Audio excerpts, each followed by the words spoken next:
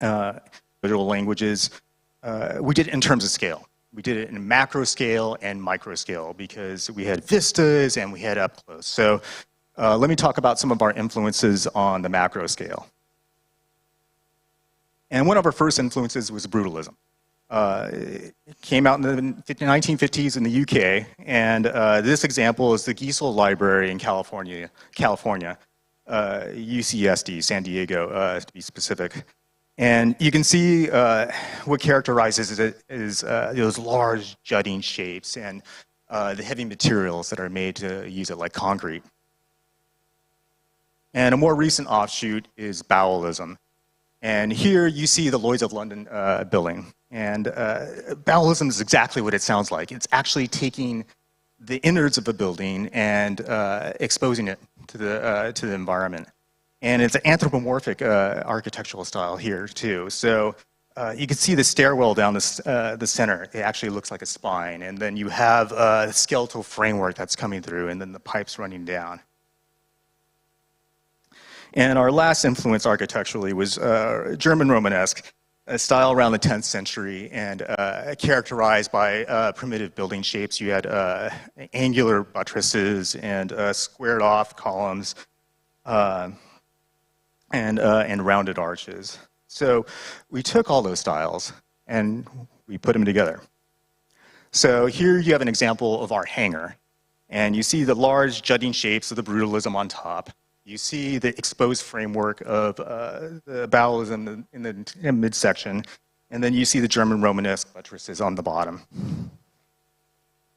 which is very useful because then it served as a landmark for our player as they were traversing the game. And as they got up close, made for an impressive building and shape. So Nervi gave us another idea. And what they found was a reference of a prison in Cuba, now abandoned, and it's called a panopticon. And the thing that was interesting about this was that every cell could look out, and their view was of the central guard tower in the center. So we took that idea, and we once again put our languages on that. So here, once again, you see the buttresses from German Romanesque. You have the skeletal framework of Bowelism on the top, and then you have those jutting shapes of brutalism on the central spire. And here it is in game. And once again, very useful because that central spire is a waypoint. You know, the character can, or actually the player can always know where they're going. And the unfortunate thing is this is horrible to render because you could see everything at the same time. So that's a different presentation. Now, switching to micro scale, as we get close. What we chose was generative design. And the thing that we loved about it, and me especially, was that it had this skeletal shape. It almost looked like tree branches coming out. And it had kind of an evolving quality to it. And that's what we wanted to express in our creatures too. We wanted them to be mutants and evolving. So it was a good parallel. And what it is it's an AI algorithm. And it takes man-made shapes and it converts it to something that looks very alien. What it does is it optimizes for efficiency and strength. And the way it does this is through iteration, through evolution. And it goes through hundreds of thousands of steps to do this. And even that was a perfect parallel to our creature too. And so it was a perfect language for having it in the game. And the other thing that was great about it was that it was kind of additive on our simple shapes. So it provided a visual complexity to the game. It added chaos, which we wanted. The thing that we had to be careful, though, is that we didn't want to add too much chaos. So we made up a rule. We used only up to 30% of it in the game itself. And here our concept team puts it on a bulkhead door. And it was also very useful because it mirrored the language of a prison. It looks like bars. It looks structural. It looks like it's strengthening things. And here you see it in game. Fortunately, we have a dark game, so that worry of visual complexity wasn't as bad as we thought it was going to be. So it kind of pushed back to the background, but it gave our game a unique style. And once you see it once, you're going to see it all over the place.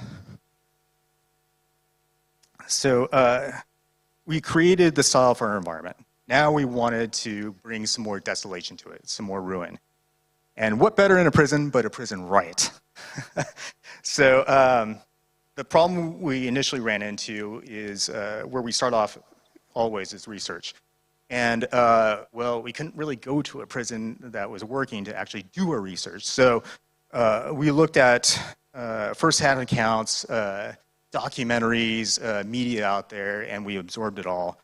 And I remember one thing that struck me that was really moving to me was that there was a prisoner, and he described being intaked into a prison. And one of the first things he saw was stenciled on the wall, "No warning shots fired," with some bullet holes right next to it. I was like, oh, let's take that. Let's put it in the game. So we took it and other elements just like that to give it just a little bit of believability. And we took those visual cues and then updated our environment. So when the player is traversing, they knew immediately that something was wrong. Now, our setting is on Callisto.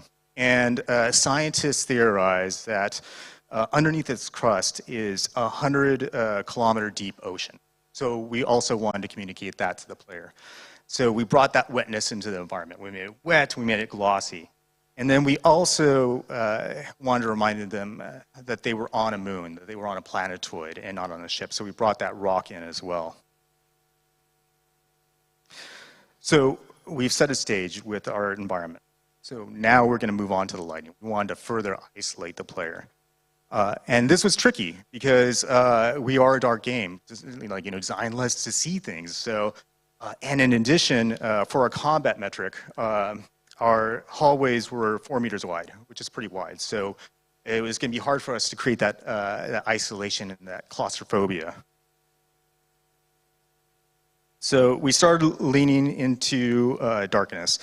And with the darkness, we could reduce the available reaction time for the player. And we could play with silhouettes and give false positives. And then we could limit the information. So if they were under attack, we could limit which way that we would present options for escape, essentially. So all this to induce anxiety in the player themselves as they're going through the game.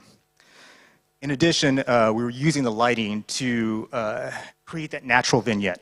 And even though we had these really wide hallways, it actually worked to bring in the space and make it claustrophobic. So we used several lighting techniques in the game itself, and this one right here is called skip lighting. It's a highly directional technique, and it's kind of counterintuitive in that you're pointing a light directly at the player. And fortunately, we had these really complex shapes in our geometry, but when you point the light that way, it creates these long raking shadows, and so brings in the darkness that way. When we wanted the player to explore, we used more pooling of lights. So we kept the lights where the player needed to go and explore, but still use the darkness to bring that in. And then we also did lighting gags. And this was one of my favorite ones where we're at the top of a stairwell, and we tell the player where to go in spray paint right up in the shoulder right there. But we purposely made where they were supposed to go dark. So we were wanting the player to go into darkness. We use gags like that all the time. And I love that stuff. I mean, it makes me happy. Sorry. And then, of course, we use it for landmarking and telling the player which way to go. So with our characters, emotion was critical to our game to establish that empathy. So we leaned on noir. And Ridley Scott did it in Alien. And when he did it, it actually became a new subgenre called sci-fi noir. And Carpenter did it too. He did it, it was softer, but it was still there. Actually, I prefer the softer look. So in my research, and I could be wrong, it was a technique that came out of the 40s and was actually a happy accident It was a mistake, the result of incorrect lighting, and became a genre from that. But our lighters took it and they used it to emphasize emotion in our characters. And not only did they play with shadow, but they played with hue to express that duality and that conflict in our characters as well. Something else that we did, we worked with our lighters in our costume design, and we worked with them to actually put the lights in the helmet themselves. So we could use that noir throughout the game. And they used it to express anxiety and danger. So in this, we were methodical as well. We examined different examples of noir. We classified it in emotion, and we gave it to the team so they could apply it and execute. Now, on to the creatures. All right, I'm going to have to look at my notes for this one. So with the biophage, we chose that name on purpose. Biophage means any organism that derives its nourishment from another living organism. And with our creatures, we wanted them to be, like I said, more animalistic, neither good nor evil. They're just there, and we're there as well at the wrong place at the wrong time.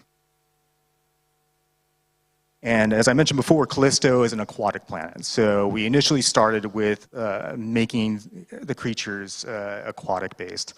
But we found that it was too far from human, too far from establishing the empathy. So we wanted to go the opposite spectrum. And our concept artists came up with more bipedal designs.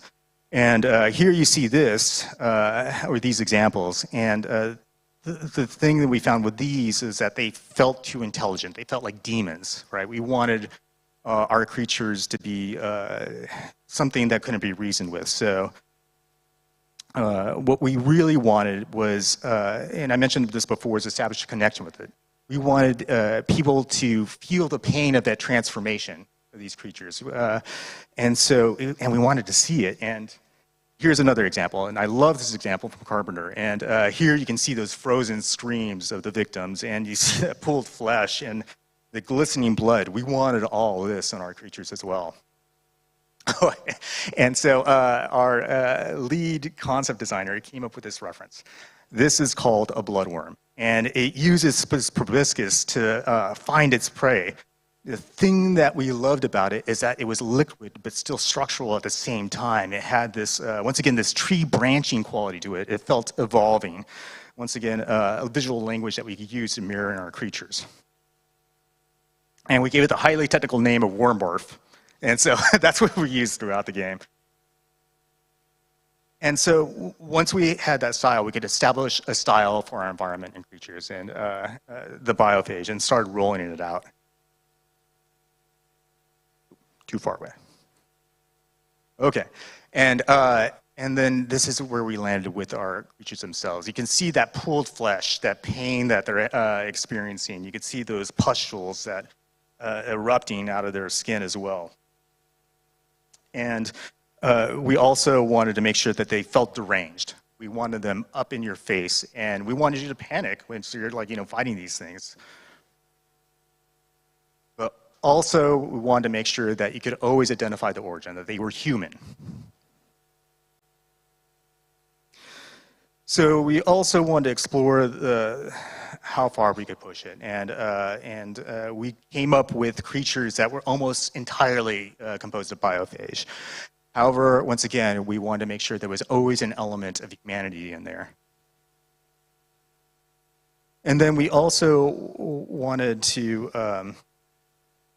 explore absorption of different creatures and imply that was happening itself. So here you can see one of our creatures with two heads in it, and some have one, some have two, some have three. And we wanted to apply that ecosystem where perhaps they were absorbing abilities or evolving. And this was actually a small thing that was shared with PUBG, which is survival of the fittest. So with our early creatures, we made them more humanoid. We wanted people to buy into the fiction, but as we progressed through the game, we wanted our creatures to have more abilities and be further away from human. Once again, always maintaining the humanity and making sure that they felt animalistic, either good or evil. Just want us for food. And something that we had learned in NetSpace when, with the necromorphs was that we had created huge varieties of necromorphs, but people only really noticed one or two of them. And so in this game, we wanted to make sure that we paid attention to silhouette. So for every creature variety, we wanted to make sure it was different. And we also use emissive to identify creatures. However, we found that it took away from the reality, so we only used it sparingly. Now, our designers came up with what we call sandbox mechanics, meaning that it was equal parts melee, arranged, and we also had a GRP, which is kind of a telekinetic kinetic device that you could use to lift your enemy and push him away. So it was very tactical that way. But of course, they want more. So we look towards, again, one of our inspirations. And you have this violent eruption of tentacles and pus and stuff, so gross. And we gave it to our concept artists. And the designers wanted to implement a resurrection mechanic. So in this one, we created a weak spot. And so if you didn't handle the creatures you killed in time, they'd come back and get you. And here you have an example of that KTV erupting out. Now, this wasn't enough, so the designers wanted more. And in this case, they put in another timer on it. So if you didn't take care of the weak spot, it would become this multi-staged effect and further mutate right in front of you. And so our concept artists came with this initial concept of our mutations. And if you didn't take care of it quickly enough, it was going to turn into this, and something bigger and badder. And once again, we wanted to put pressure on the player, create that anxiety.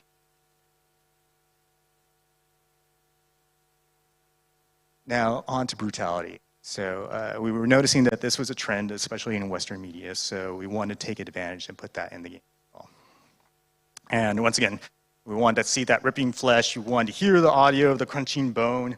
One of our main weapons in the game is this stun baton, and it's heavy and it has a really good follow through. So we wanted to lean into that. And one of the ways we did was to create this score system. The team did an excellent job. They made it fully featured and robust, so you could do blunt force trauma to ranged all the way to dismemberment. And they also implemented splash effects, and this was important for us for immersion. And as you go through combat, Jacob could get soaked in blood and would stay that way as he's going through the game. So we wanted you to experience or go through that journey with him as well.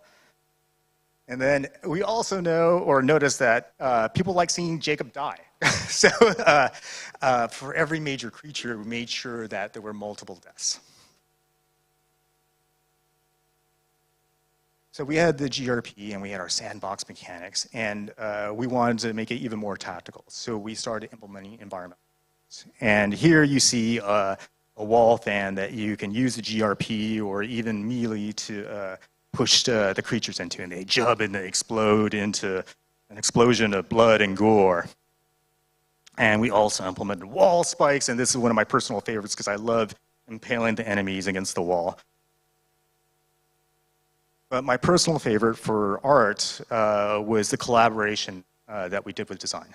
So they would come up with some crazy requirements, like I need to push it into the center of the room and be able to lift it into the sky and get jibs that way too. And it stressed me out. I mean, I was like, oh, how are we going to do this?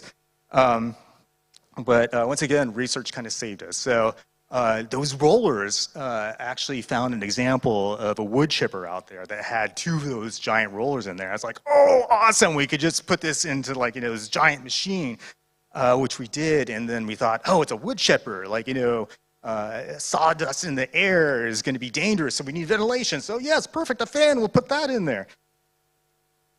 And so we have all this stuff and we put it together, and then you get something like this.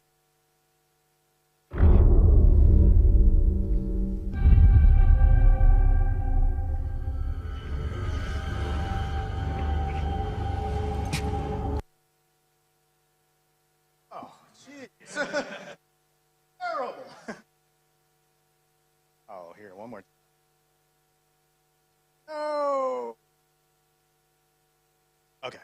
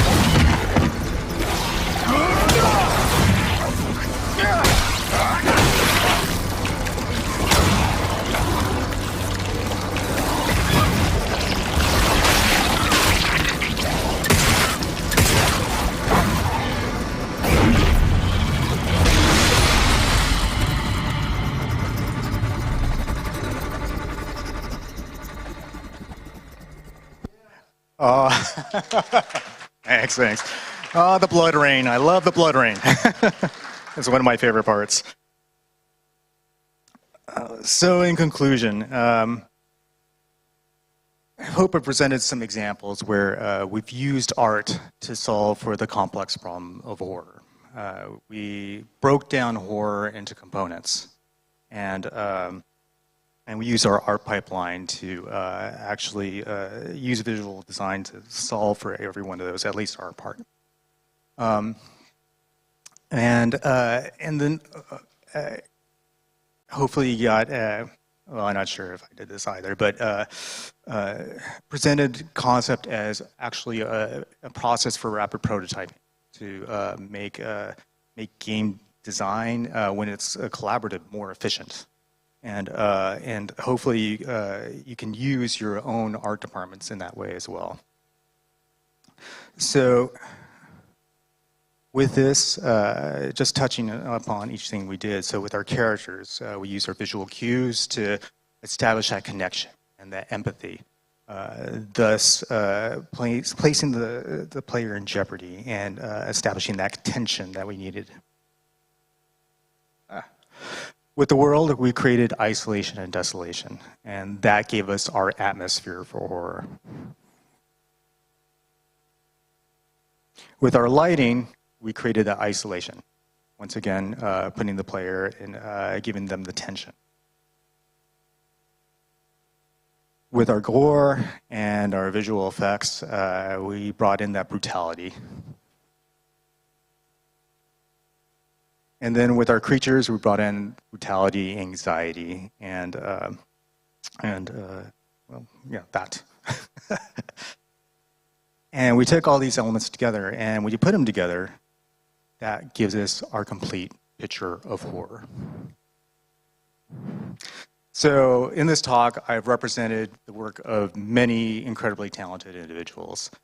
Hopefully you guys get to play the game when it comes out. And just know, as we're trying to kill you, it's out of love. So thank you very much.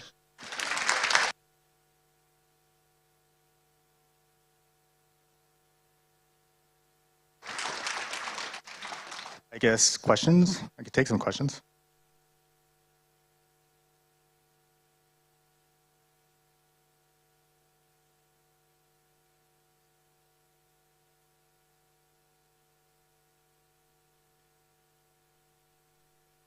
Quick question from me. Are you guys hiring? I know a lot of people want to know that, so I'm going to save people time. You know, we always are looking for talented people. We always are looking for people who are curious. Yes, we do hire, and we will be hiring. And like I said, plug for Zaragoza. We're going to be growing that studio. So please look up Zaragoza in Spain. Yes. You presented quite a bit of impressive technical art solutions to design problems, but the thing is, I know that you're releasing this also on last-gen consoles, on PS4, and how much of that has been has had to be scaled down? How was the optimization process for those systems? Very important consoles. We want them to be as impressive as possible, and our teams are focused on it. So we hope that we deliver a comparable experience, for sure. So we want everybody to enjoy it on every platform. Well, thank you so much, Demetrius, for the inspirational talk. My question is, you told us a lot of research. So the first question is, how long was this research phase for you? And then the question is, how did you broadcast this vision? Did you create like some sort of deck or maybe Confluence space or, I don't know, the pile of pictures? So how was it? Thanks. Yeah, so this presentation is pretty high level for sure, and the research is continuous. So we'll go out there and we get an initial request, say from design. It's like, here, do X. And we really want to understand what X looks like in the context of the game, of art, and everything. So we'll be looking for inspiration or research. So. And it seems like it's never ending. Certainly in pre-production, there was a ton of it. And then we go into concept. Oh gosh, what was the second part of your question? I totally forgot. Oh, yes. So I didn't include that slide. I wanted to keep this presentation in time limit. So yes, Confluence created a huge art Bible. I don't know how many pages, hundreds of pages, I don't know, but we rolled that out to the team. In addition, which would be a separate presentation, we created art plans, and these were almost like packages per level, where we planned out the art specifically, and including a lot of our mood pieces. And so we gave that to, say, our pod leads and said, here, go. And that's the way we rolled it out. So in your research, you mentioned that you went heavy for The Thing, right? And Alien. And you specifically strayed from Dead Space. But given the fact that the creative group was making Dead Space, are you comfortable that you ended up as a spiritual heir to Isaac and Ishimura with what you have for Callisto? You know, I think, once again, we wanted it to be unique and stand on its own. But we're also taking inspiration on stuff that we did too, right? I don't know as a creative person how you can avoid that. And so, yes, we are very comfortable with being a spiritual successor. But once again, we wanted to tell our own story here. We wanted to be a bit evolved. So I talked about that sandbox mechanic stuff. If you get to play the game, you'll see it's very different. In the beginning, you mentioned that you make a lot of emphasis on the realism, but what's your approach to the suspension of disbelief? Like in this particular instance, we're on an alien planetoid, but the gravity and atmospheric pressure work the same as on Earth, so bullets work the same, etc. Yes, you got me on the gravity. Yes, that was a subject of discussion for sure. For like lots and lots of discussion. It's like, oh, the gravity, what are we gonna do? In the end, we felt it wasn't important enough for the gameplay to take that into account. There are other examples in media. I'm not sure if you've seen the movie Moon. where he's walking around. It's just like he's bouncing around. It's normal. It's like Earth, and of course the moon gravity is 1/4. So we took that. We take some liberties there. Yes. Hello. Most probably you had many conflicts between gameplay and art, as it often happens in the gameplay-driven games. So did you have many of such situations where you needed to choose whether you're going with the art approach or with the gameplay approach? Or what were the most spectacular such conflicts and how did they resolve?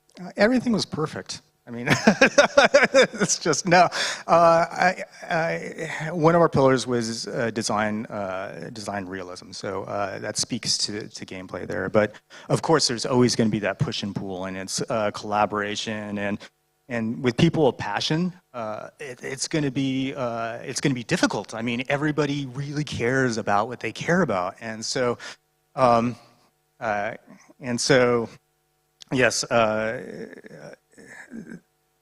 Like going back to that wood chipper example, that was stressful. I mean, it was just like there was a need there, and I was like, oh my gosh, like, yeah, but it was fun at the same time because it pushed you, right? It pushed the department, and I really love our design group. I do, like, they're our friends and stuff. So I think when that collaboration happens, you make something really wonderful, and you know, we just need to partner with each other, just talk.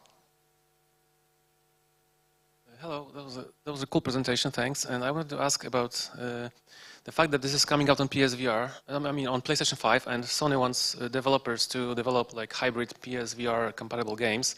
And I think that Resident Evil was very successful on VR, and Resident Evil 8 it will also have a VR version.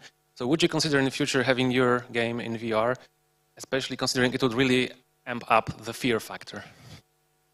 I would love to do VR.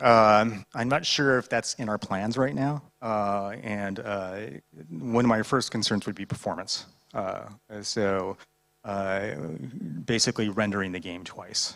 And not to say that it couldn't happen. I don't think that our team has this specialities of people to actually do that right now. But I certainly I would love to see it in VR. Yeah, sorry. You mentioned that your game taking like a futuristic setting, but despite that, one of the things that made I think Alien so famous was this reliance on this retro futuristic technology. Have you considered, like, because I don't know, maybe you have considered something like that in your game, like making the technology, despite of the futuristic setting, more grounded, retro-wise? This is redacted. It's a little bit censored because the game hasn't come out. So I'll say yes. And okay, I think I want to be respectful to our next presenter. So thank you very much, and yeah, hopefully you get to play the game.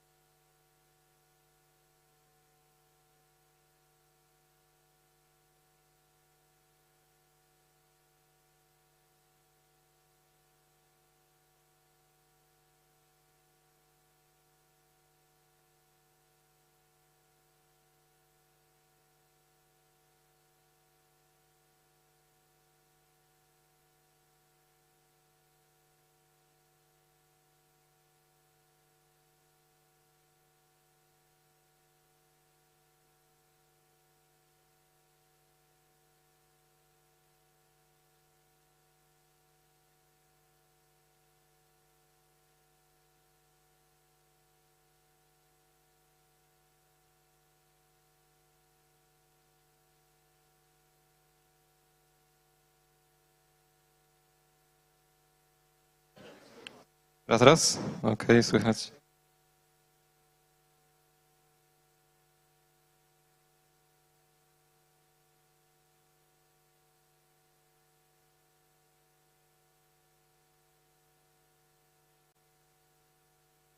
Okay, I think we can start, because there is a lot to cover.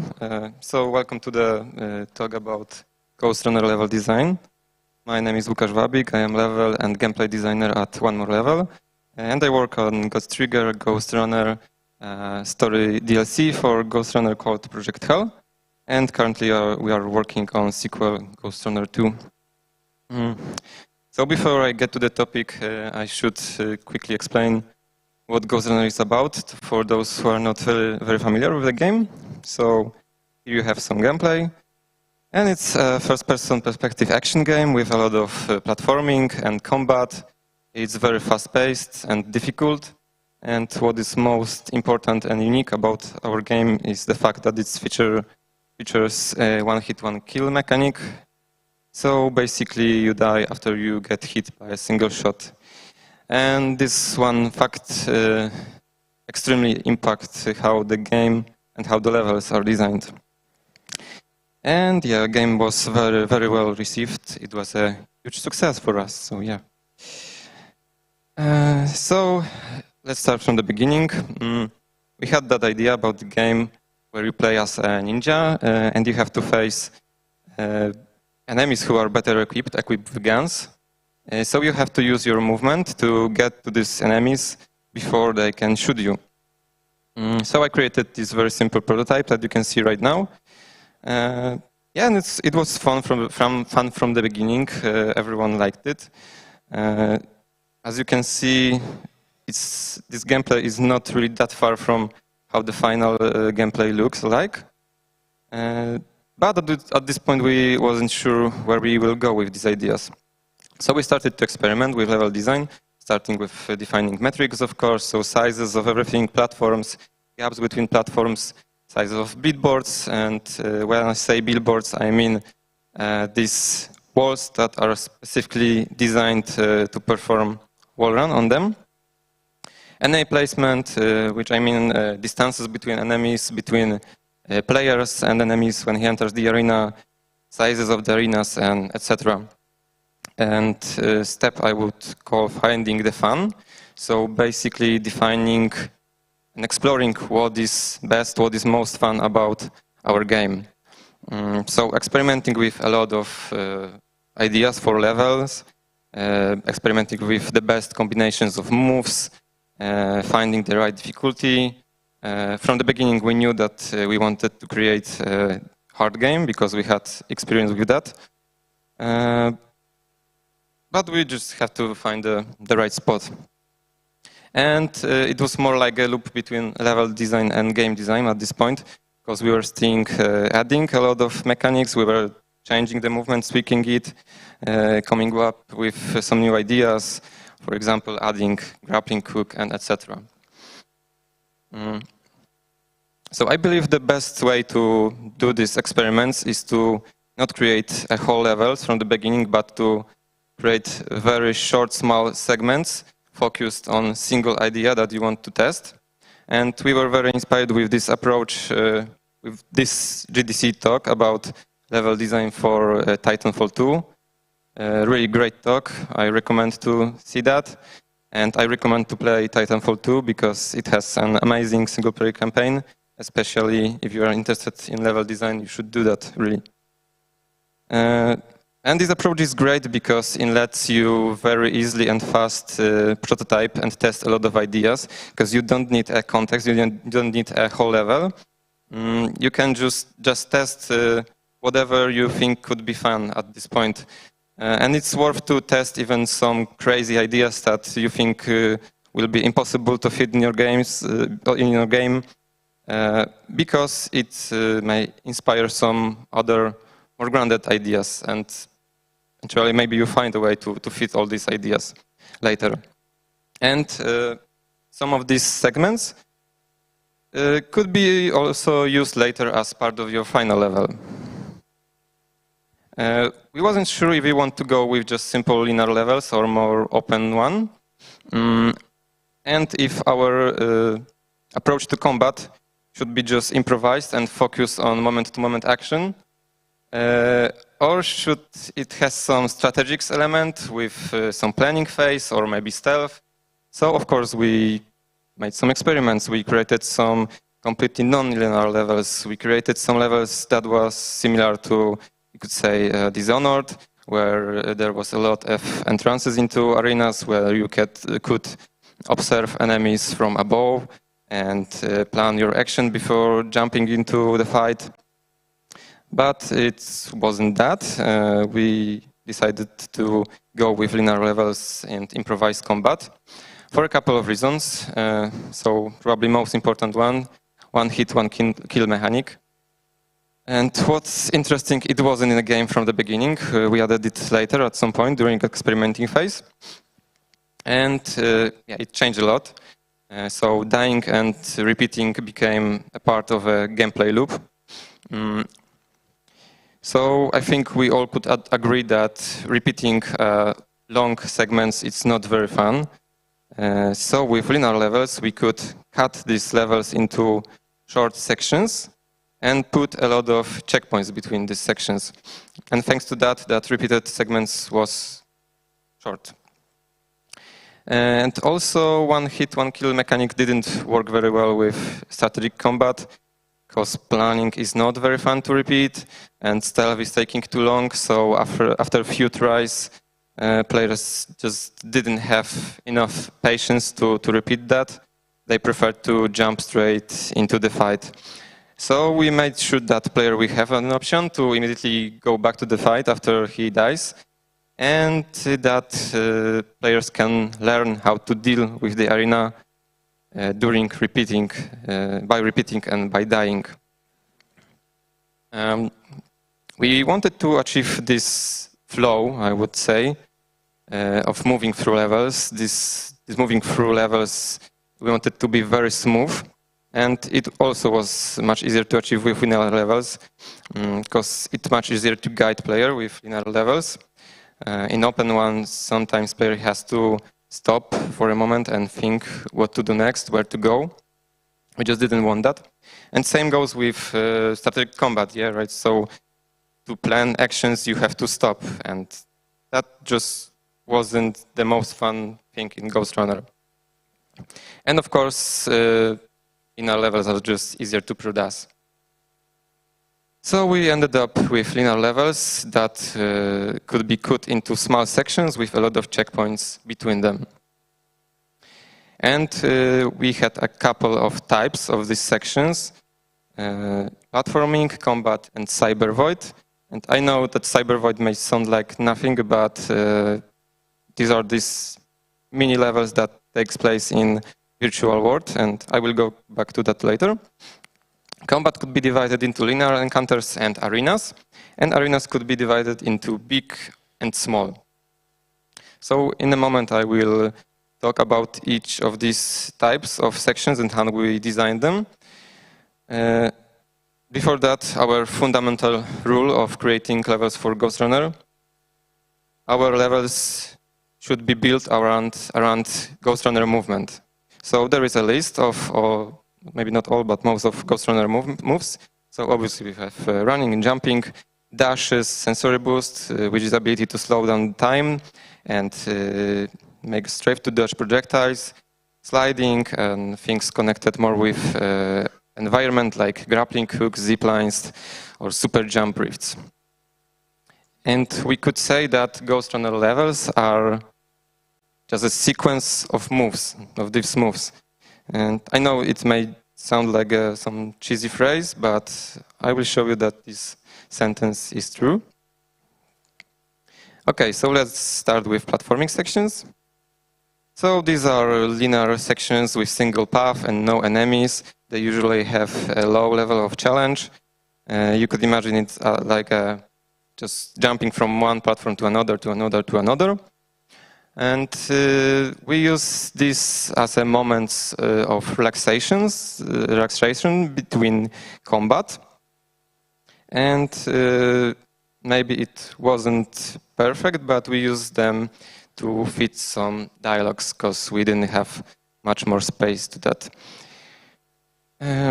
So when I have to design one of these platforming sections, I'm not thinking about geometry of these sections, but about a sequence of moves I want player to perform.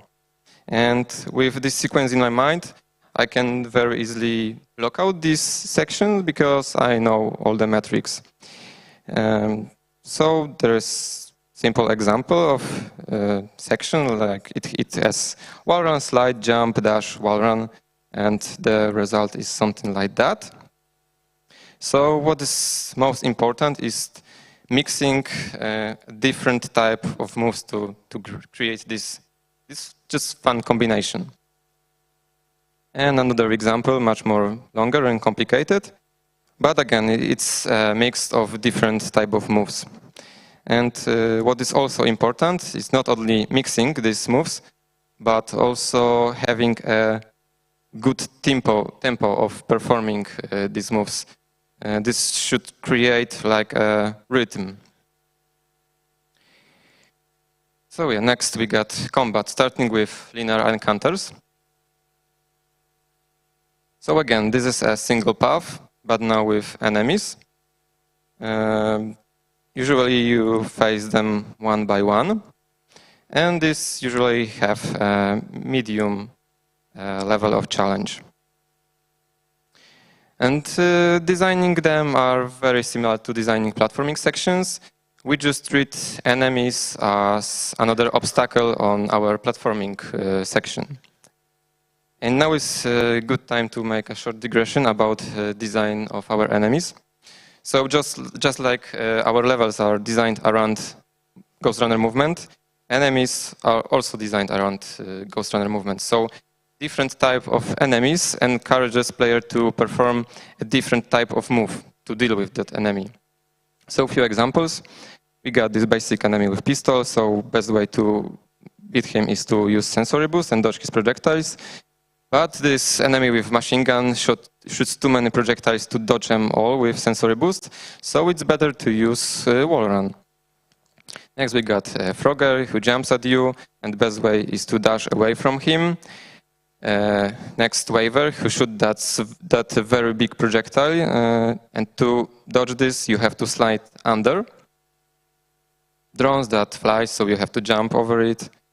And even enemies that maybe doesn't require some specific type of move, still requires player to move around. So for example, you have to get behind that guy with a shield to kill him. But we broke that rule with this one enemy. So this is the ninja, and you have to stop for a moment and wait until he dashes at you and then parry his attack.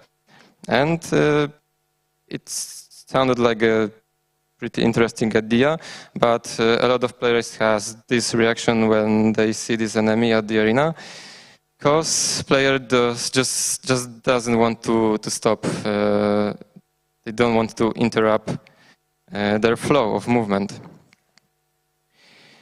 So one more important thing is that we can't just place our enemies randomly around levels, because they often require specific place, specific geometry. For example, if you place a Waver who shoots that very big projectile, you need to have some space to slide under the projectile. So let's get back to linear encounters. So there is a simple example. And again, you can see that this section creates that sequence of moves, similar to platforming section, but now one of these moves is just attack. Okay, and the arenas. So these are like main dishes of Ghost Runner, I could say, and places where players spends most of their time during playing. And not only players, but level designers also, because these are the hardest one to create. So these are open spaces arenas with a lot of paths and a lot of enemies. You could imagine it like couple of platforms with enemy placed on them, and there are a lot of paths between these platforms. And arenas are the hardest part of Ghost Runner, and they are designed to be repeated. And because of that, they must provide many options. So with every dev, with every retry, players should have some different options, to make occasion to make some different decision, to take some other path. But on the other hand, we had to be careful with not giving too many paths, because it could overwhelm player, and then they would have to stop for a moment and decide where to go. And we don't want that, because stopping at the arena means dying. So players should be able to make this decision on run. And there shouldn't be like a single best path. If you play, you probably have your favorite path, but it should more depend on what kind of player you are and what is your play style. For example, one path could be a bit safer, but longer. And I have a rule that these big arenas should be fun to move around these arenas, even if there are no more enemies on this arena. So we like to call them escape parks, that structure. So these places should be just fun to. It should be fun to move around them. They shouldn't have like dead ends. It should be possible to just make these different loops and circle around the arena. And doing that, this arena is like created from smaller platforming sections inside the arena. So again, this running around arenas should create different combinations of moves.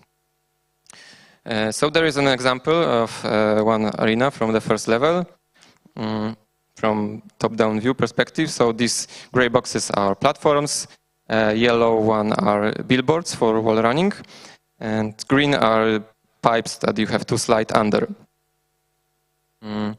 So there is one example of scenario that this arena could be beaten, and this scenario create combination like that. So again, you can see that we have a mix of different type of moves. But of course, it's not the only scenario to beat this arena. There are many more like that or like that. And again, that scenarios create different combinations. And every combination is a bit different, but it always mixes different moves. And of course, not every arena has to be the big one. We have a lot of smaller arenas. We have some arenas that are built around a specific idea or specific objects or specific enemy type. And there is an example of small arena with very simple symmetric geometry, but it is built around that super jump rift in the middle. So even if it's simple, it's very fun, because this one super jump rift gives player many options. And last type of section, cyber voids. So these are these sections that took place in in virtual world, which we called cyber void. And they are probably hardest one to define, because every one of these is a bit different. But we knew that we wanted to have something like that from the beginning of the game, from the beginning of development, because it fits perfectly our cyberpunk theme. And we knew that it will give us a lot of freedom, because it's virtual world, so we could do anything. There are even some most crazy ideas. We decided to use these cyber voids to slow down pace even more, because we felt that mixing only combat and platforming is not enough, that it still is too intense, that a player would get tired after a moment. So we made sure that player won't feel that he has to hurry inside this section. For example, the music is much slower and calmer. And we used that sections to place some puzzles that we wanted to have in our game finally. And because of slower pace, it was a good spot to fit some narration. And we also use them to introduce new skills sometimes. But we made some bad decisions about Cyber Void. So we had big trouble with designing puzzles because of our very advanced movement. The fact that you can wall run on anything and you have a lot of dashes and air dashes, player could always find some walk around puzzles, some skips. So we thought that, okay, it's a Cyber Void, maybe we could change some rules here and take away some movement abilities from the player. And yeah, it gave us some new options. But a lot of players didn't really like that. And after a time, we are not surprised because we took something that was the most fun about our game, movement. And sometimes we went too far with slowing down the pace. Some of the Cyber Void sections was too slow and too long.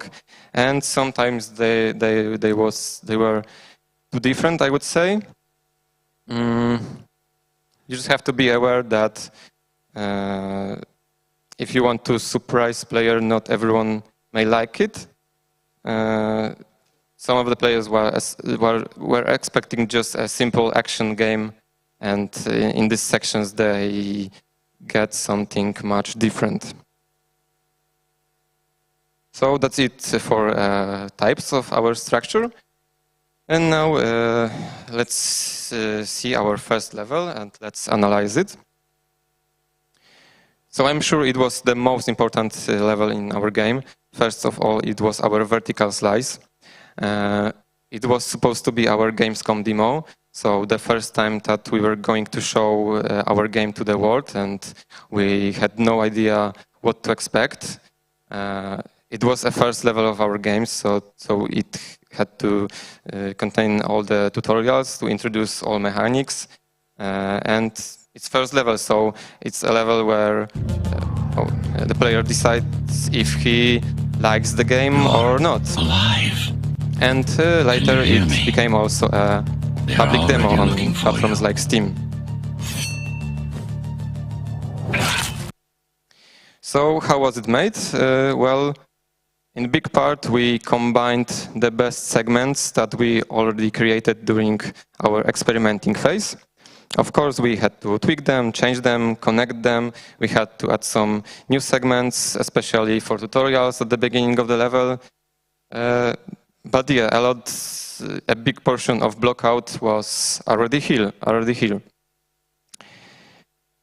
So there we can see a structure of the first level. So now you can see that it is built from all these type of sections that I was talking just a moment before. So we have platforming mixed with combat, both linear encounters and arenas. At the end of the level, we have a Cyber Void. And thanks to that, we could achieve a very nice pacing. If we would take these segments and place them into axis of level progress and tension, we would get something like this. Of course, this data is not only based on our feelings, but also on a lot of playtests and observing players. So we can see that combat sections has always higher tension level than adjacent platforming sections. Like I said, our platforming sections served as a transition between combats and moment of relaxation. If we would draw a tension line, we would get something like this. So we can see that the tension increases during the level progress, but in non-linear way. It has spikes at combat and drops at platforming. And at the end, the tension goes almost to zero at cyber void sections to have some satisfaction and get ready before next level. And of course, this is first level, but we could take any level of our game and do similar thing, and the result should be similar. So a few words about guiding. So to achieve that flow of movement of levels that we wanted, we had to make sure that the guiding is very clear and very straightforward. Of course, in blockout phase, it's easy, but it changes a lot if you add art. But our artist did a great job. Our guiding was super clear to the point where we had arrows painted over the billboards, but it's perfectly fine. It's worked very well.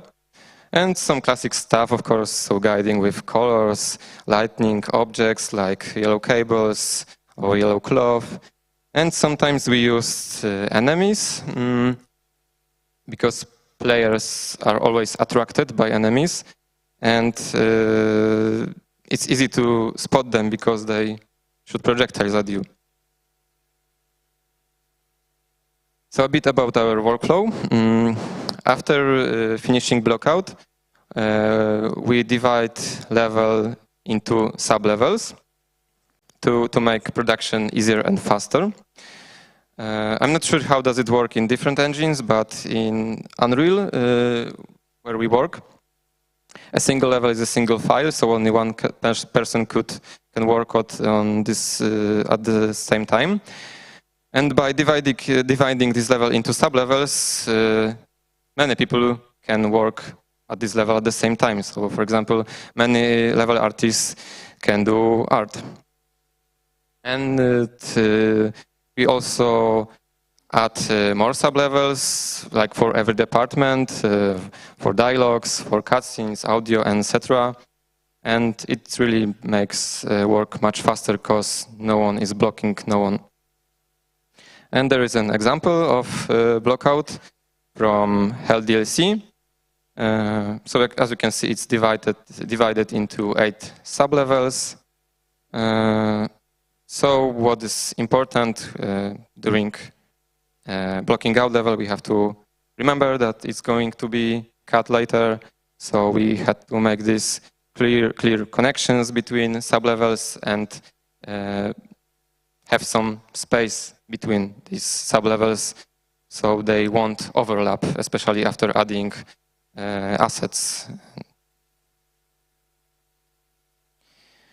Okay, so planning our campaign. So always at the beginning, somewhere at the beginning of production, we create that document that we call gameplay timeline. And here you can see not our original gameplay timeline. This is just an example I prepared for this presentation, but it looks almost the same. It has the same informations. So basically this document is a list of every level of our game with all the important details about each of these levels. So of course we have a setting in which this level takes place, available enemies on each level, if this level has cyber void or not, if it unlocks some new rifts or new skills or new tier 4 upgrades, what gameplay object does it contain, if it has something unique, a short story description, if it contains cutscene, and of course who is the owner of each level. And this document is great because you can see like your whole game in a single screen, and it very helps to distribute all these important elements of your game. So you can distribute all the toys that player will get, because you can see if you have some blank spaces somewhere in between.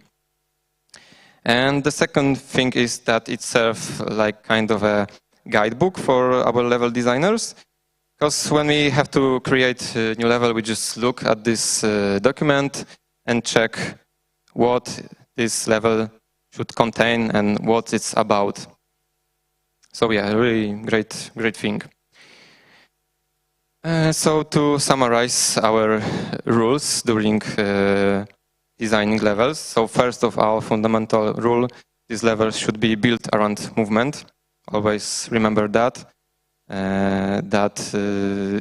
We should combine different moves.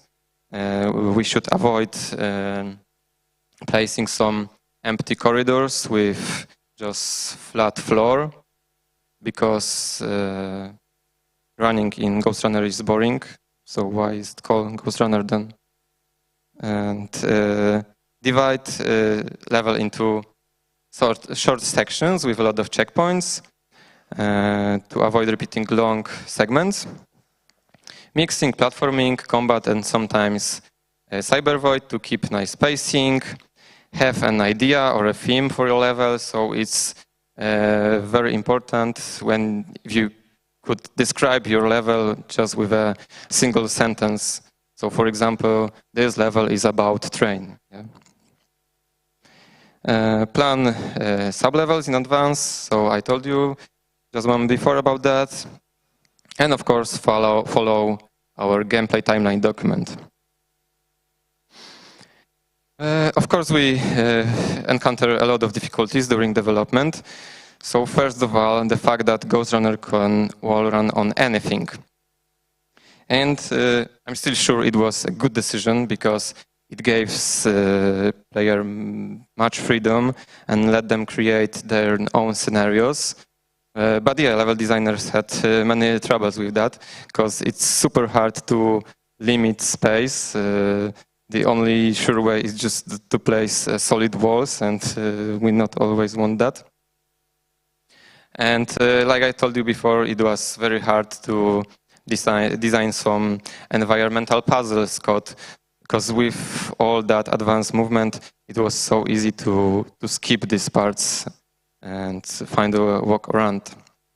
But the conclusion, I think, is that we worried too much about that, because the majority of players anyway will go with the path you designed, and these few who will find the skip will be just satisfied with that, because they will feel smart. So because of very fast movement, the scale of our level was huge. So it was hard to base on some real-world references in terms of metrics, for example. And it was, the artists had a lot of work, because they had to fill all these huge spaces with assets, with art. We always had a problem with fitting all the narration to our game, even if this story was simple.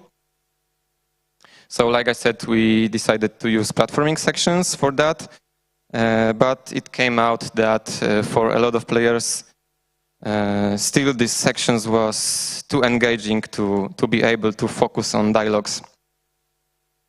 So like we really didn't find a good solution for that in Ghost Runner 1. And sublevels are great. I recommend doing that, but they come with some difficulties sometimes. For example, there is no easy way to communicate between objects that are placed on different sublevels. So one example I could tell you about is like we had a cutscene on sublevel with cutscenes, but we wanted to start this cutscene with a button on another sublevels, and there was just no simple way to do that. I think we finally back then ended with copying this cutscene from one sublevel to another. Now we have better solutions. We communicate with objects by using tags. And boss design with one hit, one kill mechanic. I don't have time to elaborate on that because this is a huge topic and we could probably make another presentation just about that. But just imagine designing a interesting, difficult, fair boss when you can't make mistakes. So yeah, that's one thing that we learn by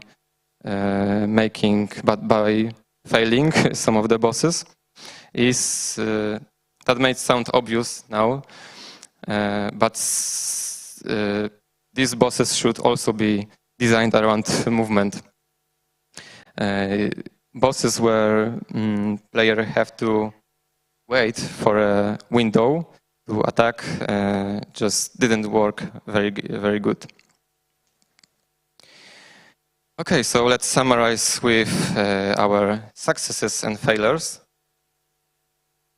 So I believe we achieved levels with very good flow, with smooth movement, thanks to clear guiding. I believe we had pretty nice pacing, thanks to mixing combat, platforming, and Cyber Void. I think difficulty was on spot. Yeah, it was hard game, not for everybody, but I believe it still is fair game, and it gives much satisfaction. And I believe that gameplay variety was impressive. With every single new level, we introduces some new mechanics, new skills, new enemies types, some exotic gameplay from the start of the game to the end. And this could be achieved thanks to nice distributing all these things at our gameplay timeline document. So generally speaking, I think we did a pretty nice job with designing these levels, but of course not everything was perfect. There is still a lot of space for improvements. Yeah, so some Cyber Void decision that I talked before. Bosses, yeah, I talked about this before.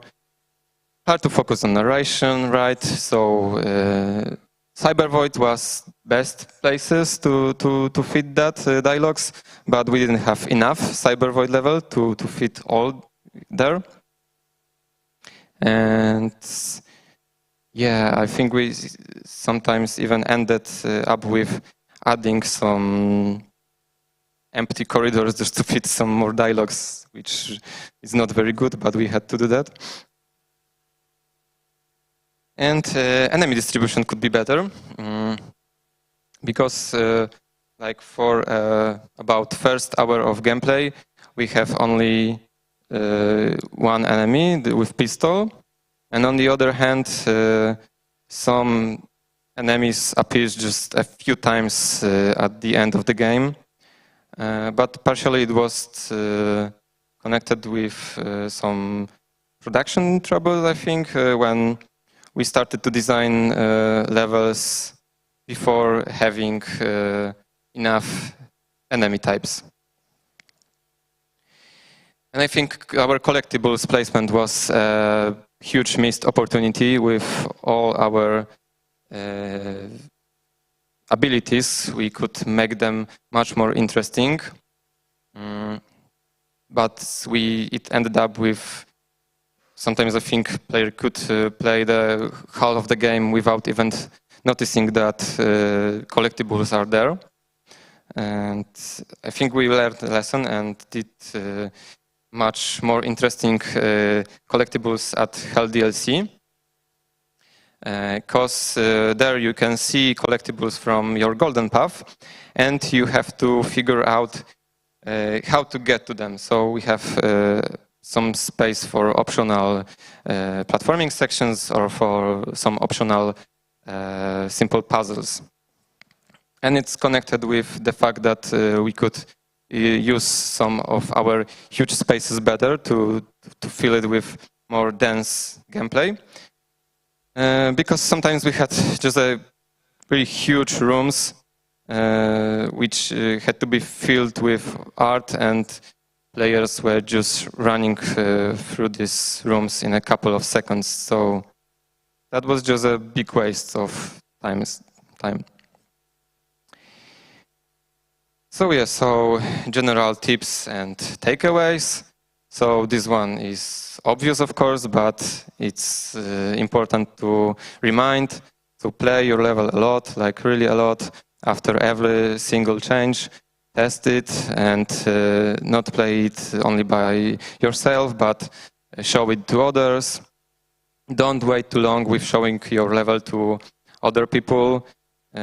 Just let them play this short, separate sections, listen to the feedback, because later it can be too late. So be aware about what is most fun in your game and build level around that. Plan your campaign, obviously. And my advice is to create a lot of short segments separated, not the level from the beginning to the end, and then choose best of these segments and connect them into final level. I don't know, it just works for me. I like this approach. Maybe it's not for everyone and probably not for every game, but I really like that approach. And very important, don't hesitate to remove and change your creations. I know that we all think that we have some great idea, even if others tell us that maybe not really, but it's important to trust them at these situations. Yeah, and listen to the feedback. Sometimes you just have to kill your babies. And it's much easier if you let your creation to lay down for some time, because then you just forget what you did. And for example, after a month you play your level and you think, oh, why did I do that? It doesn't make sense. They were right. But yeah, we know how it works, and usually we don't have that much time. So sometimes we had to just trust others. And break rules if you have a good reason for that. I mean that not everything must be super defined and placed into frames. For example, I said that our combat sections were divided into linear encounters and arenas, but we have some combat encounters that couldn't be, that doesn't fit to both of this. There are somewhere between linear encounters and arenas, and if they works, if they are fun, it's perfectly fine. You don't have to change them just to make them fit the definitions, because then the game would feel like created by some algorithm, and we don't want that, yeah, right? So it should be creation of our creative minds, a work of art, I like to believe. But you have to be careful with that, because another example that I'll show you, so we break the rule during designing one of the enemies, where it wasn't built around movement, player had to stop for him, and that didn't work, so just keep it in mind. And that is, I guess. Thank you. And yeah.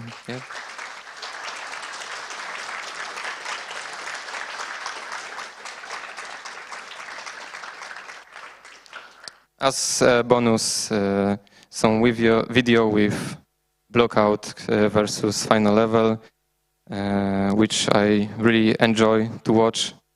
And now is the time for questions, I guess.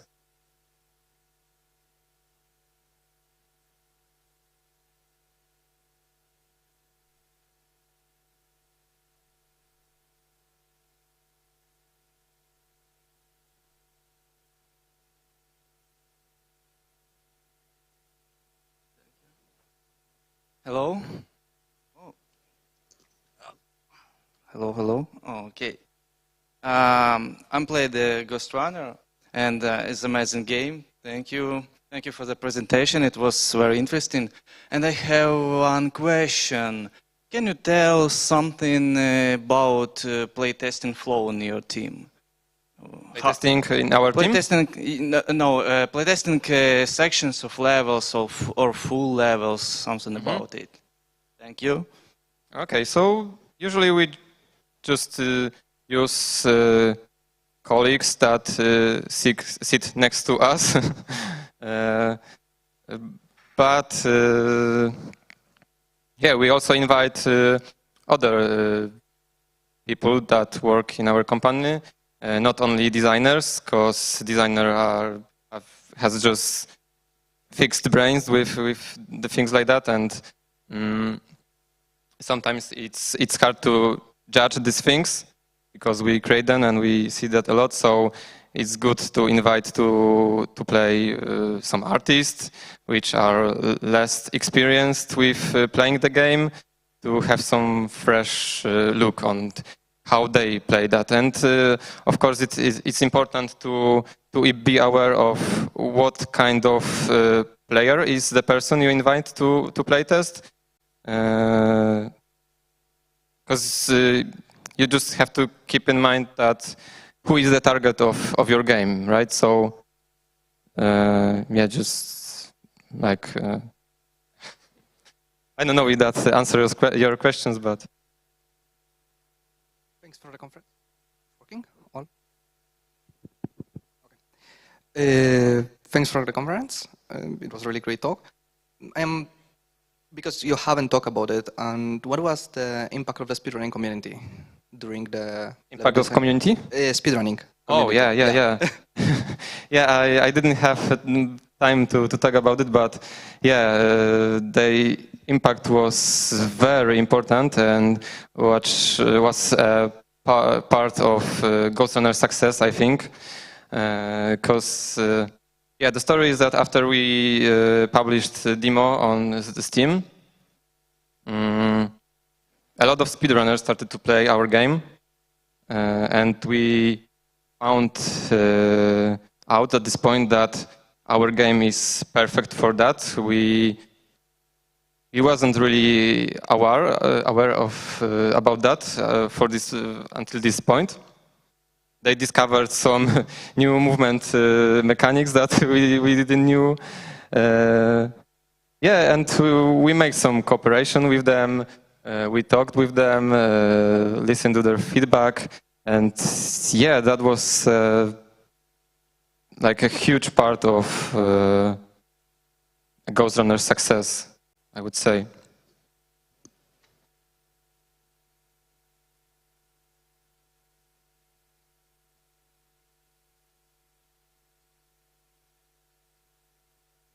Hey mate, I was just wondering which one was your favorite level you made and why? You have a favorite? Okay. Yeah, the first level, I think. The first one. Maybe because it was first, I don't know. Maybe because we spent a huge amount of time on it, and it was iterated a lot of times, and we had a time to really polish that level. It's good as an example. It was our vertical slice, and it was like a benchmark for us for all the future levels. So yeah, I think the first one.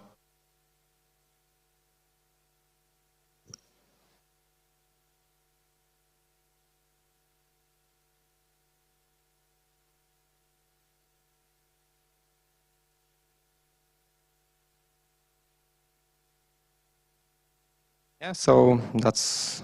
Can I have one more question? Yeah. Sometimes in games, the first levels are usually bad because they are made in the beginning of the development, and the learning curve through the development is you know, as a level designer, you know that the levels you make at the end are made much faster, and you already have some post-mortem on the first levels. So did you revisit the first level to make a, you know, a better one, or was it great from the beginning? because this is, some players, just uninstall the game after the first one if it doesn't click. So the importance of the first one is. Yeah, this is very true what you just said. And to answer your question, yes, we came back to this level many times and upgraded it. And this level was play tested many times because the first time it was Gamescom demo. So at this point we had a huge feedback with a lot of playtests. We saw a lot of things that we had to change to improve. And yeah, we did that after that. And many times we were coming back to this level and polishing it to maybe not perfection, but to make it really good.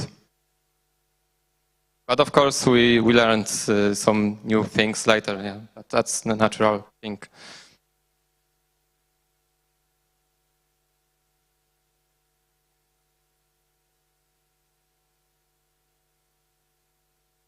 One, two. Okay, yeah, great presentation, man. So lately we were playing in the Hell DLC, and I noticed that the movement is more dynamic. So my question is, what are the differences in creating the levels where your dynamic is more, powerful by jumping? Huge question. We have like 5 minutes more. That's the question deserve like another whole talk. But yeah, the main difference is that in Hell, yeah, the movement is much more dynamic, but it's also much simpler because of that huge jump. There are not that many wall running, sliding, there is no grappling hook. So these combinations of moves much more simpler than in vanilla Ghost Runner. And of course, the spaces became even bigger. It was huge already, and it came to some cosmic sizes. Okay.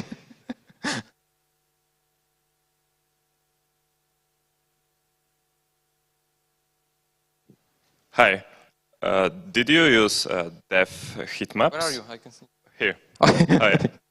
Did you use dev heat maps to like work which parts of the level are like player die more, or did you just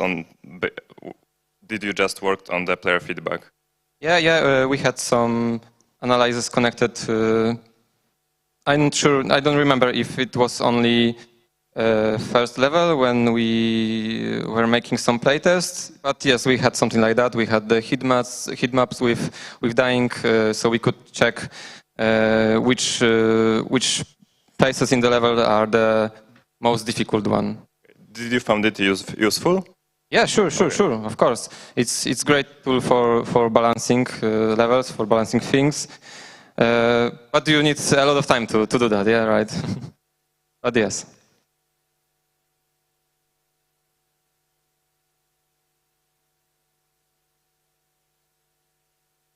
Hey, I really liked your presentation, and I'd like to ask if you had an opportunity to come back and change something about cybervoid sections. How would you approach like the problems that you had with it? Yeah. Okay. So I think we wasn't aware that these cyber voids are that huge problem until the release of the game. So at this point, we didn't have much more options to change the things. We learned a lesson, and I can say that we will have a different approach to that in sequel that we're working right now. But on the other hand, I think it wasn't like these sections was that horrible, right? That terrible. it has like a mixed opinion. Some players just enjoyed them, others didn't, because, like I said, these sections was too different, so not everybody expected that. But to answer your question, of course, we made some changes during development, during playtest, but it wasn't that drastic changes. Thank you.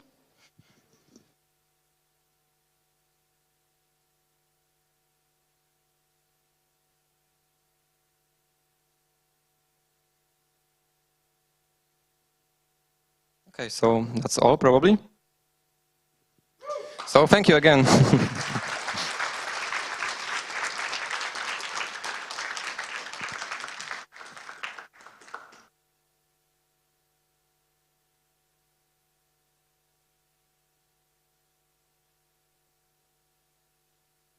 Nie było widać w ogóle, co?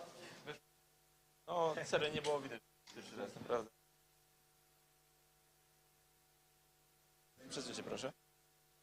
Możesz iść... A, no Leon już wraca.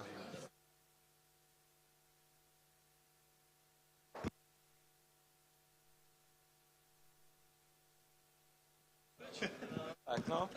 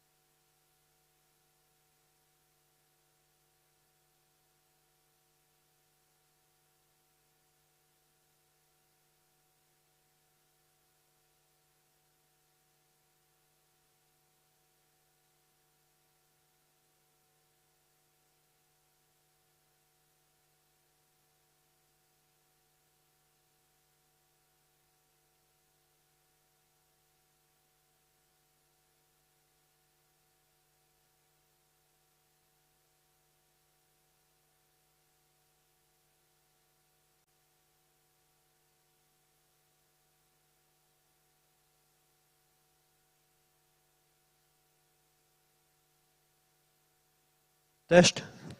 Ah, nice. Everything is working.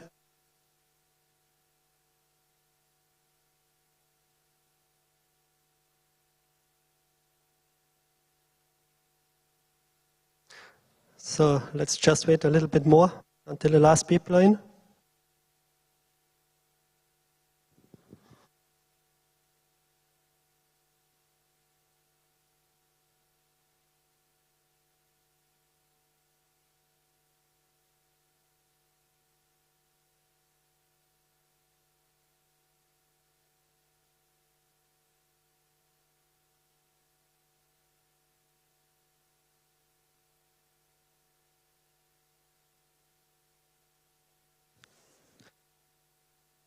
Okay, then let's start.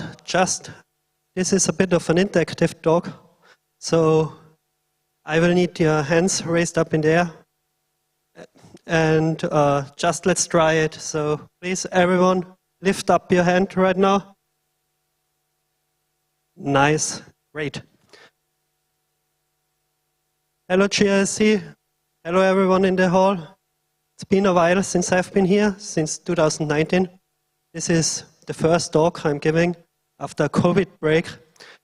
And because how the world changed, I decided this time that I won't talk about the usual topic I'm talking about, which is pixel art, but I will talk about social media because a lot of you will have experienced that the last 2.5 years, as we have been in our homes, as we experienced the lockdown, that social media just got a lot more important.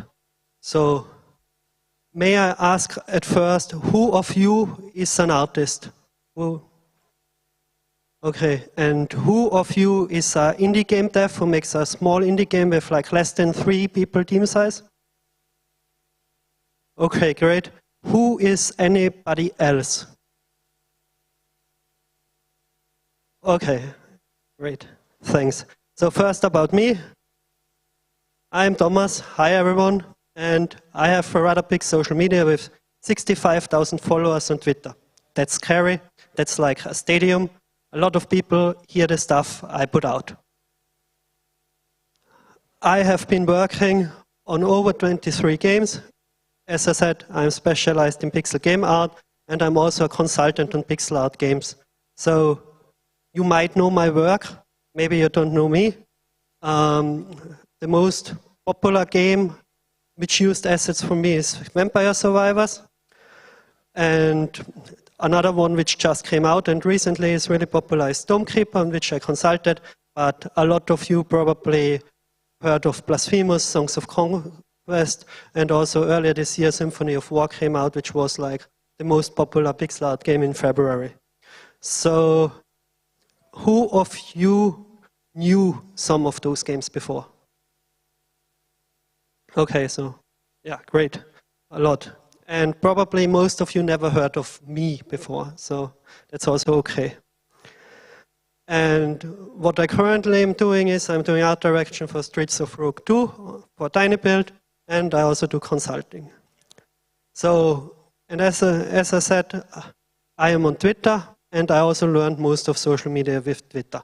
But what's the most important is that for us artists, social media, platform, independent, works everywhere the same. So let's talk about the topic, why you are here. It's about likes. And here I ask you, if I just ask you, if you would rather get on any posting 1,000 likes or 20,000 likes, so I will immediately ask who of you would like rather to have 20,000 likes. I hope everybody. And if I ask you if you rather would like to have 1,000 likes from your followers or 20,000 likes which randomly come from the platform, it will get interesting. So who would rather prefer 1,000 likes from the followers? And who would generally rather prefer 20,000 likes overall? Okay, that was one-sided. And then if I ask you another thing, if you would rather like to have 1,000 likes from people who also buy things you put out, Or would you rather get like 20,000 likes just from people which are passively interested? So who would like to have the likes from the people who buy the stuff? Yeah. And from the ones who don't buy the stuff, probably less. So, and the thing is, we get those likes. So, do we really need them? And the point is, do we need them to sustain ourselves? Is our core business built around this? So, I mean, a lot of artists sell prints, stickers, t-shirts, a lot of games, like a mobile, they sell ads based on the views. Or if you have a YouTube or Twitter, you profit like from the views. And also what I see a lot is that a lot of young people generally think they need to have likes to get a job. So those are like the big reasons why you might think you need those likes. But as we saw before, as I asked you, the number generally means not much at all. What means a lot is that likes, just the way how the platform is designed, they affect our brain. They affect our reward center. We have a positive and a negative reinforcement. So that means we put something out, it gets a lot of likes, we get like a positive reinforcement, we want to do it more. If we have a lot of likes, it looks good for our social group. The dopamine our brain shoots out makes us feel good of ourselves, and also it makes us generally feel good about posting. So another question, who of you ate pizza last month? Yeah. And who of you ate truffles last month? So yeah, basically 2 people out of the whole ate truffles. So what we can say, however, is like now, if you think about the truffles are a lot more expensive than pizza, that quality and popularity are just 2 fundamental different things, and they are completely independent from each other. So that means like the hands up in the air before illustrated like how likes are working. So it does not mean it's connected in any way to quality, it's just connected to people. So, and what we also need to ask ourselves now, if we would have more people in here, would the overall amount of the number change? Of course, because the more people we ask, the more people see that or hear that question, the bigger the number gets. And if we imagine we would ask the same question in a pizzeria or in a gourmet restaurant, the amount would change significantly. So here we already can see the number does not mean really much. Likes are generally just highly relative.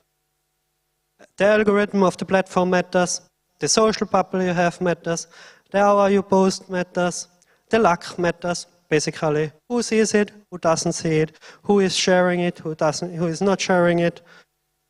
Maybe you posted at a time which was not good, nobody saw it, the algorithm did not pick it up, and yeah, that changes the numbers.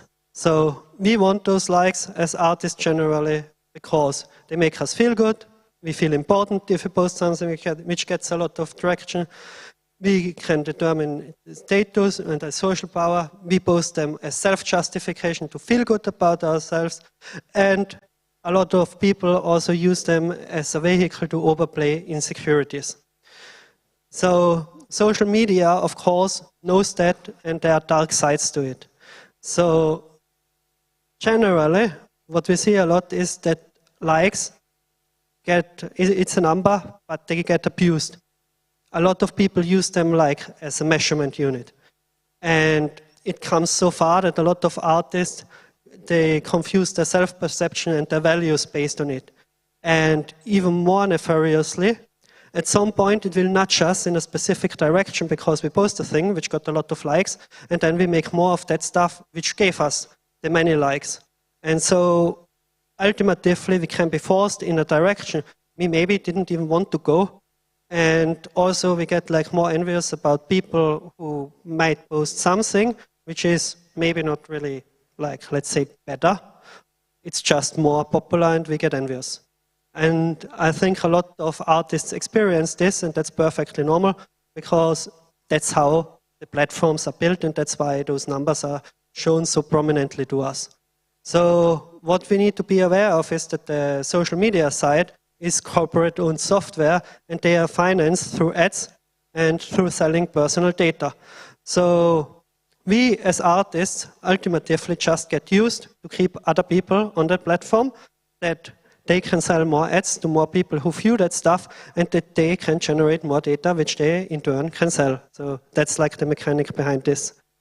And it's thoroughly engineered. So all those sites, they're pouring billions of dollars into their development. They hire psychologists, and they make the whole loop we are going through if we use those sites, also with scrolling, like with every interaction, they make us basically addicted to it. So also the sites, they track our activity, they customize everything we see, they show us the content we interact with most likely, and they show us stuff based on our own behavior. I mean, maybe at some point, a couple of years earlier, you went to Amazon and you bought a new toilet. Suddenly Amazon would show you like 5 other toilets to buy. It got way more sophisticated, especially over the last 2 years, because social media just became a really, really big business. Through the lockdown, the numbers of all those companies really skyrocketed. And their developments, and also in the algorithms, constant changes. A lot of you will have seen the fluctuation, how everything can change on a daily basis, and it really can, depending on how close we are to it, really make us uncomfortable, I say, or we feel the changes. So the thing is that everything in the current generation, also with the games, is built on the dopamine, on the dopamine output, and it just drives us. Like real gambling is taking over games. I don't know who of you saw it in the Ubisoft presentation. Like they now have real gambling as a feature to sell their new Assassin's Creed. And honestly, likes on social media are really similar to gambling. Like, I mean, we don't play the slot machine, but we just put something out and we look how it's doing. And the scary thing is that nobody properly educates us in social media and how it really works.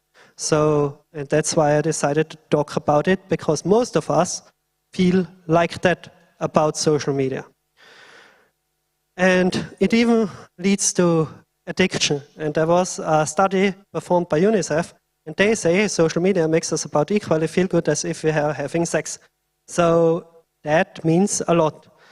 And generally, the social media addiction is based on dopamine rushes, on the fear of missing out, and nomophobia. So basically, the fear of being disconnected. Like a lot of adolescent people, they can't even put their phone away anymore, because there's such a strong grip on those designed cycles that it's just really uncomfortable.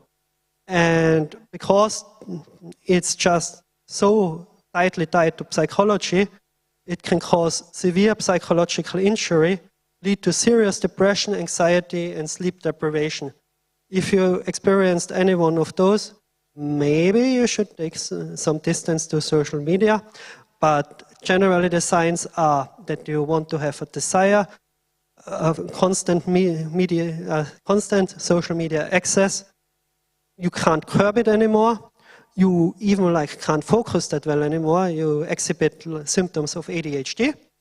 You have a need to overshare. You start to stalk other people.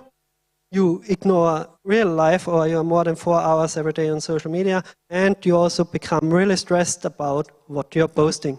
And that's directly tied to how all of this is built. So generally, I started to have a couple of those signs just because of my work. I was really exhibited to social media a lot. I needed to post also for work.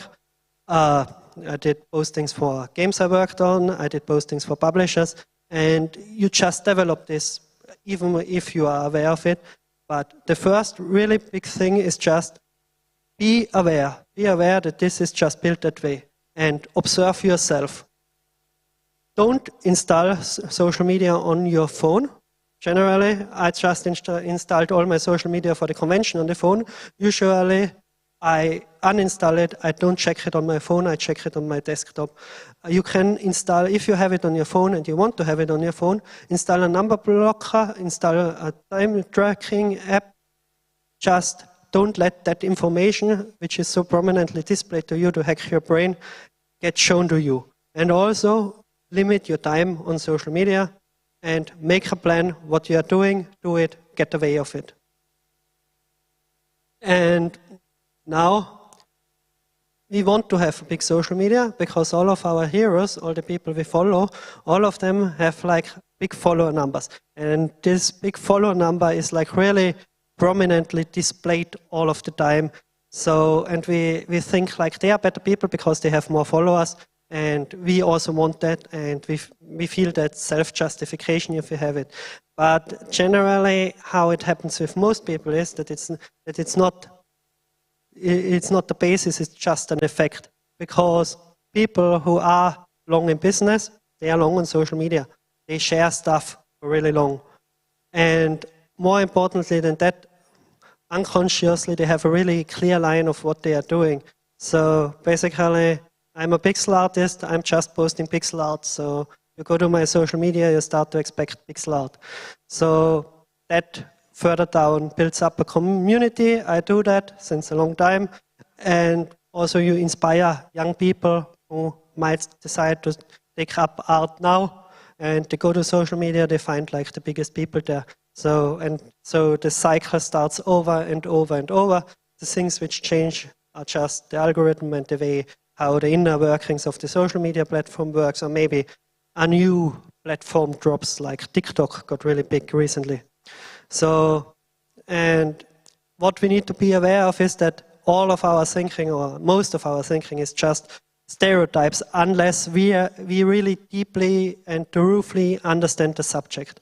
So it's a really nice picture I found. It's a bit older. But I mean, it's a lot of things just which we connect if we're thinking about places.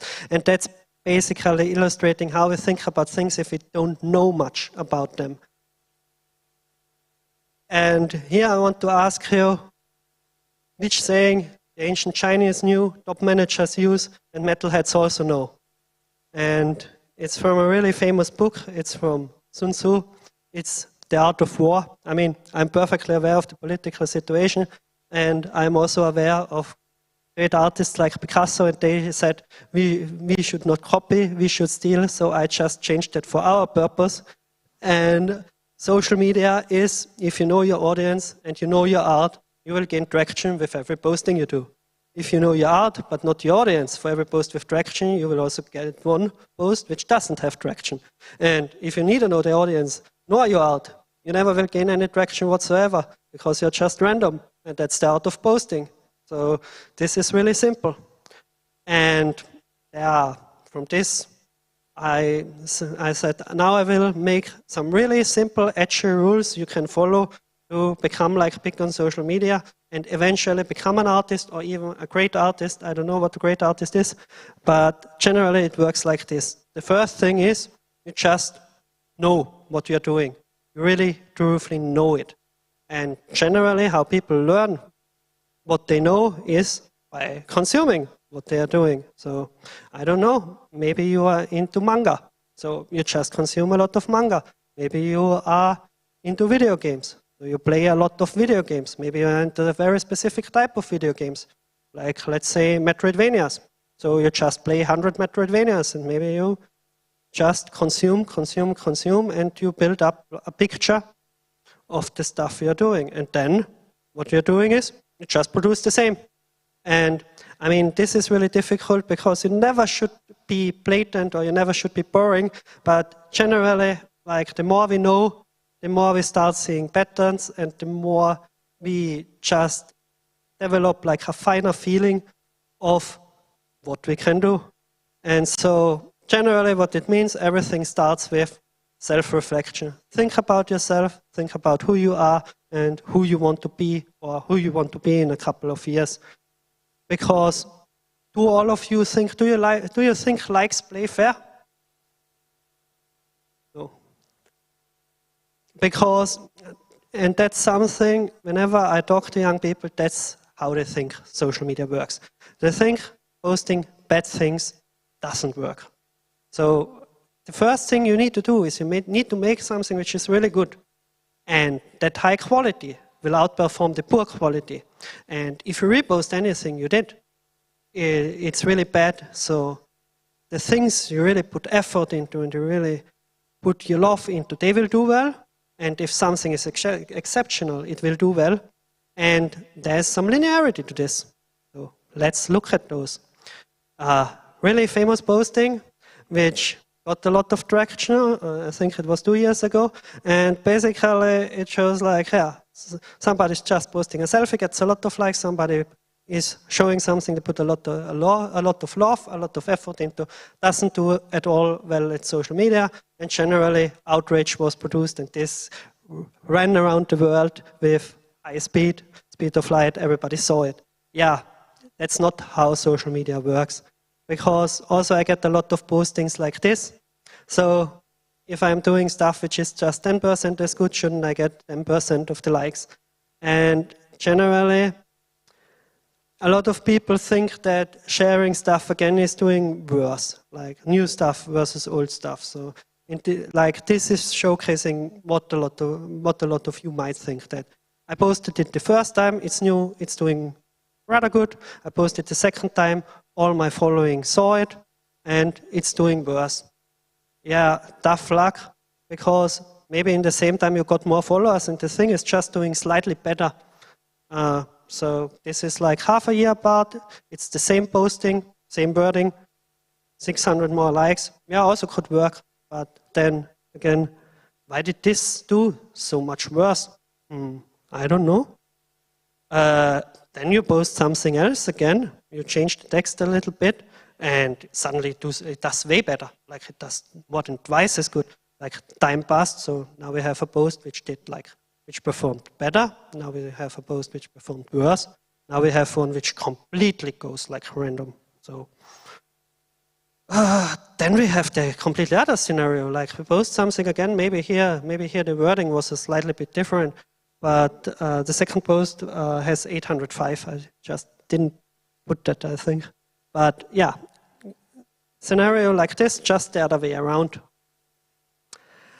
Then let's think about the time we put in our art, because the left thing is like concept art, really quick sketch, 3 hours for the design for everything, and the post on the right is like 16 hours. And so like we look at the numbers, we would expect like that the right thing, just based on the time we put into it, would do like maybe, yeah, 5 times, 6 times as good. Not the case, just twice as good. So like there clearly is like something which is falling off. And then there also is something which I did purposefully for this, because I know my audience. And I mean, the left one is basically what my audience relates to, because it's like video gamey, adventurous, pixel artsy, quick paint stuff which they like. And the right thing is like expressionism. It's from Egon Schiele. He's one of the greatest Viennese artists. My audience does not get expressionism.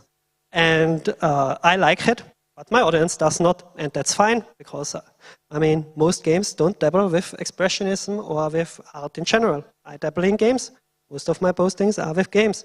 But all of this does not matter, because if I post the same thing, which is also really cut to my audience 3 times, so the first time I posted it got like 4,000 likes, the second time I posted it, it only got like less than 2,000 likes, and then I posted the third time and it gets 14,000 likes. So it's like completely random. And then you just, one funny day, you wake up and you say, so I will make a post, and it's just an oddball post. You put 2 minutes into it, you write something, 2 artists use references. Goes to the moon, like straight up, and you did not put any time into it. That's just social media for you. And so I hope I shattered your expectation here, because if we look at how people think it works, and if we look then how it really works, and also how it works for you, maybe if you have 10 followers, and how it works for me with my 65,000 followers. It works exactly the same. It's completely random, and you should not. You should never think there is like some pattern to it. And once we understand that, let's just be kind and honest about it, and let's share it. It's just simply not how social media works. And likes say nothing about quality.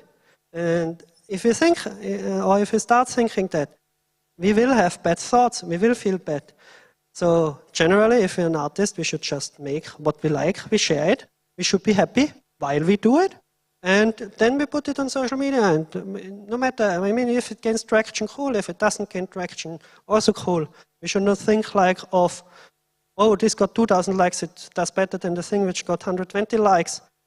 We just shared, and we should be happy that some people related to it. And once we start comparing it, it's really unhealthy. And we do exactly what social media wants us to do. We do exactly what they train us to do, and we play exactly how social media wants it. And also, once we have an audience who cares about our stuff, we can put out anything. Like, I just can put out Renaissance bots. My audience does not care, because, I mean, I share a taste with them. They know what I like. I know what they like mostly. It's game art. It's like kind of historical. And it can be really boring. And still, it will do really well. I mean, yeah, that's that. So, and that you build up over time. That you build up just by being consistent. And I mean, a lot of people go to social media because they want to be famous. They think like, oh yeah, I will have all those numbers. And it can be your dream. I mean, I'm not saying if you want to be famous, like, go for it. Just be authentic. And if you want to be famous, then be honest about it. Admit it. Because most people who are famous actually never set out to be famous. Some people set out to it, and there's a genre for that, and that's called pop. There's pop art, there's pop music, there are also pop games. There are pop movies, like if you think of Marvel, plays like that. If we think, yeah, any pop music, exactly this. If you think pop art, exactly like this. Pop art is the art which tries to get the biggest slice of the audience. It's like the smallest relatable thing, and that's what will make us famous. It's a well-developed genre. There are books on it. There are studies on it. And there's a very specific audience to it, which has a very specific mindset. And the greatest pop artists really understand their audience, because they are just simply authentic about this. I don't know if you have the mindset to be a pop artist. I don't want to, because that's not who I am or what I would like to be. I mean, I still get like some specific traction from my audience. So let's talk about the audience. Most important questions to ask yourself: who are you? And who are you is not even just determined by yourself. It's determined where you get born. Like, I mean, I have been to most of Europe. I lived even a year in Poland. And what I can tell you is that Austria and Poland are very different. And those countries are not even that far apart. Now I go to America, and suddenly everything changes. I go to South America. Maybe I can't even relate to those people that well anymore. I go to Asia, and they have a completely different culture. They have a completely different heritage. Maybe I can't do much with it. So you also have a very specific political position that's based on your thinking, and you also have a specific field of interests. And that's what makes you. Then you had a childhood. You consumed stuff in your childhood. You were exposed to. I mean, those are mostly things your parents bought for you. And maybe it pushed you in a direction without you even realizing it. And you consumed this, and you just unconsciously start consuming more of the same stuff. Like, I got from my mom one day a Game Boy. I got the game. I was buying more Game Boy games. Game Boy games were created by Nintendo. They only had very specific games on their platform. I got exposed to that. So, yeah, then you just consume that, and you build a taste. And also, like, unless you have some really, really hard event in your life, you won't change your direction. So a lot is just determined by outside factors you are maybe not even in charge of. And also what's important is that even if you're an artist, you're just part of an audience. I am an audience. Everybody of you is an audience. You can't be that special that you are not an audience, because even the audience, which is so super special, is an audience in its own. So nobody is a special snowflake. And what all people do is they usually talk about what they like, and they ignore or dismiss what they don't like that much. Yeah, you already had your childhood, so you are not going to change that. You are just yourself. That's fine. That's the status you are working from. Just go for it. I mean, be comfortable. And the most comfortable thing to know is, in a world which is as interconnected as ours, we can find people who are really similar to our interests. So if I can find 800 people who like Renaissance pots, which is really boring, maybe you can find 800 people for anything else. So the thing is, what do people talk about? And people generally talk about very few things. They talk about the hot things and the best things. And generally, why you talk about only those is because if I start talking about some really, really niche topic, nobody of you might know, I will get the reaction which is more like, eh. But if I start talking about the best thing in a given genre, the chances that you know it is just a lot higher. So that's why people unconsciously talk about only the hot things and the best things.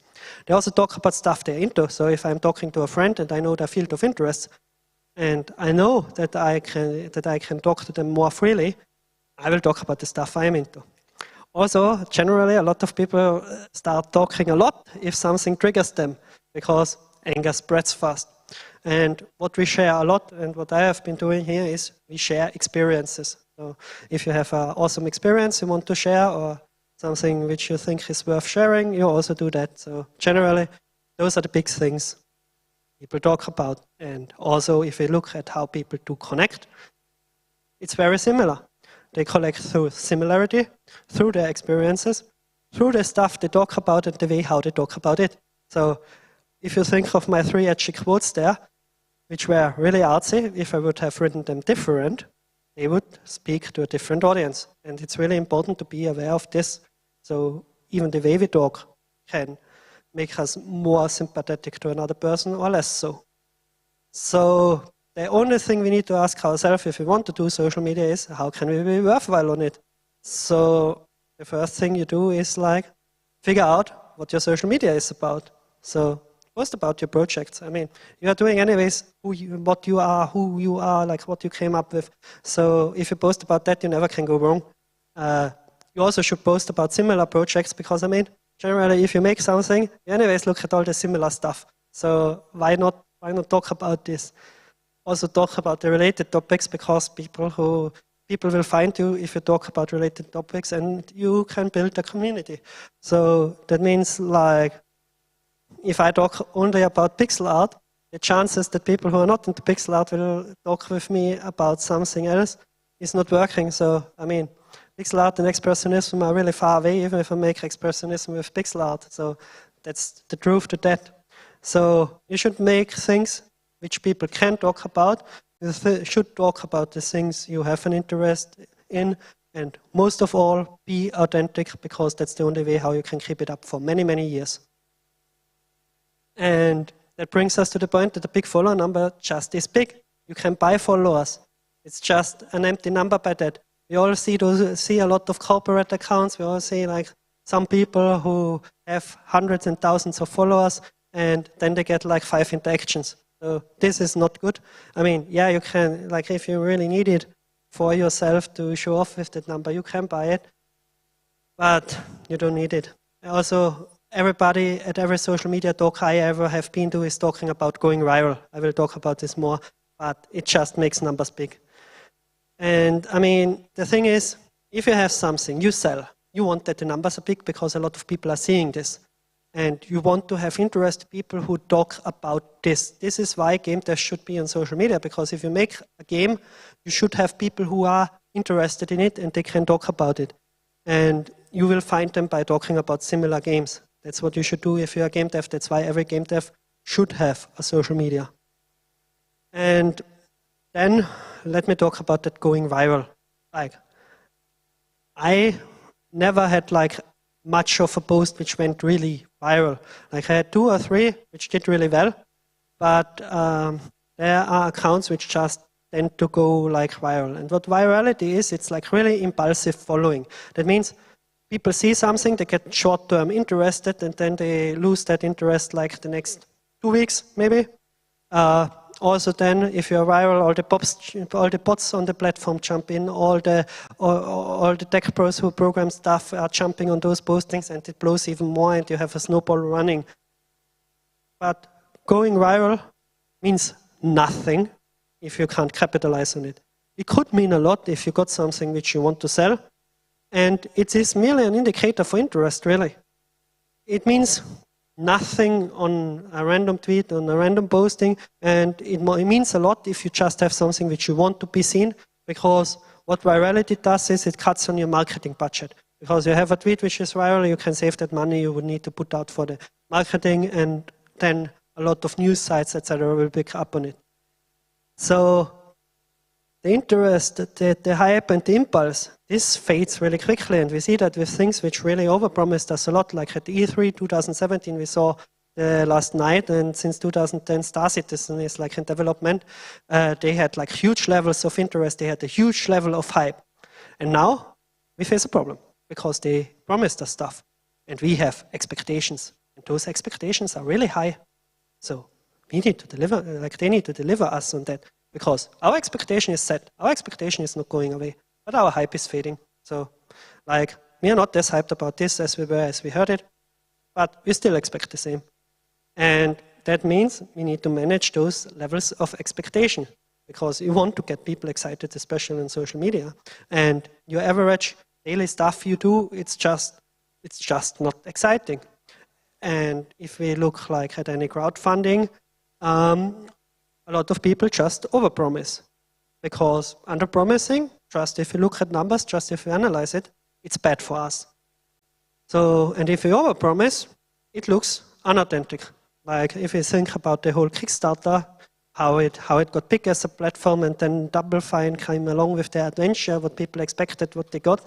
Like this, like if you followed any of this shows us a lot what is happening. Also like with Cyberpunk, how they hyped it up as it came out, in which state it was released, and now they had like the TV show where it's like kind of reconciling people, but our expectations were there. They are not fading. And it's because, yeah, if I promise you something more than the other person, even if it's dishonest, I'm more hyped, because, I mean, people want to believe in ideas. Ideas are everything. Because the biggest franchise in the world, Pokemon, just runs on a single idea, like catch them all. And the expectations, you always have to deliver on them. If you change it, if you go higher with quality, you have to do it. And also drama is impulsive. So like there are a lot of accounts which are just working on drama. Like if you look at a lot of the pop artists, if you look at a lot of like, yeah, people at the Oscars, etc., the actors, or also certain authors, they work on drama. Like they post controversial stuff to get traction. And outrage always gains really fast negative traction. And drama accounts simply sell drama. Like you follow a drama account because you want to see the drama. But the point is, not every audience likes drama. I don't like drama. If somebody is like posting drama for me, I unfollow the person, and if the drama is like really triggering me, I block the person. So that's me. Drama can stress your audience. I get stressed by drama. If you don't need it in your life because you have other things to deal with, maybe you don't follow those accounts. Yeah, it makes big numbers because drama works for the pop audience. And that's, I have that really nice meme here. When you post your problems on social media, and you have the right audience, they are just hungry for drama. So yeah, you can build your social media on this. Generally, my advice is, Bill sees something that offends him, and he just moves on. So be like Bill. We save a lot of time, and we will feel better, and we will feel much nicer, and we can share some love with other people. So now, as we looked at all those numbers, what is really important at social media? It's just stay active for a long time, do your thing, always share your thing, do it daily, do it weekly, do it bi-weekly. If you have a game, share the things. It's work, plan it, just constantly do it. You need to post constantly because like anything you post has a 5-minute lifetime. All that fluctuation you saw before, it's just, I have 65,000 people around the world. If I post something and my lifetime is 5 minutes, no matter when I post it, like maybe 2,000 people will see it, maybe 3,000 people will see it who are interested. So that's also why you can repost. You post that people don't forget it, you can post at different times. I mean, just post because, yeah, even if something is not doing that well, then just do it. And I mean, just for you as a human being to build up a routine, it's better to post like, let's say, every day. Also, if you post always at the day, you will train people who look at your social media. Like for some people it will be in the morning, for some people it will be in midnight, for other people it will be in the afternoon, depending where they are. But they will connect this that you post at that time, they know it. And that's the thing, because if you are into it for long term, so that means you don't have a product, but you are an artist and you have your art account, you want to have the constant growth. You want to have that people constantly are following you, and you also want to have not the hype people, not the viral people. You want to have the people who are staying with you for a really long time, and you don't want that you piss them off basically because, like, I mean, your niche audience only is as big as it is. And the truth is, those people stay long. I have people in my audience who are with me like for 10 years. I see them still posting on new stuff I'm putting out. I have people in who are with me for 5 years.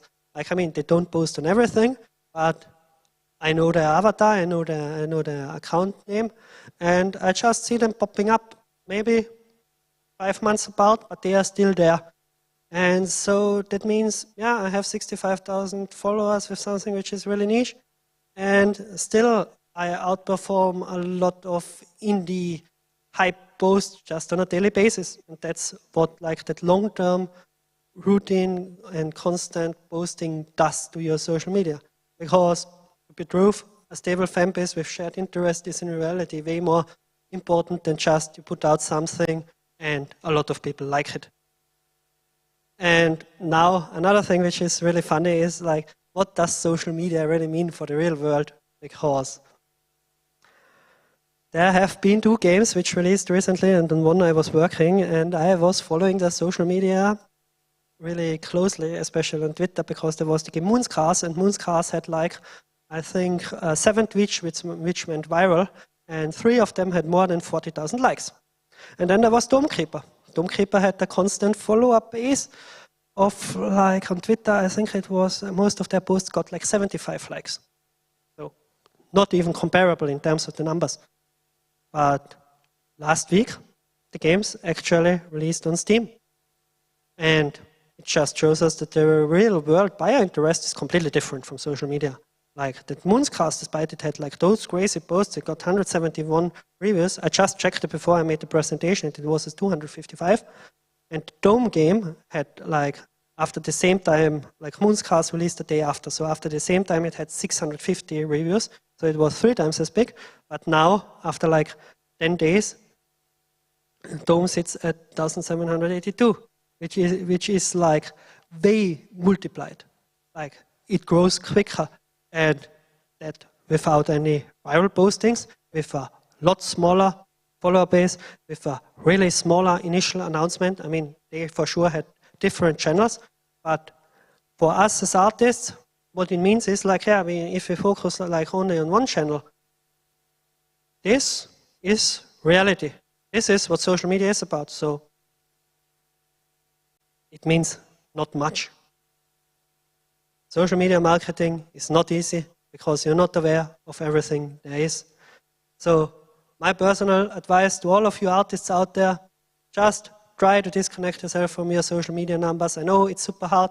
I have problems with this. Everybody has problems with that. That's why I showed you those examples. Just throw a thick skin. Don't care. Just post. Move on. And value the connections you have with people. Value the connections you make with people. Value the connections you make with people who have a similar field of interest. That's way more of worth, especially in the long run. Because if I make something and I have a friend who is like in the same stuff as I am, and they also have a following like that, and they can bring it in, that is like it's bumping each other, because just the same people are interested in it. If you work with somebody together for really long, your audiences might even overlap. So if you look at niche YouTubers, basically they always collaborate with other niche YouTubers in the same group. It's because like there is that specific niche audience, and it's only 100,000, 200,000, 300,000 people big, it does not matter, but you just gain most of it. Also, people go in the audience, people go out of the audience. I mean, it's just how it is. What you should do to make yourself feel good, don't make a social media post which is doing well. Go out, make sport, meet people, meet friends, watch a movie, do that stuff. And if you make something, just enjoy making it and make the things you want to make as artists, because your audience is going in, your audience is going out. Once you start making stuff for the audience, you are basically, your employer is like a many-headed hydra. You can anyways don't satisfy. But if you just do whatever you like and you just constantly share it, the chance that you will find people who like that is way higher, especially like over a really long period of time. I'm not telling you it's easy at the beginning. I'm not telling you it immediately will take off. But if you are authentic enough, and if you really understand what you are providing, you will start talking about it, and you will find people who are into that. And that's how you build your audience. So, as we saw, the numbers on things don't matter. We can't compare them. We should not. And don't ever do that. I constantly compare stuff, as you saw. I know that's like really hard, so... Oh, it was the wrong button. Why do people even become obsessed with how many likes, thumbs up and shares they get on social media? Of course, as you saw, I don't care at all about this. Like it, thumbs up and share if you agree. So, thanks for being here. Thanks for listening, and now I can answer all your questions you might have. Thanks.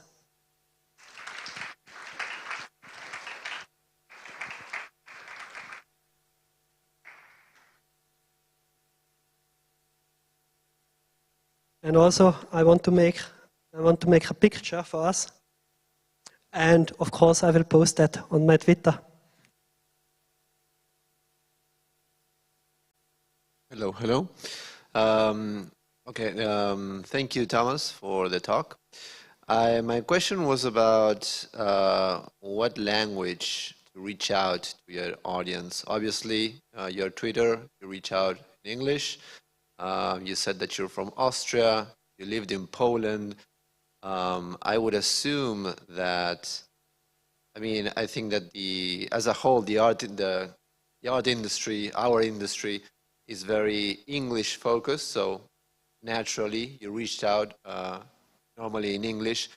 But isn't it that perhaps when you were starting out all those years ago, your immediate circle of contacts that you knew you could generate an audience from spoke primarily in Austrian and Polish and other languages?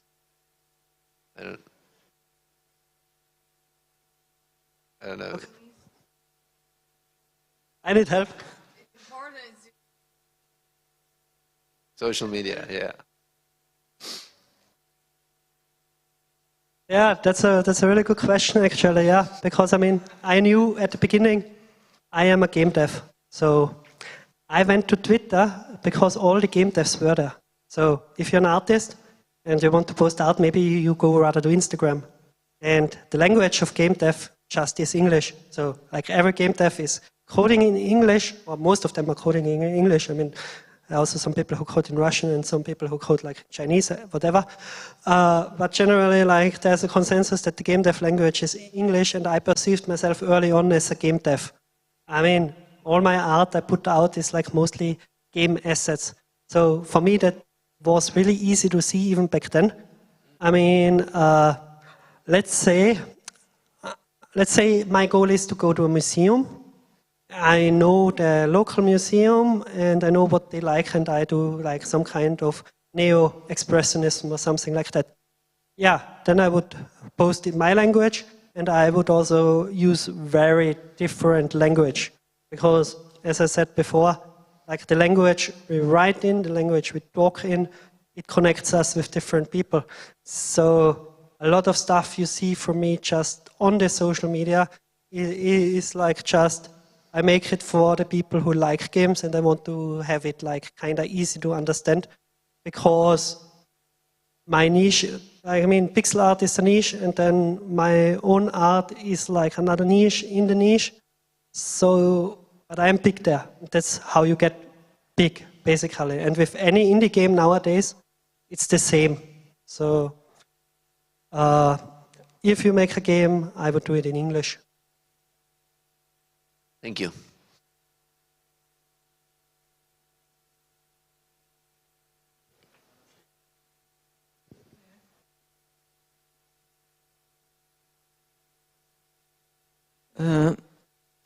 How do you feel your social media affects you landing a job?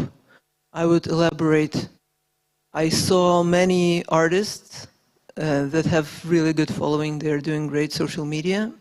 And maybe it's only my impression. I want to hear your opinion. But I felt sometimes it feels like they are getting hired not only for their art, but also as a free PR. Is that the truth, or I'm exaggerating? So, I mean, sure, there are some artists which get hired like as free PR, and if you have a big social media, I mean, you can get hired for PR. And the truth is, even if you hire an artist for PR, and that artist, I mean, it needs to be a refined artist. They already have an audience. So, does your product fit that artist? Because, let's say, you want me to market your, I don't know, really like you hire me to market your 3D AAA corporate game. So there is no overlap. So, I mean, the challenge there is to find like an artist which already is suited to you. So, and then those artists get hired. But I mean, and here the problem comes in. Because if you as artists are not really into what you're making, and you get hired for the stuff you don't want to make, at some point somebody who just likes making that will come in, and they will be better than you. Like they will beat you at your own game, because if you're not really into it, you can't be that good. And I mean, I know it. I don't know who of you knows my social media, but I post a lot of really, really niche history stuff. I'm really into armors, and I'm really into like early modern times. And the truth is, I just can nerd you out in that topic. I know everything about it. Or not everything, like there are people who know more about it, but those are historians. But like, let's say, young artist is starting to do the stuff I am doing. They read 500 books less than me. They went to 500 less museums in the topic than me. They don't have the background in that, and they don't have the experience. So, can they compete with me? Rather not. And you will feel it. You feel it. And that's just it. Like, I mean, what you are making is a part of you. The art you are making is a part of you.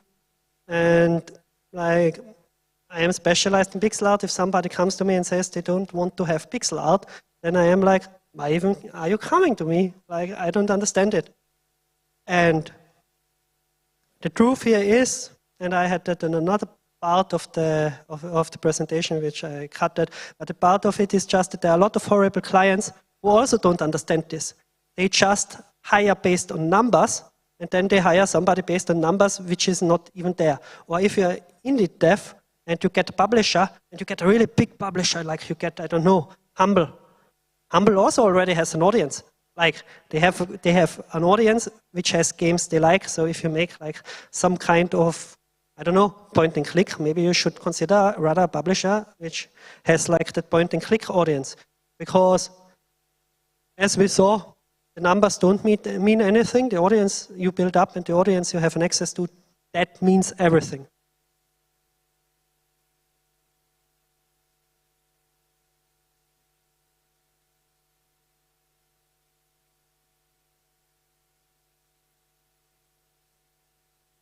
We have time for one last question.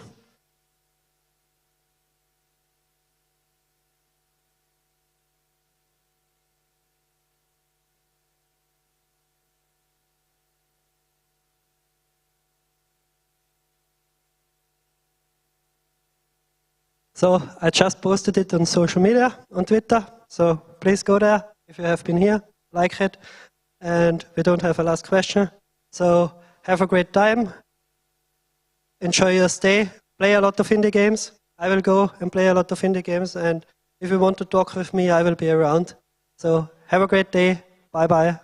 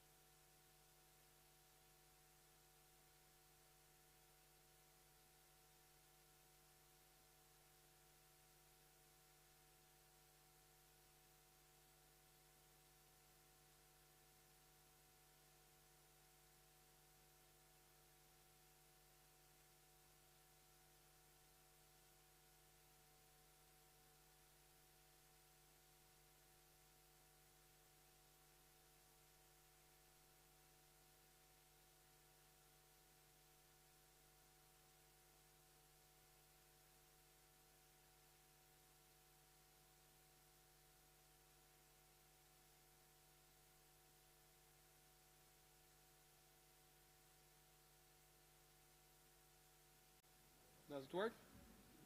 Hey, hey, hey.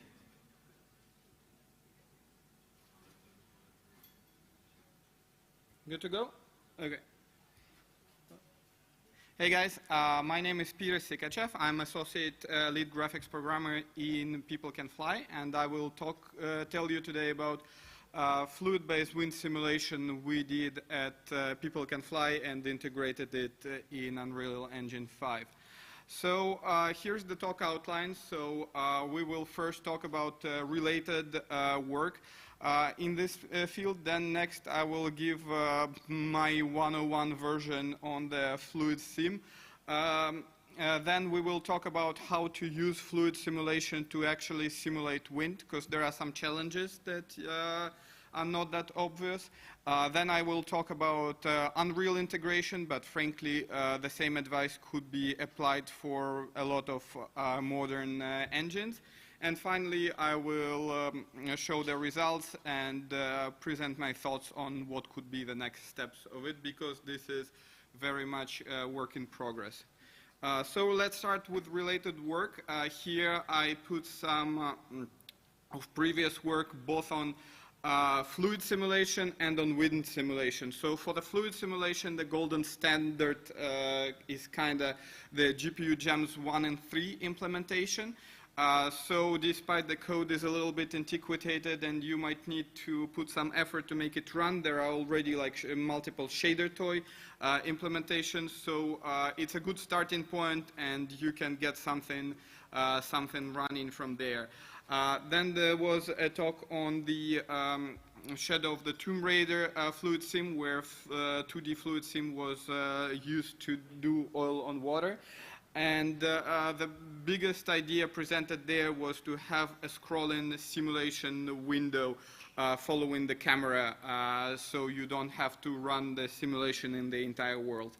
And then the last thing that I wanted to mention for Fluid Sim related, it's Fluid Ninja. So this is a solution that is fully integrated into the Unreal Engine, and it's based on blueprints, so it's like it doesn't have any core alterations, so this is a big advantage of it. And it's just basically made for generic fluid sim cases like explosions, fire, you name it.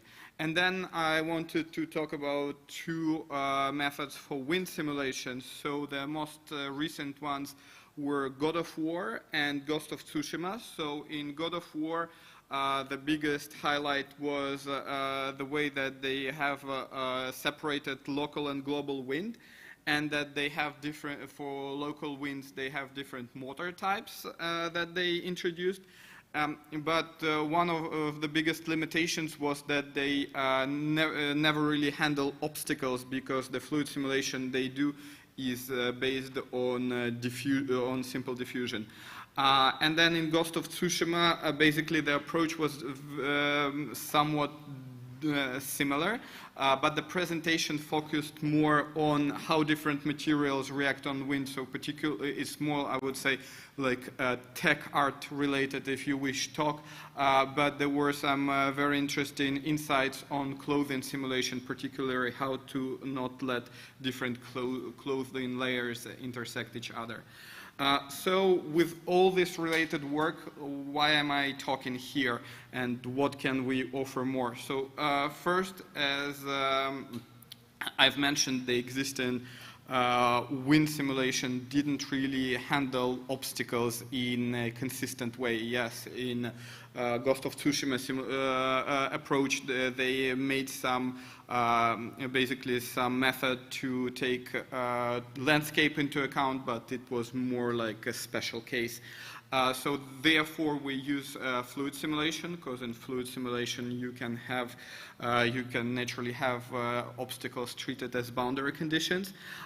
Then why do we make this new fluid sim when there is already existing solution?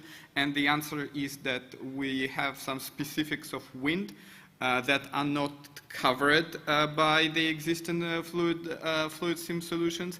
And besides, why we didn't want to, for instance, take Fluid Ninja and extend it is that we wanted to keep our solution optimizable, in the sense that we can do all code optimizations, such as moving it to async compute eventually.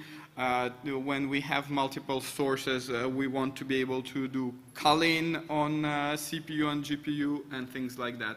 So for that reason, we wanted to have our own approach and to also involve modifying the core of the Unreal Engine. So for the fluid simulation refresher, I will not retell you all the theory from ground up, because first, like, that would take another lecture to do that. Second, I'm not the best person to do that. And third, there are like great sources. Particularly, I want to refer you to the Robert Britson book on fluid simulation for computer graphics. And recently, there was an EDX course. So particularly, take the first one. The following one are a little bit more specific to engineering. So here I want to give some sort of like some things that I stumbled upon myself, and I think that could be helpful for somebody somebody new, like coming to the field of fluid sim.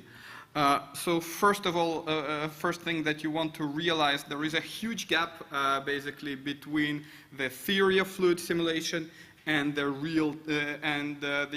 real-time or actually any simulation. Because on one hand, you have like Navier-Stokes equation, and all theory you can find in the university program tell you how to solve it in very specific cases. But then when you want to solve it numerically, because there is no known analytical solution, if you know one, go to Clay University, claim $1 million. For us, regular people on Earth, we need to do all this different weird stuff like McCormick advection, Helmholtz decomposition, which are completely unobvious from just looking at the equation, and Poisson pressure method. So you need to get ready to prepare yourself for this, big gap between theory and practice. And second, I wanted to look smart, so I put this equation here. But the other reason is that I wanted to talk how to understand it, because basically, there are quite a few things that were not very obvious for me. So first of all, first step in understanding a Navier-Stokes equation is understanding it's not a Navier-Stokes equation, because essentially, most of the time, there is this term, and this is a viscosity term. And if you take the GPU GEMS solver or any other solver used for real-time applications, nobody sane would try to really implement this in real time in an honest way. For dishonest, I refer you to my presentation on Tomb Raider. But a point is, removing this term, it simplifies it because you don't have a second-order derivative anymore, and makes it an Euler equation. So let's talk about Euler equation. And the thing here is that I wanted to go around different the terms that are not that easy to understand. So this one is easy to understand. G is just your external force, in that case, gravitation, but really any force. This one is the negative of pressure gradient, so that means when the fluid normally goes from the high pressure to low pressure, hence the minus and hence the gradient. But the question is, where does this one come from? And this is actually a great, if you study fluid, this is a great moment. If you had in your university program this full derivative and never understood why is that and why do you need it, this is a great point, because fluid, really it feels like fluids were made for full derivatives and full derivatives were made for fluids. Because basically, this is essentially this is the right side equation of the full derivative equation, which is outlined here. So on the right side, you have this derivative over t of the complex of the function that depends on two derivatives, and one of the derivatives, x of t, also in its turn depends on this derivative. But you can think of it actually, the way to think about this and the way how to not lose your sanity is think of it as the Lagrangian specification of fluid and Eulerian. So that sounds fancy, but in layman's terms, Lagrangian specification is when you think of a fluid as basically a collection of particles, and you trace a life of particle, and you're basically just taking some small material element and see how its velocity changes over time, since there is just du by dt. And Eulerian, basically there are fluid solvers, but I've never wrote them, that use Lagrangian approach. It's those smooth particle hydrodynamics and all those scary words. And then most of the time, if you just write if you just copy paste your solver from the Shadetoy, that would probably be Eulerian approach, which means that you're thinking of a fluid not like collection of particles, but just some field on the grid, and you you're analyzing the properties, how properties are changing in the grid cell. And what it says here is that there are two sources from which like a property in the grid cell can change. So first, it's just changing over time. So if this one, if this partial derivative du over dt is 0, that means that the flow is stable and it doesn't change over time. But that doesn't mean that if you move along the grid itself, that it wouldn't change. So basically, like if you look here, here is our particle's velocity. So if our flow is completely stable, that doesn't mean if you throw a new particle that its velocity will stay the same. No, because you can have like a steady flow that is going around something. And that is what this term is standing for. And essentially this term, if you remember like the full derivative equation, this is basically this du over dx by dx over dt, but written in the vector form. So this is like the dot product with a nabla operator, which is like the per coordinate differential operator, and multiplied by u. So this u is basically dx by dt by definition, because it's velocity, and this one is your du by dx. So basically the way, and this term is also, so this is basically due to fluid motion, and this is what is called advection. So whenever you're writing this as advection step, you're basically accounting for this part of the equation. So this is all I will tell you about the math today, so you can now relax and just watch movies. About fluid sim itself, there are, if we want to use it to simulate wind, there are the following things that we need to keep in mind. So first of all, as with the previous approach, we do want to have like scrollable simulation, and we snap it to the world grid as everybody does in those cases. So the idea basically is that you want to simulate fluid in some limited space because you have limited resources, and then basically you move it with your camera because you are not that interested in something that is like far than certain distance. Then you inject, during the simulation, you need to figure out how to inject velocity. And in case of wind, there are two main sources. There is a global wind, and then there are local motors. And unlike the God of War approach, we need to inject global wind as well, because we want it also to take into account obstacles. Then the wind simulation, I wouldn't dwell on it too much, because basically I just used the regular solver at this point, so there are plenty of sources you can read about it. And then finally, after you did all like this simulation, you end up with a velocity field, and then you want to fetch and use your wind in different parts of your basically in wherever you want, and those places are typically the vertex shader, pixel shader, or basically simulation shader for particles. And now let's talk about global wind. And because PowerPoint is weird, only one video always starts, so that's why I keep my mouse with me. Okay, so basically, that is the biggest takeaway and the biggest point, like in this whole presentation, and the biggest like incremental improvement over existing stuff.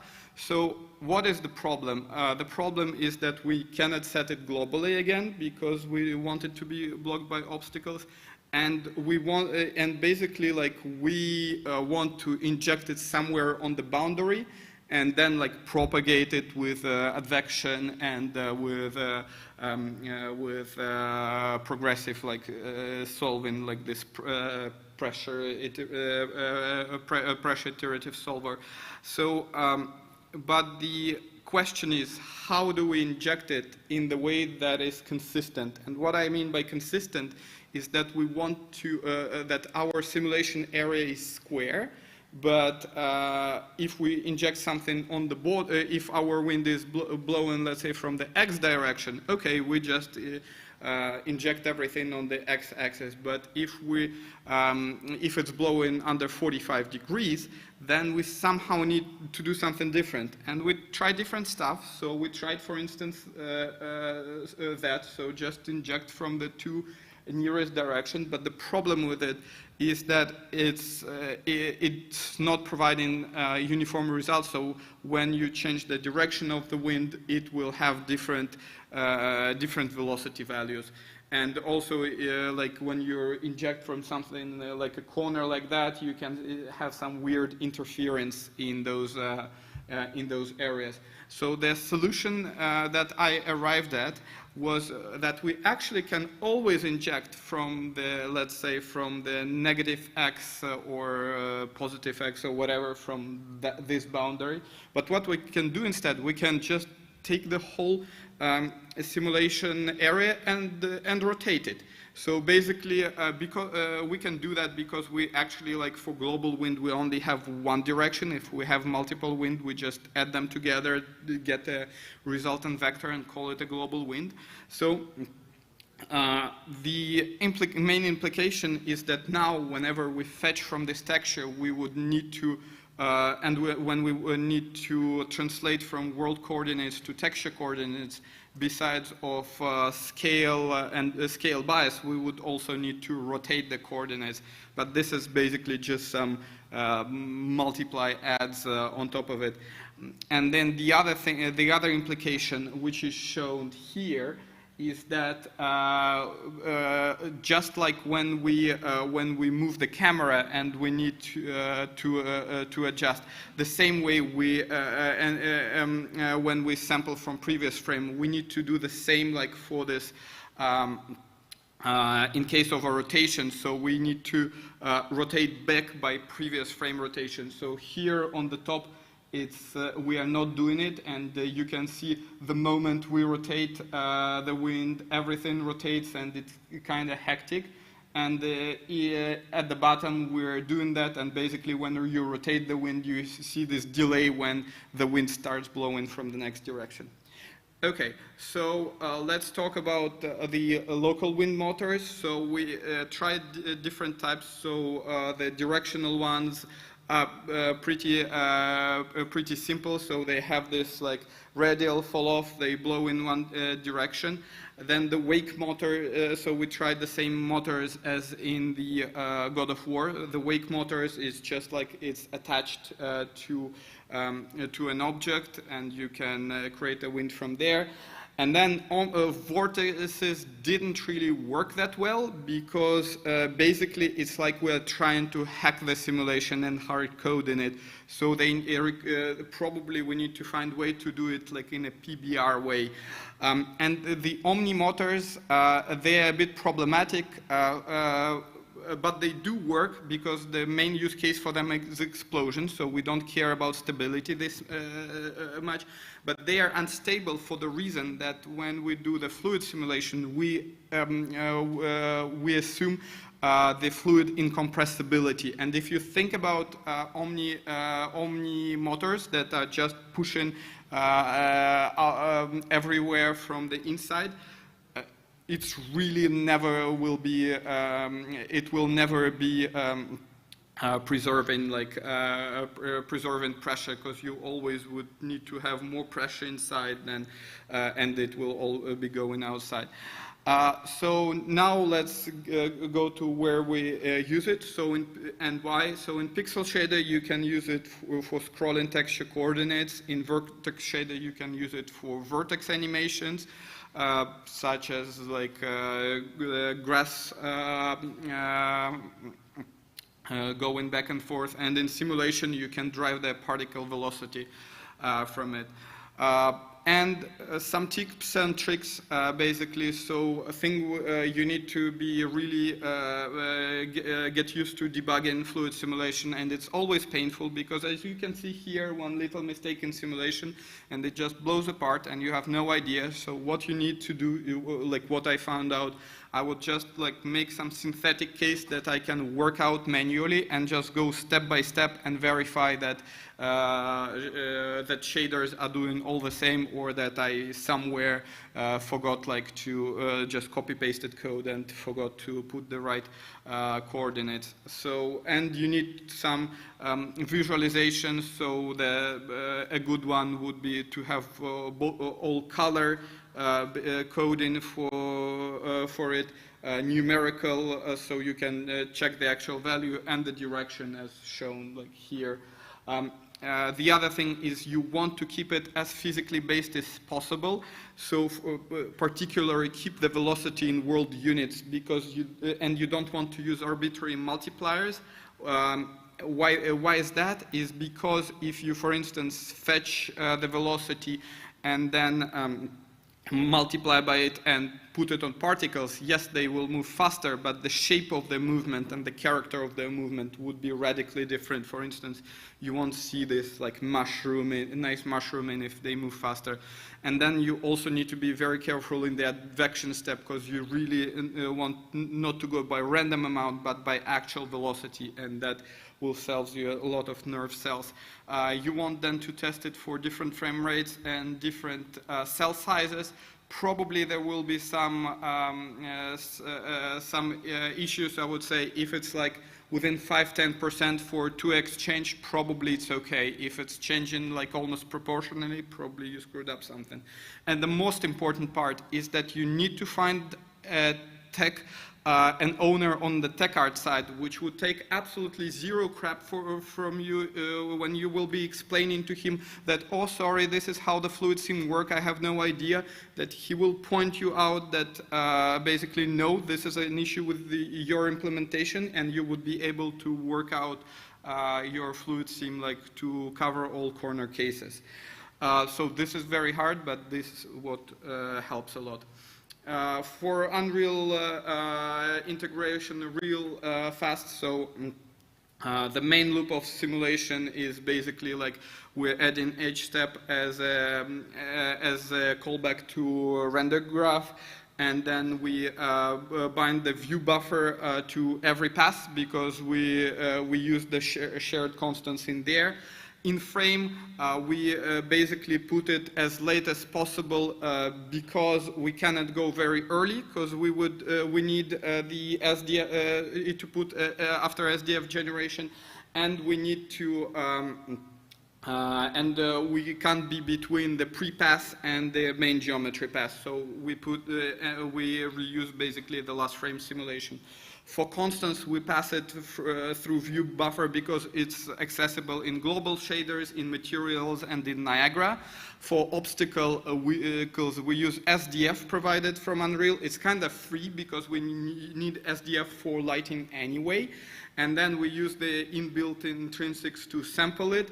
And unfortunately, it creates coupled with lighting, so we cannot have something in some obstacle, something in not present in lighting and blocking fluid sim and vice versa, but we'll live with that.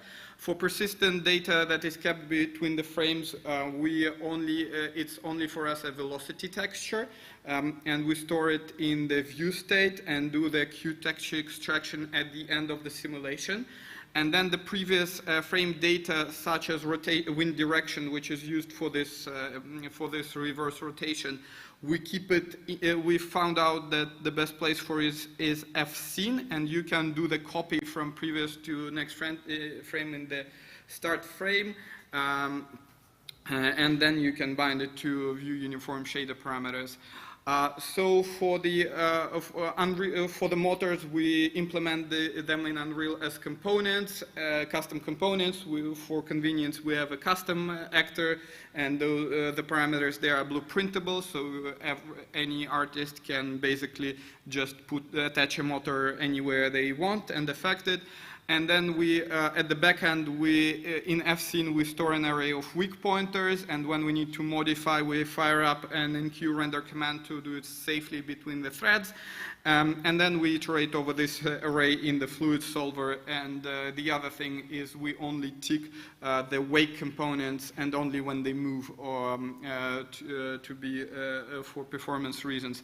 Here we introduce custom nodes for pixel and vertex shader that just outputs velocity and does the rotation inside. And the same for Niagara. We do a custom data interface that fetches wind velocity. One more step for Niagara. In a Niagara data interface camera, we need to expose the params from the view buffer that are used for it. So hopefully you can see it later in the slide because I need to accelerate. So now the few use cases. So this one is for the explosion. So you can see OmniMotor works pretty well despite it being unstable. The next one here, you can see how we have here a low wall and there is no wind happening behind it. The next one is the pixel shader example, so you can see the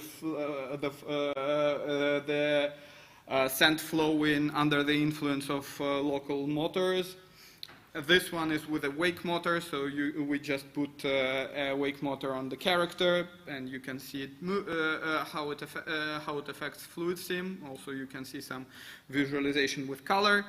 And this one is a use case on Niagara, so we just put a wind motor over here, and you can see how it starts affecting those smoke particles. For performance, basically it's still unoptimized solution and work in progress. We tested it on RTX 3060, which is roughly what you get in the current gen consoles. 128, 128, 30 by 32 grid, we get about 0.7 milliseconds. It's 20 pressure operations. We still have full floating points, and we do it on graphics pipe. So there is a lot of things ideas how to optimize it. Fetch, you just for fetch, it's probably negligible in real life scenario unless you're doing some test on. For the future work. We want to do the following. We want to figure out how to properly do vortices, because that would be really cool. We want the compressible flow for the case of explosions, etc. We are thinking about pre-baked simulation.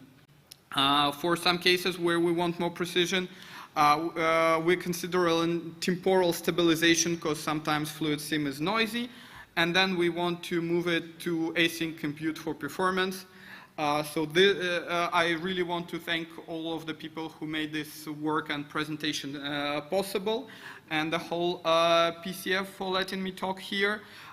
If you have any questions, feel free to ask in the remaining 1 minute now. Catch me after the talk. I will still be around here, or just if you're too shy, send them over to email. And as usual, if you want to work on cool stuff like that in the Unreal Engine 5, we're still hiring. So thank you a lot for your attention.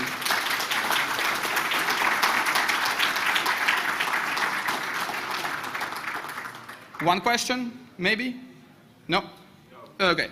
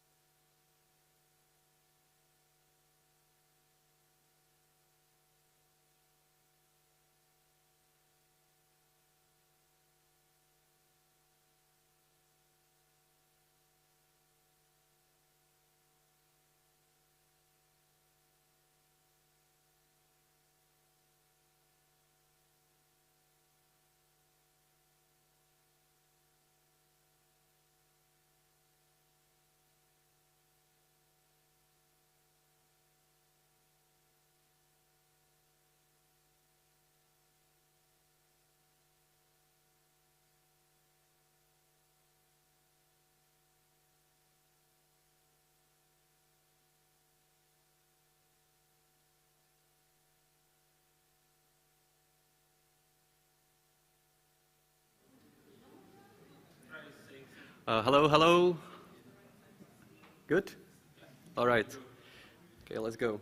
Thank you everyone for coming to this presentation. Hello, my name is Lukáš Kunce and I'm from Amanita Design, where I work as a PR and marketing person as well as a production person.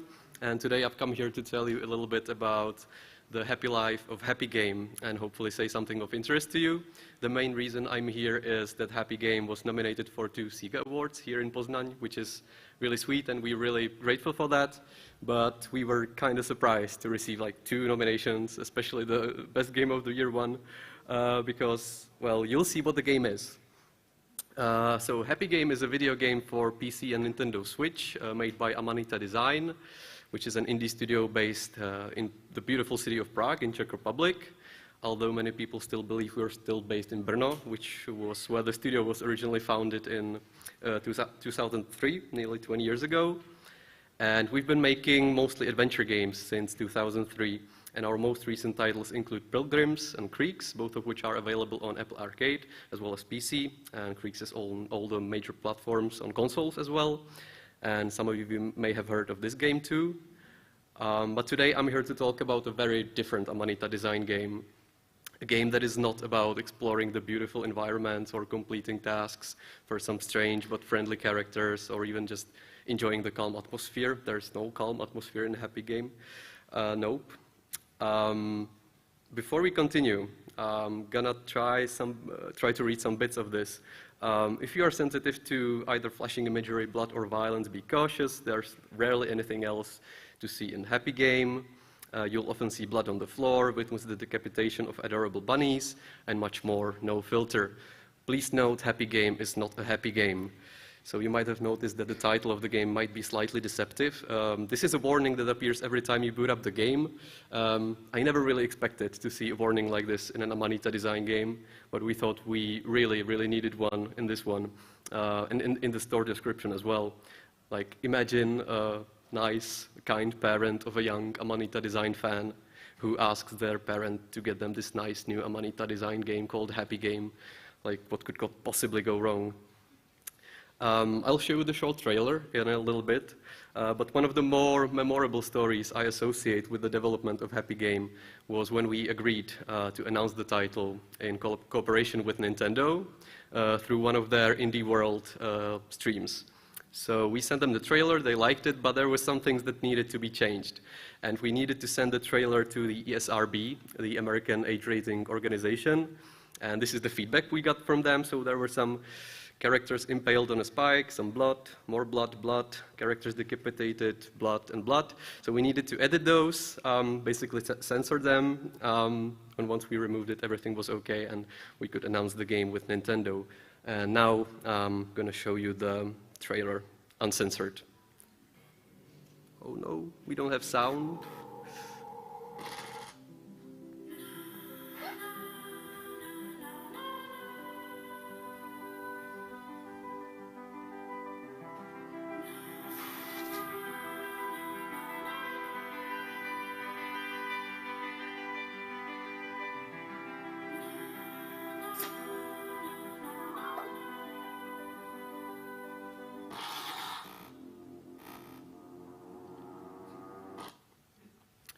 Sorry about the audio, hopefully you heard at least something.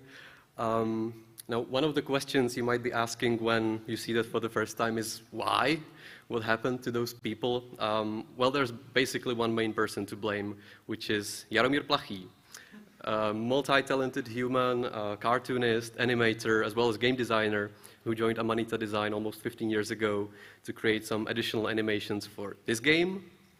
And since then, he directed 3 full-length games of his own at Amanita, as you can see in this detailed timeline. But the one that is most important to Happy Game's later development is Chuchel. Now, Jaromír's previous title, Chuchel, or Čučel, is like a polar opposite of Happy Game in terms of the mood and the themes, I mean. Like, in terms of gameplay, it's quite similar. It's a fairly minimalistic point-and-click adventure. But Chuchel is like super cheerful, whimsical, friendly, positively silly, and well, just, yeah, funny and full of laughter. But as Jaromír says, when you laugh too much for a while and for too long, you might get a sort of a spasm in your face, and that's pretty much what metaphorically happened here.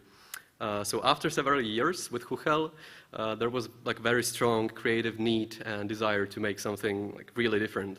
And Jaromír took no prisoners here. He says he conceived the game during a time when he was interested in similarly weird things. So, for example, he's really into the Twin Peaks TV series.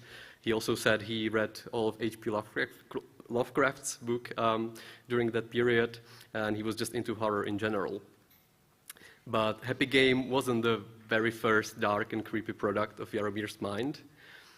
In 2013, a rather strange music video for a really nice song Mulatu from the band Dva, Czech band Dva, was born. Obviously, Dva are the band who have made music and audio for all of Jaromír's games so far at Amanita, so Botanicula, Huchel, and most recently Happy Game. I recommend that you look up this video later on YouTube because it's a good song and a good music video. Unfortunately, we don't have the time to watch it in full today, but I'm going to show you at least a few screenshots so you get the idea of the visual aesthetic, and probably you already see some similarities and similar topics and themes like the creepy smiley faces and psychedelic colors, really strange, disturbing creatures. Here you can see the creepy smiley faces again and heart-shaped creatures that, although were redesigned, let's say, made it into Happy Game a few years later. And in general, it's just easy to see that this music video was really the starting point for Happy Game. These are some of the very first early sketches made with the actual game in mind. And it's also when we decided on the name, like at the very beginning, it was called Happy Game, and throughout the years, we just didn't come up with anything else. We just like it. It's in just such a stark contrast to everything that happens in the game. It's also very simple, kind of catchy, Happy Game, and somehow we felt that it fits the game perfectly in an ironic sort of a way. This is a concept that is a bit different from the final in-game iteration. However, the main idea is there. A little boy lies in his bed in some sort of a creepy room. There's this demon who is driving these nightmares into his head, and he falls asleep to a truly horrible nightmare. And this is a screenshot from the basically opening scene of the game. This is where it begins. Again, there's this little boy in a bed, a demon, and yeah, bad things are coming for him. Obviously, not all of these concepts made it into the game, and maybe that's for the better. One more of these early concepts. Now, Jaromír Plachý is not just extremely creative, he's also extremely fast in the execution of his ideas.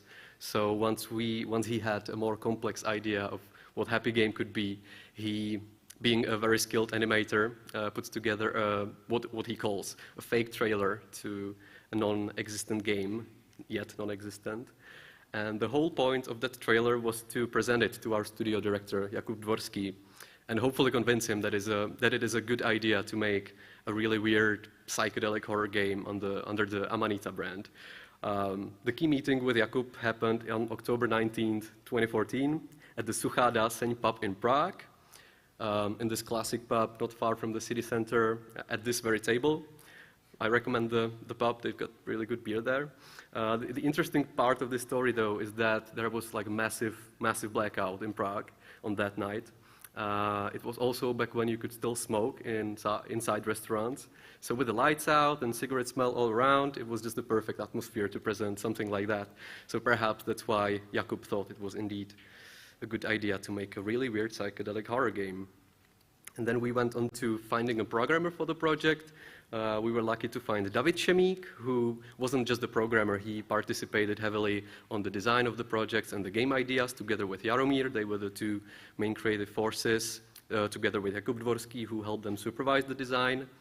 David Šemík also previously worked on this absolute legend of a game. And so we could finally start production on Happy Game. And roughly 7 happy years later, the game was almost ready for release, which leads me to when and how we released the game. When we were announcing Happy Game in cooperation with Nintendo, like I mentioned previously, we agreed that we would release the game simultaneously on both PC and Switch. So right after we were finished with the, let's say, primary PC version, we moved on to the Switch port. That, of course, came with a bunch of interesting problems to solve, most of which were related to the controls. That's because Happy Game was originally designed to be played with a mouse, like a typical point-and-click adventure. You control a cursor and touch, but in this case, in Happy Game's case, you not only touch objects, you drag them. So when you, for example, need to tear some things head off, you really need to like physically move the mouse and feel the pain of the creature, I guess. In the end, we decided to go with a traditional cursor map to the left stick on Nintendo Switch. What is unusual, though, is that we mapped the character movement, which is also directly controlled, to the right stick. So it's kind of counterintuitive because usually it's the other way around, but the decision was made based on the fact that the player spends much more time controlling the cursor rather than moving the character, which is a secondary mechanic in case of Happy Game. Anyway, the Nintendo version and the fact that we needed to release it simultaneously with PC, like Steam and etc., meant that the game's release date would mostly be impacted and influenced by Nintendo. In case you don't know, on Steam and other PC platforms, the publishing process is like much easier than it is on consoles. The approval processes for both store listings and game builds are like nowhere near as thorough as with Nintendo. You also need to have separate store listings approved for 5 different regions on Nintendo. Some regions operate a bit differently than others. So you really need to take a little bit of an extra care and timing when picking release date for your Switch game. Coincidentally, we were wrapping up the Switch port a few weeks before Halloween. That's pretty much a perfect release date for any horror game, perhaps.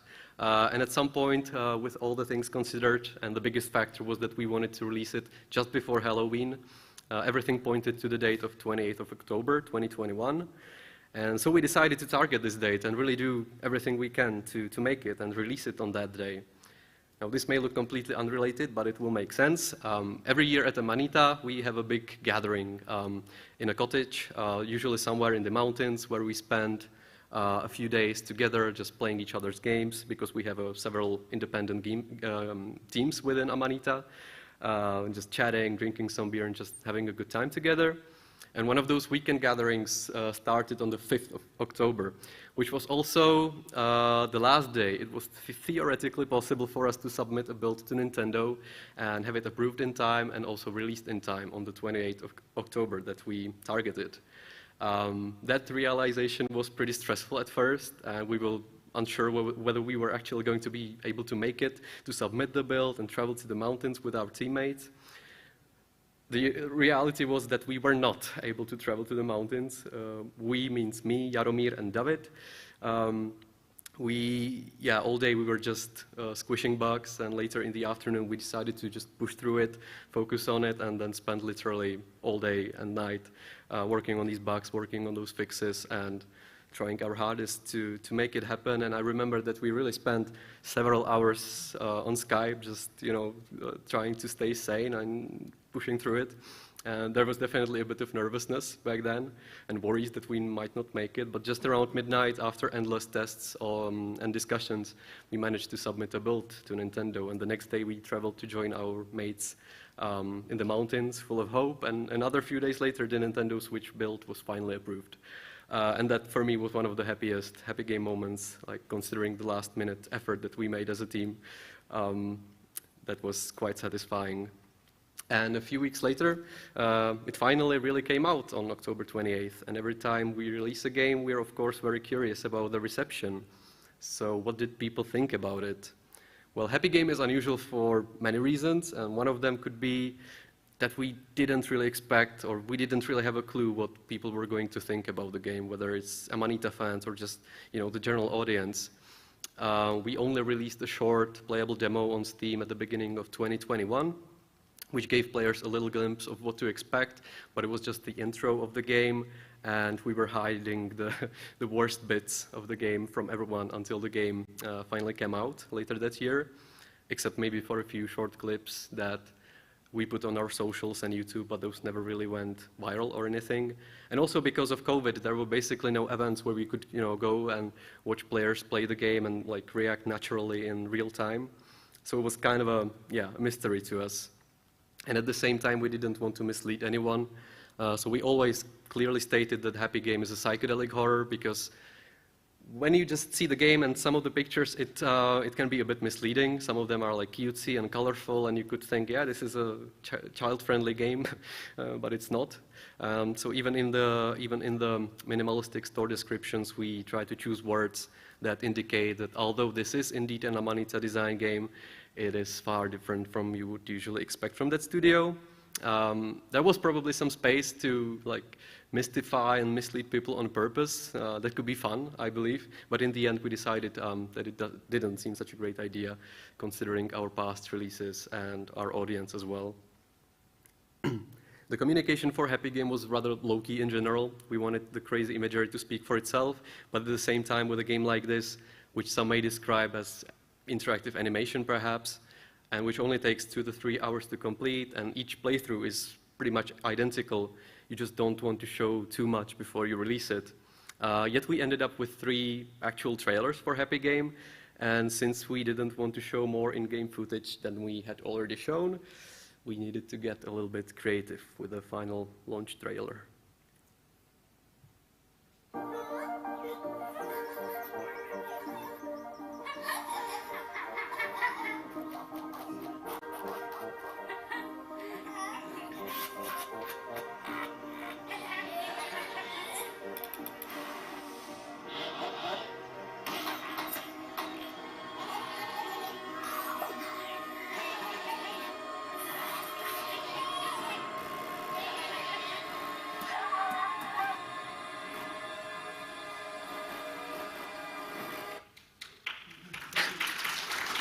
Thank you. So yeah, that's Happy Game. So what did people actually think? Well, for starters, critics didn't hate it, which is great. On OpenCritic, the game holds an average score of 74. On Metacritic, it's 81, which is a bit better than I initially expected, to be honest. But of course, the number of reviews isn't that huge, so it just doesn't say that much. But even though none of the critics gave a straight-up bad review, some of them made very fair points about some of the game's elements. The most common negative point was that it was quite short, 2 to 3 hours, for some people even shorter, and the simplicity of gameplay, which is always kind of ambivalent because, of course, for an experienced gamer, Happy Game will feel a bit short and maybe a bit simple, but on the other hand, for the casual audience, a shorter and easier gaming experience is often preferred. And most of the reviewers then praise the game's aesthetic and unusual approach to horror as a genre, which we're really happy about. The most fun reviews, of course, come from the players who bought the game. This guy is speaking the truth, fair enough. We're going to try to fix it in an upcoming title. User reviews like this one were very much expected and perfectly understandable. Like, even if you're a long-time Amanita fan, the whole vibe of Happy Game can be quite off-putting, I guess, and just not for you. That happens. And then there are the positive reviews. Depression. This one is clear enough. This one, if it's not meant just as a joke, it kind of indicates that the game's themes might be relatable in some way and even uncomfortable on a more personal level, which is probably a great thing if you're making horror. And the most accurate review of all, Happy Game is not a happy game. And this is just a summary of all the Steam reviews, with 91% of them being positive, which is quite nice. Now, I mentioned earlier that none of our promotional materials ever came viral, which is the sad truth, but that doesn't mean that Happy Game wasn't seen by millions. Streamers, somehow even the most high-profile streamers picked up on the game without us being involved at all. They didn't reach out to us for keys, we didn't reach out to them. I'm not sure if you can see the numbers of the views, but each of these videos has between 3 to 6 million views, and there's dozens of them on YouTube. Like, cumulatively, there's over 100 million views on Happy Game playthroughs just on YouTube. That is an insane number that must have totally caused like a dramatic spike in sales, right? Except it didn't. I can't give you the exact numbers, but this is a sales graph that shows sales, obviously. The spike at the beginning is the launch, and then there's like a very tiny, barely noticeable bump around December 10th, which coincides with Markiplier's first video, but that's pretty much it. And this wasn't the first time we experienced this, actually. Sorry. We also experienced the same thing with Huchel in 2018. Again, Markiplier, Jacksepticeye, and many such big eyes on YouTube picked up on the game themselves, streamed it to millions of their fans, and it just didn't really do anything to the Steam statistics. So my sort of advice or just opinion on this is, if you're making a linear short adventure game like this one, where each playthrough is practically identical, you probably don't really need to waste your energy on streamers. Because my impression is that their audiences come to spend time with their favorite persona rather than look for new stuff to buy, especially when the stuff is, it will give them basically no new experience if they've already watched the playthrough. So that's our experience with streamers. This is the entire crew that worked on Happy Game throughout the years. Everybody deserves a massive thank you and respect for staying sane, staring at this hellish creation for hundreds of hours. And the work on Happy Game hasn't stopped yet. We're still working on it because we're preparing versions for mobile devices, which are hopefully not too far from release. And I think that's the best way to play Happy Game, because you suddenly have this more physical contact with what's happening on the screen, and suddenly it's a little bit more immersive, I guess. And with that, I've run out of slides and out of time. Thank you for your attention.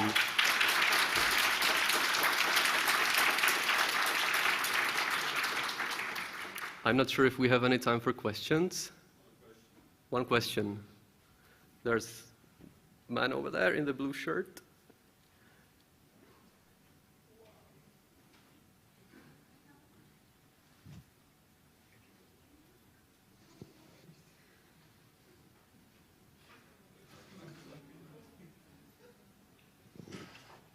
Hello. Hi. My name is Roman. Nice to meet you. Nice to meet you. Forgive my bluntness, but did you say 7 years? I did. Crazy, isn't it? What were the major roadblocks which you encountered? Roadblocks, yeah. Well, there was, how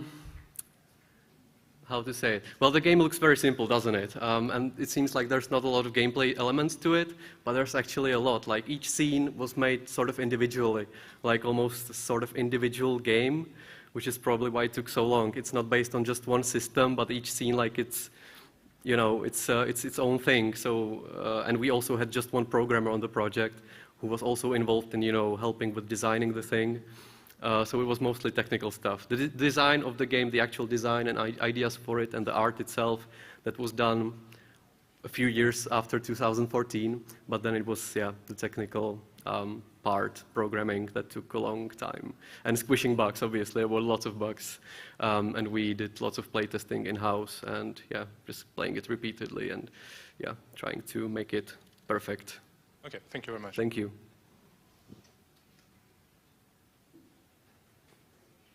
Okay. Thank you.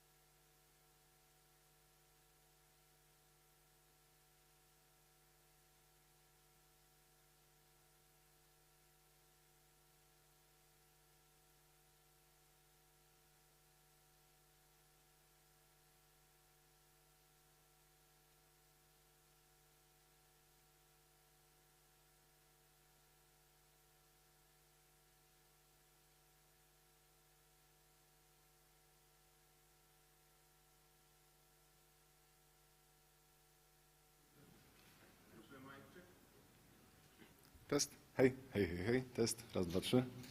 Pa, pa, pa, pa, pa. Ra, ra, ra, ra. Hej, hej, hej, hej, hej. O. Hej, Możemy chyba trochę ciszej, nie? Bo tu się sprzęga coś ze mną. Mam wrażenie, że nie. Ha, ha. Wiesz, jest takie bum. Mogę mówić wyższym głosem. Dobra.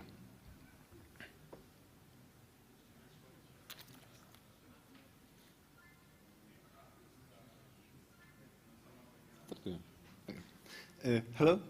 Thanks for coming. There have been some unexpected changes to the schedule, so I hope that this really is the talk that you want to attend. We'll talk about AI today, not anything else. Okay, so first I'll introduce myself. My name is Rafał.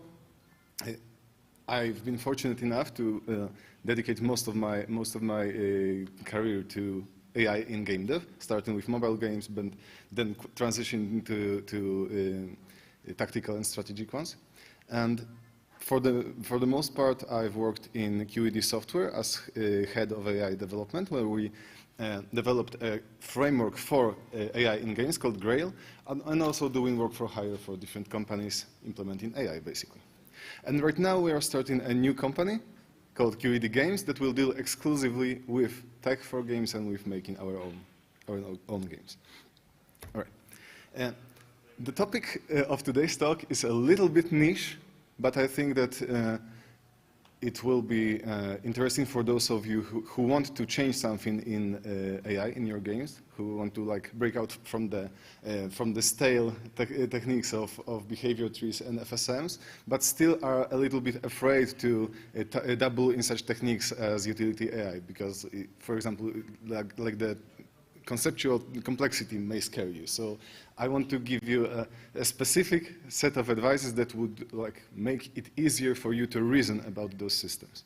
First, I'll briefly, like for the first 10 minutes, I'll introduce utility AI. I'll explain what it is actually. So for those of you who already know, sorry, but I want to build a common understanding of this. Then I'll show you one little trick to handle complexity of such systems, and show you the connection between utility AI systems and fuzzy logic systems, and how we can use this correspondence to reason about utility AI. And then I'll show you some videos of toy examples using this. Right. So let's start with the introduction.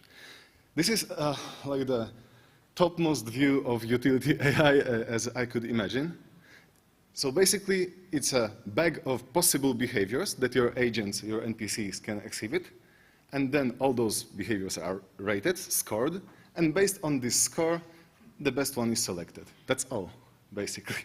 So if we want to add some more detail, it looks like this. So you have a cloud of something called a game state, basically the state of your game in the engine. You have lots of possible behaviors, and each of those behaviors is coupled with an evaluator. And the evaluator is a creature that accepts the game state, or various aspects of the game state, and spits out a score, a value, a floating point number. I want to make a few remarks about implementation details. So from the point of view of these systems, of utility AI systems, we don't care about the particulars of particular implementations of behaviors. So they can be anything. They can be behavior trees, FSMs, like dump scripts, anything. This technique is a decision-making technique and not behavior steering technique. So yeah, its role is to select the best behavior in a given circumstance, in given circumstances. There can be many, or single or many instances of behaviors of a particular type. So for example, you can have a single fight behavior that's selected, but you can also try to instance many different fight behaviors, for example, for different groups of enemies or for individual enemies even. For example, when you have melee units, and as I said before, those scores are represented as floating point numbers, and they don't have to be confined to any range. But as I'll show you how do you say this? Maybe not in the next slide. In the next section, it pays off to deliberately, it's a hard word, confine yourself to a specific range. All right. Yeah. So this is the anatomy of a utility evaluator. Basically, those purple blocks, this is the representation of the game state. That was purple on the previous slide. So basically, from the point of view of those evaluators, we represent the state as an array of floating point numbers again. The system doesn't care about implementation of those blocks, about the implementation of those blocks. It just expects them to provide a value, a single value. Then, those considerations are transformed into a common range by mathematical curves, basically, and they can be of many different types. And then on those values that are output from the curves, we perform various operations like aggregating them by a minimum, or maybe we can multiply them. We can do all sorts of stuff on those values. And then the result of these all operations is like a single score that's attached to a given behavior. This is the thing that I've already told you. A consideration is a single parameter, like enemy health, your own health, a distance to a pickable, some threat estimation. This data can come from an external system. It can be pre-computed. It can be computed on the fly. We don't care from the point of view of this system. But it has to output a single value. Aggregators are any operators that accept many different inputs and spit out a single value. So you can have a product, a sum, a min, max, anything.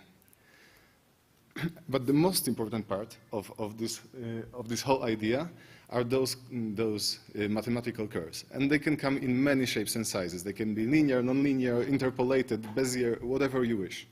And their role is to transform like those considerations that can come in different values, then they don't have any common unit. For example, you have distance in meters and HP, which is an abstract unit, like health of the agent, and you want those to transform those disparate units into a single space that they can be dealt with in this abstract space. Yeah, typically they are single input functions, like mapping from real numbers to real numbers, but you can imagine multi-dimensional curves. Though I haven't seen anyone who implemented such a system, because it's very difficult for designers to like tweak surfaces in 3D. It wouldn't be really manageable. But you can try to, for example, use some machine learning techniques to adjust those high-dimensional curves, but I haven't, as I said, I haven't seen anyone do this. And for sure, you cannot just hold those curves in your mind and imagine like values of square roots for different values. So you absolutely have to have some kind of a visualization tool or prototyping tool so that you can see what's happening. You cannot like just code it and expect to know what would happen in various situations. Okay, so here's a shitty video that's too small, but we don't care. Basically what it shows is an example of a simple evaluator. When you have a consideration, a curve, and another curve, so we can stack those curves, then like we don't expect there to be a single one. And as you can see, as I move the value of the consideration, this value gets transformed and outputs some other value. All right.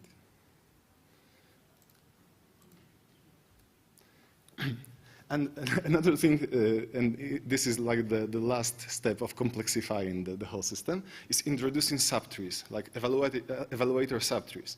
Because as it turns out, typically in more complex configurations, you keep on reusing the same sets of blocks. Like you have a health, and you have it paired with a given curve, and then you reuse the same consideration and the same curve even in the same evaluation tree.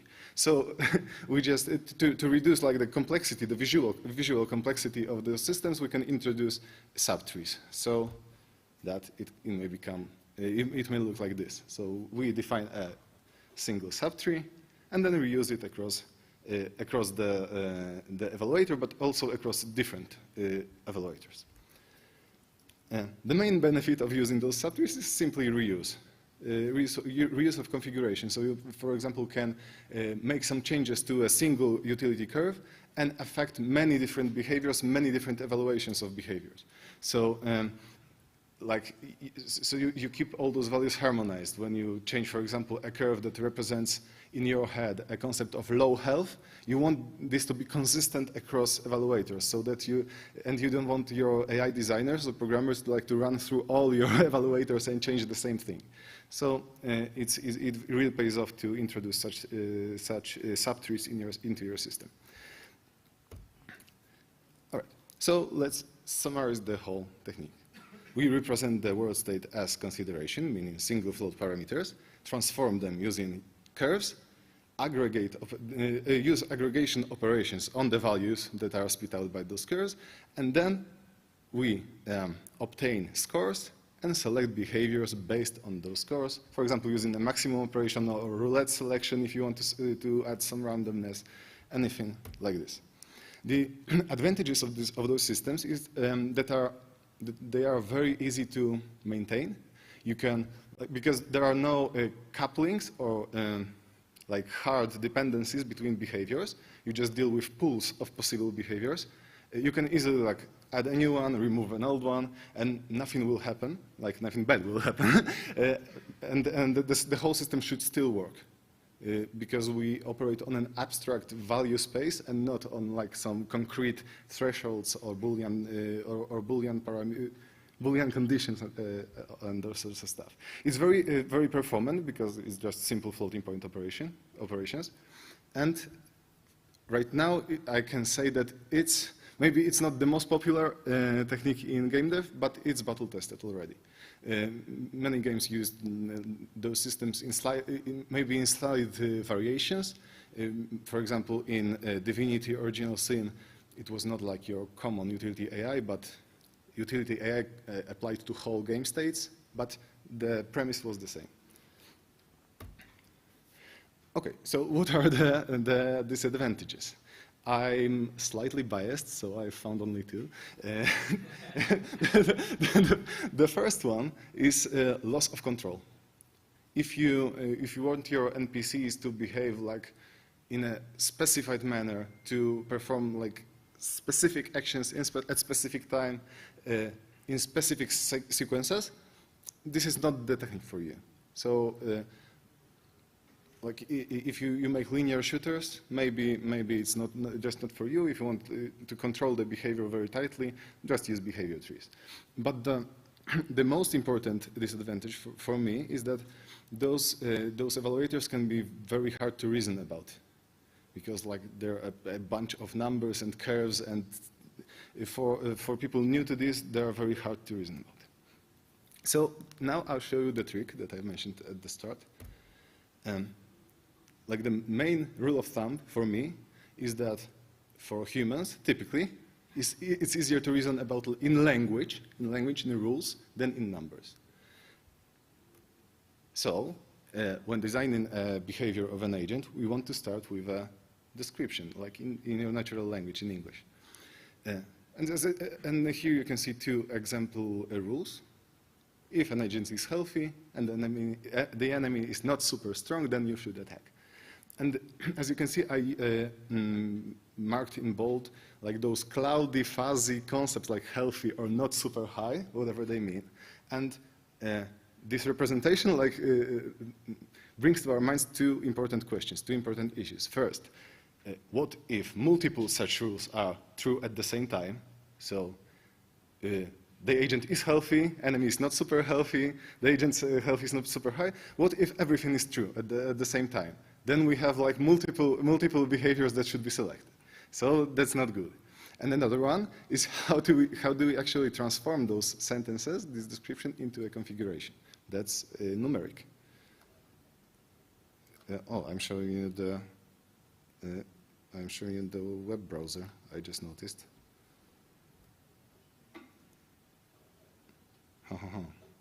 Sorry.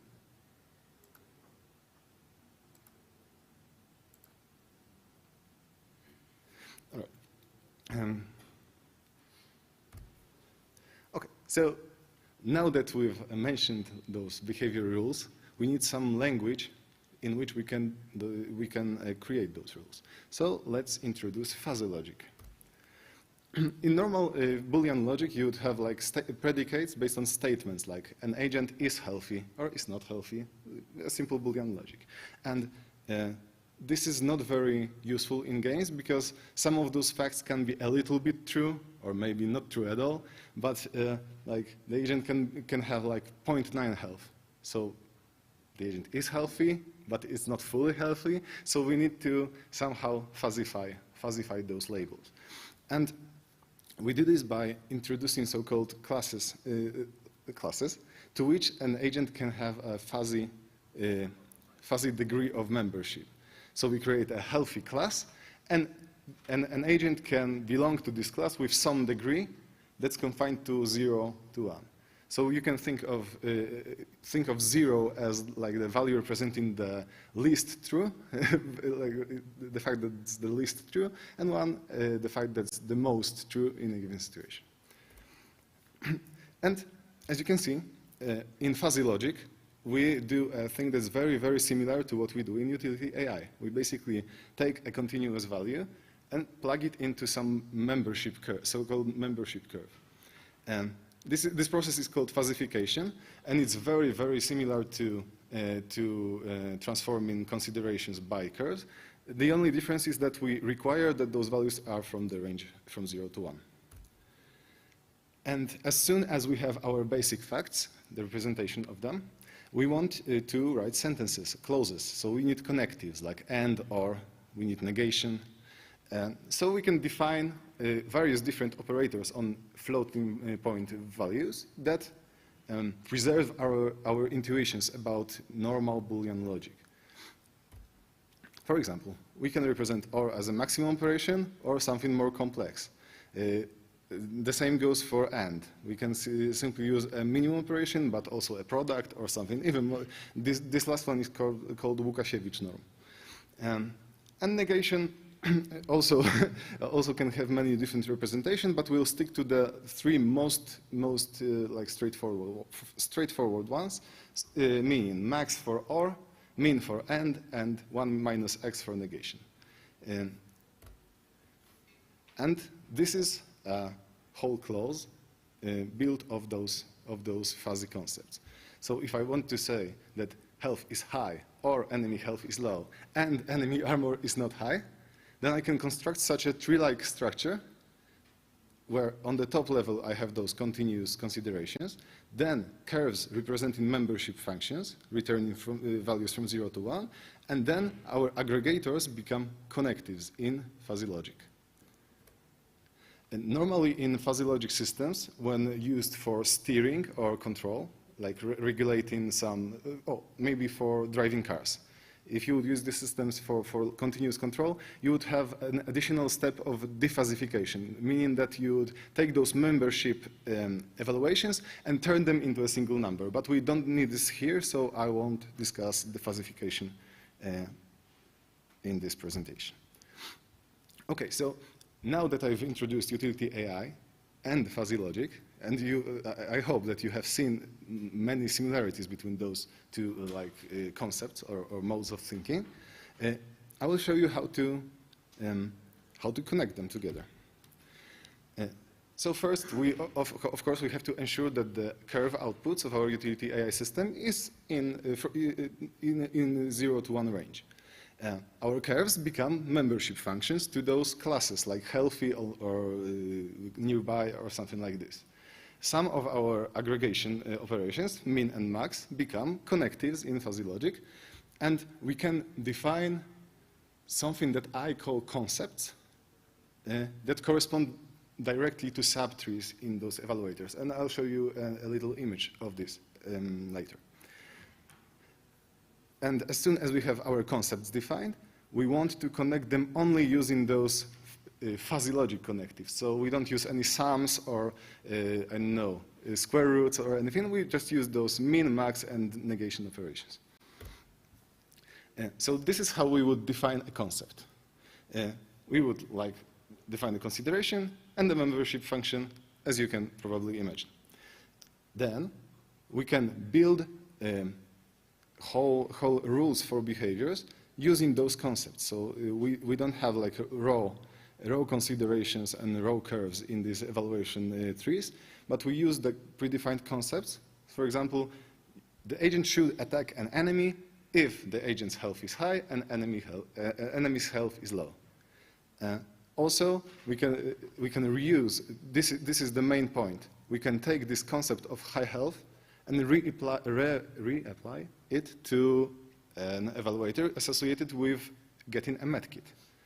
And then if you want to change what it means for health to be high, you can simply change it in one place and both those evaluators would be affected.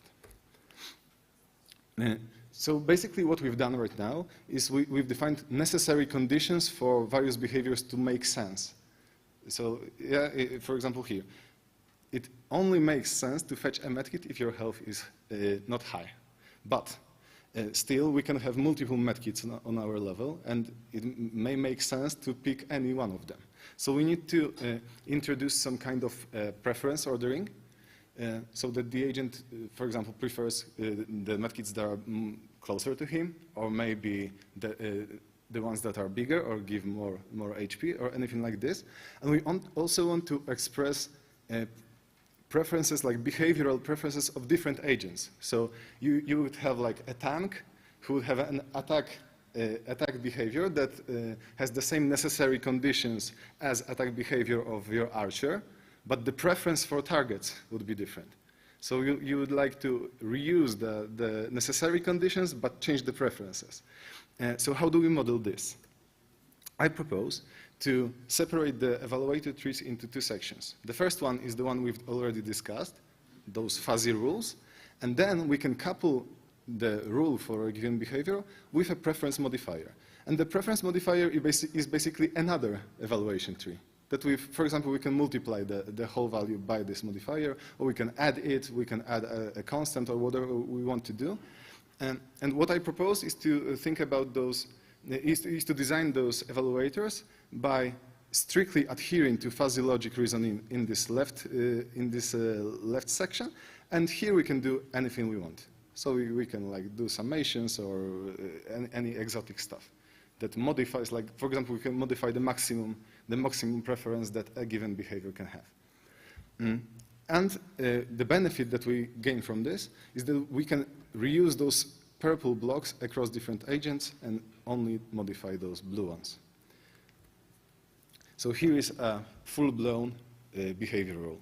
Here we have our necessary conditions, like health is low or health is not high, but the medkit is nearby. And here we have a modifier that basically sorts the medkits by distance. And this is how it looks.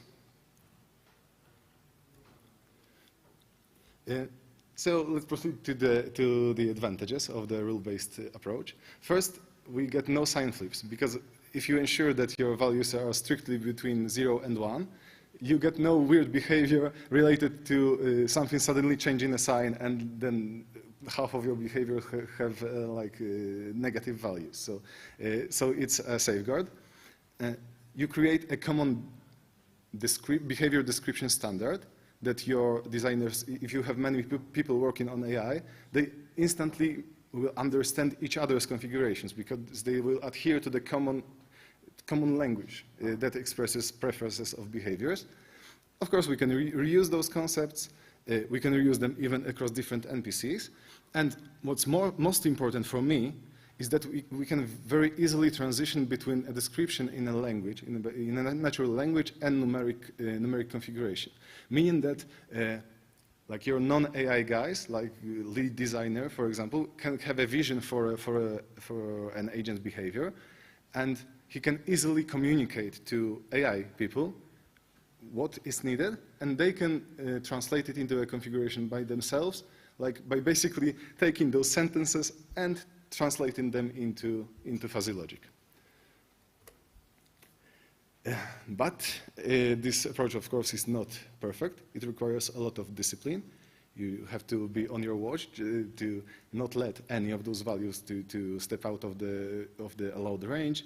It may seem very artificial to some, because especially if someone is already experienced in utility AI, They may have done it a different way for like a few years, and this approach can seem very, very artificial to them. And the main thing that the main issue regarding complexity that still remains is that on those, in those final evaluator trees, many things are hidden. So you can't see what considerations are used at the first glance, and you cannot see like individual curves and their shapes. So you would need like basically you need to build visualization and configuration tools that will help you with those problems. And maybe some ideas cannot be expressed this way, but I don't know. I haven't found any. This is the summary of the whole process. First, you ensure that the outputs of curves are in 0 to 1 range to make it a fuzzy logic system.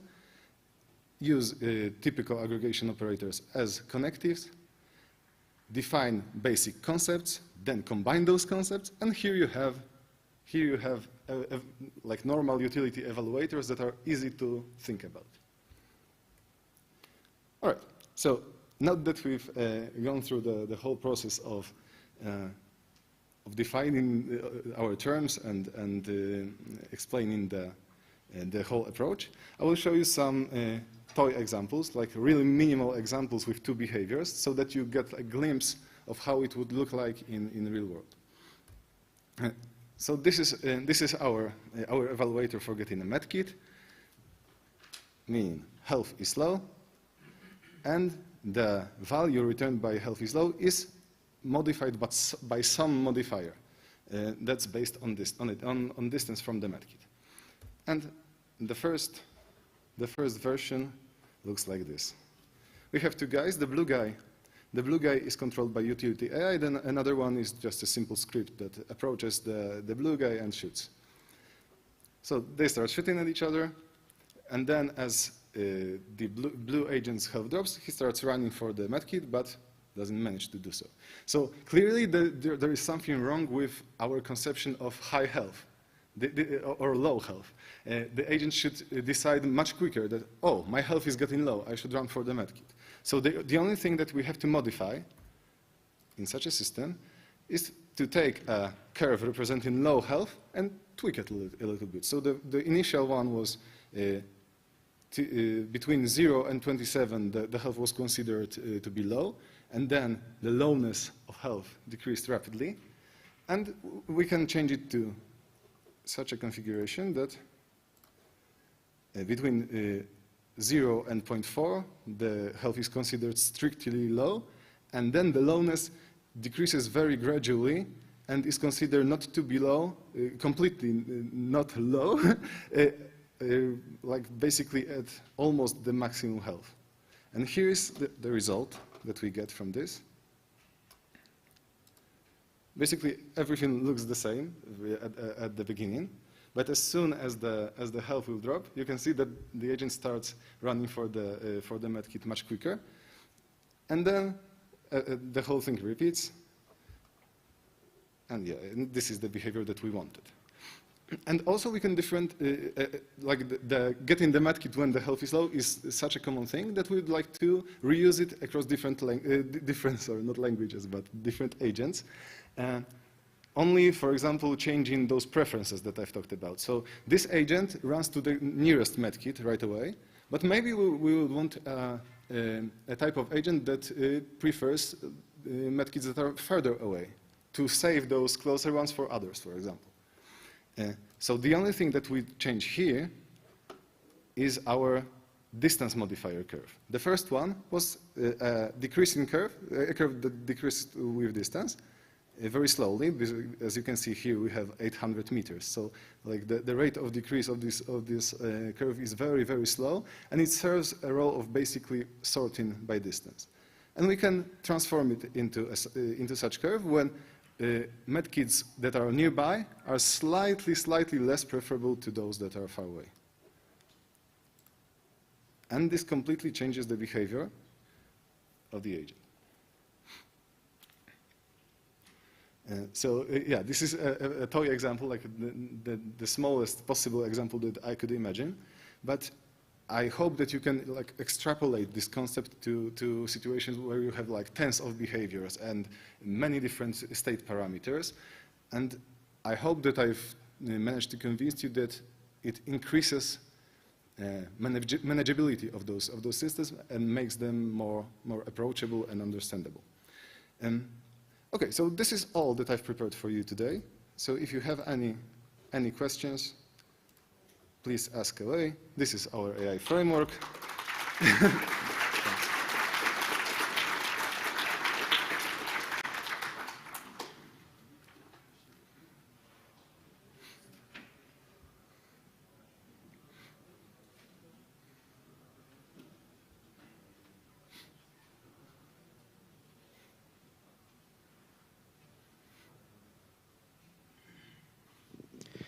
Thanks. So I enjoyed your talk, and my question is, isn't this a bit hard in debugging? I mean, I can imagine many instances where some weird corner cases or exact values happen to produce an unexpected behavior, and how hard is it to find what exactly causes it and how to fix it via tweaking the curves or something? It depends on the tools that you have at your disposal. Basically, if you want to make this functional, you need some debugging tools that would let you like dump the whole state of those evaluator trees so that you can compare different evaluations in a given time. If you don't have something like this, it will be a chore.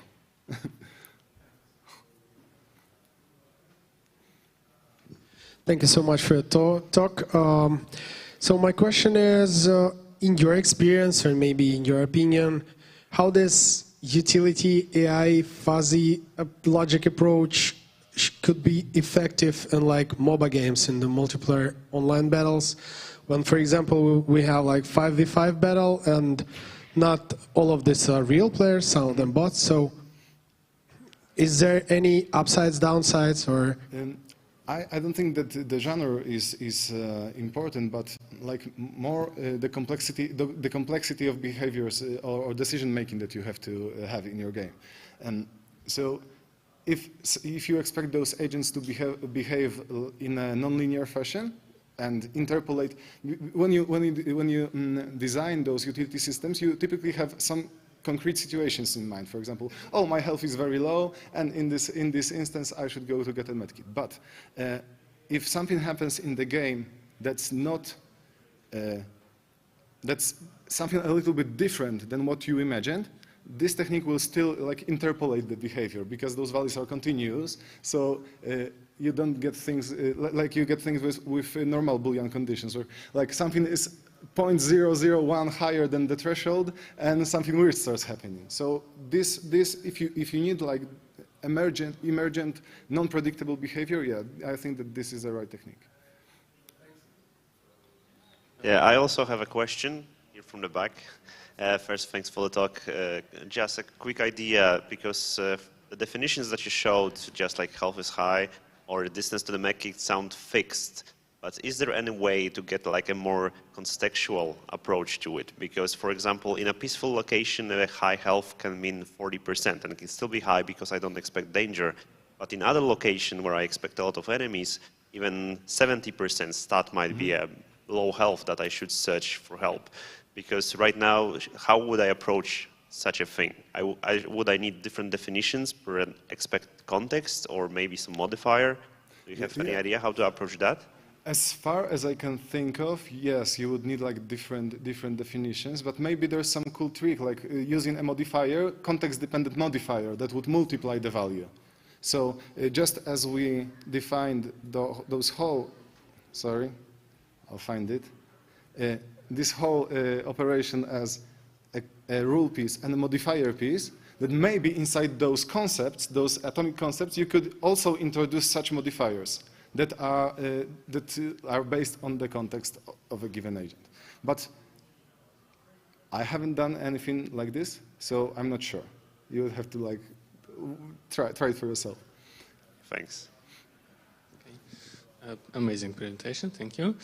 I wanted to ask if this system takes into account situation when, for example, agent received the stimuli, which causes all behaviors to reevaluate. We have a new winner, so it starts to execute this new behavior.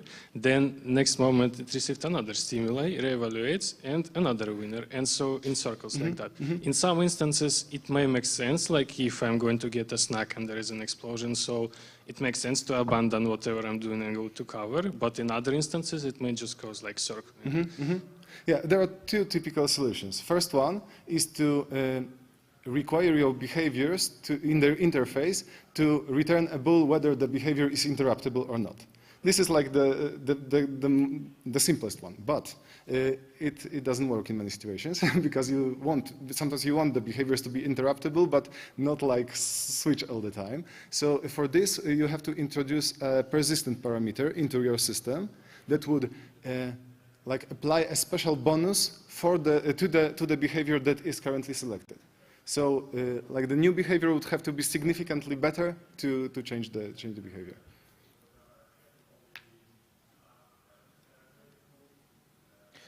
So I have another question. Sorry, did I interrupt someone? No. Hope not. So I was thinking about how to integrate a bark system with what you proposed, because so that the players know how awesomely smart our AIs are. So I'd guess I want the agent to be able to produce some signs of his reasoning in the behavior. So how would you go about that? Okay, this is something that we are that is in deep R&D right now in our company. So I have no definite answers for this. You would have to like somehow track changes to those individual considerations and track their contribution to the whole score, and then, for example, select the branch of the tree that made the most contribution to the overall score. But still, this is something that we haven't done yet. We are thinking about it, and yeah. But it's a good point. It's a good point. Thanks. Okay. Hi. Thank you for the talk. I have a kind of similar question. If this utility system grows to like 20 or something more parameters, will it be predictable to animation or like outside of the AI system?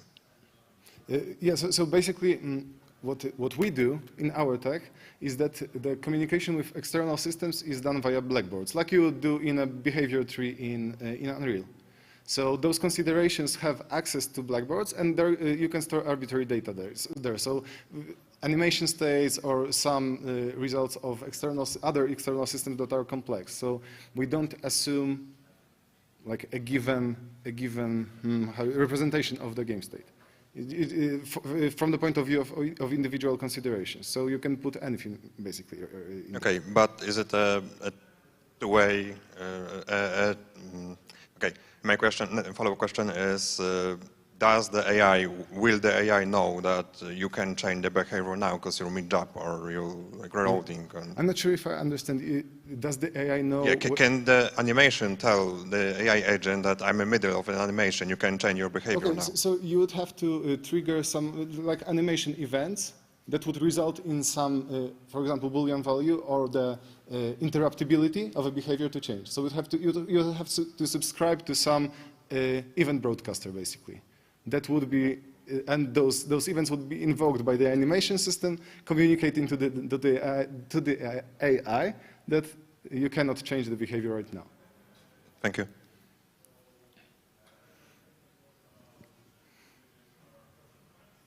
My question is somewhat related to the previous question about recalculating plan on the go. So in the presented example, the agent preferred the further medkit, but as he approaches it, at some point it becomes the closer medkit. Yeah. So this is the persistence. This is the persistence parameter that we define. So, and no, I'm lying to you. In this example, this is the interruptibility parameter. So, as soon as the agent approaches the medkit below a certain distance, the interruptibility switch gets switched. So the behavior becomes non-interruptible. So it has to carry out till the end. Yeah, but what about if something really important happens like an explosion.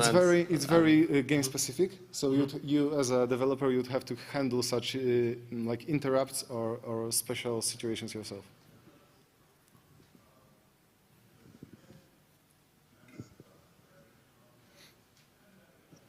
Hey, do you know any like real-life examples of using fuzzy logic? I mean, like released games that use fuzzy logic? Recently, we have, in collaboration with Ice Code Games, Daniel, who's sitting right there, implemented utility-based AI for Hardwest 2, for example. This is the latest one that we've done, and basically this is the same approach. So there are like thousands of possible behaviors, and they are evaluated using those systems. And maybe another question, do you think it is somehow narrowed down to a specific genre of games, or can it be used everywhere? Yeah, I have to say that we, as a company, we are very much specialized in tactical and strategic games. So we don't, for example, we don't have much experience, like personal experience with shooters, for example. So because tactical games and strategic games tend to be very AI heavy, so naturally we fell into the niche of those games. But I don't think that the technique itself is limited to those. It seems like the biggest usage will be for the games where the AI have big autonomy, right?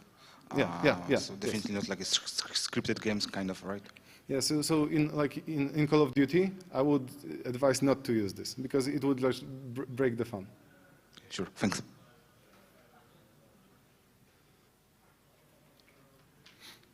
Hey, thank you for the presentation. Regarding the videos you showed us, if I would like blue guy to get in position to pick up the medkit, like get close to it in anticipation of what's going to happen, he's going to get damaged, how would you go about modifying the example? You would have to introduce a kind of a special consideration. For example, damage change rate, health change rate, and then like take into account the rate of, and for example, some, maybe this will be the best one. You would have health and change rate, and then you can like get a difference of them and reason about the difference and not about health itself. Okay, so if he's getting pounded badly, he's going to start moving to the medkit early. That's right? Yeah. Okay, thank you. And in the implementation of the rate consideration, you could put like a time frame that the agent can reason about. So for example, if you want the agent to be more careful, you could increase the time frame so that the agent acts quicker.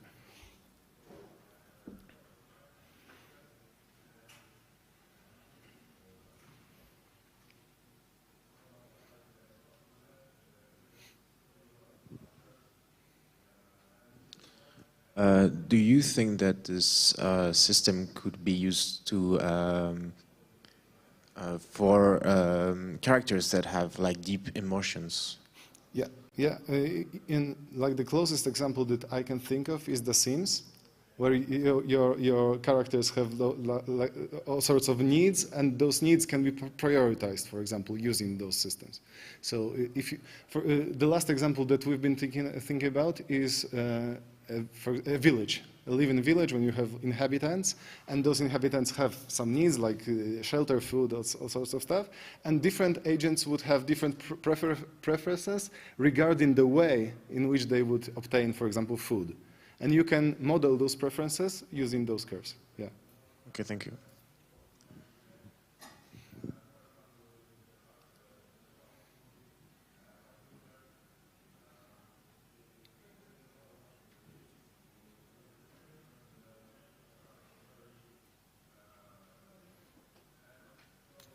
Yeah, so I believe that this is the end of the questions. So thank you very much for the discussion. And, yeah, see you.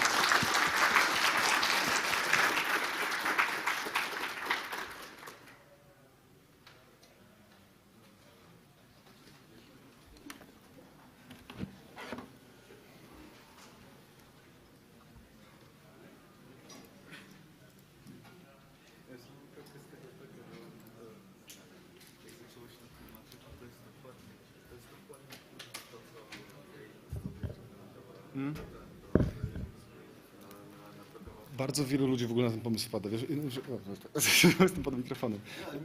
Nic dziwnego, jest cholernie naturalne, po prostu kwestia jest potem, żeby Najgorszy choice to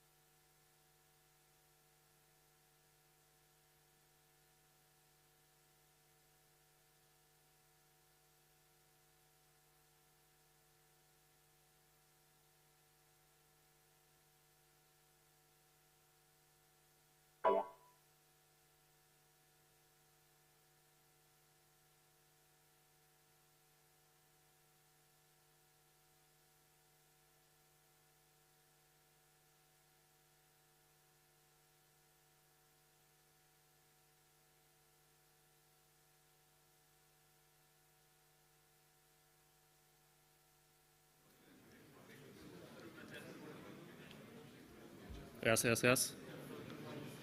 Can you hear me?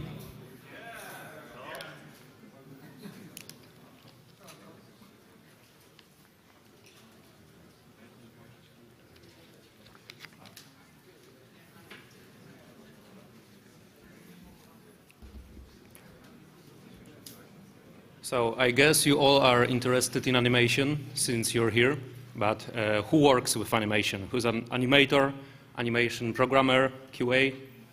Raise your hand. There's few of you. You will know what I'm talking about. And the rest, I hope you will enjoy. So, our today's topic, AI movement in Dying Light 2, Stay Human. This is our agenda. I will start by introducing myself, because most of you probably don't know me. Then I will give you an overview of the system, and we will take a peek under the hood. The next part will cover some of the issues that we encountered and the solutions to those. The next part will be about the network replication in 4-player co-op. And the last part I will quickly summarize, tell you about our tools and plans for the future. So this is me. My name is Jakub Będkowski. I'm a senior technology programmer at Techland. I work there since 2017. I'm passionate about animation. I was lucky enough to be a member of the Anim technology team for all this time. I specialize in various animation-related topics like editor and tools, replication of animation through network, animation streaming, and of course AI movement, which will be our today's main interest. So, the AI movement system. We call system that we use for AI movement a locomotion. So, when AI makes a decision to go to a specific point, it asks locomotion to do so. It's animation-driven, so it means that the character displacement comes from the animation asset rather than some simulation done in code. It traverses the world by playing those animations one after another. System is generic and not scripted. It picks which animation to use by itself, automatically, depending on the situation. It's built on top of the animation system, so you could say that locomotion is a node in the animation graph of the character. It can be transitioned to and from other systems and blend with other animations.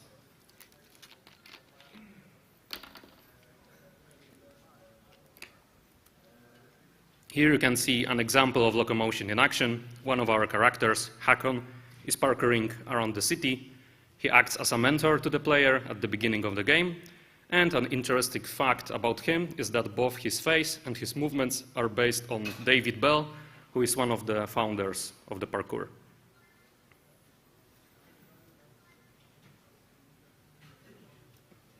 So, what are the requirements that locomotion must fit?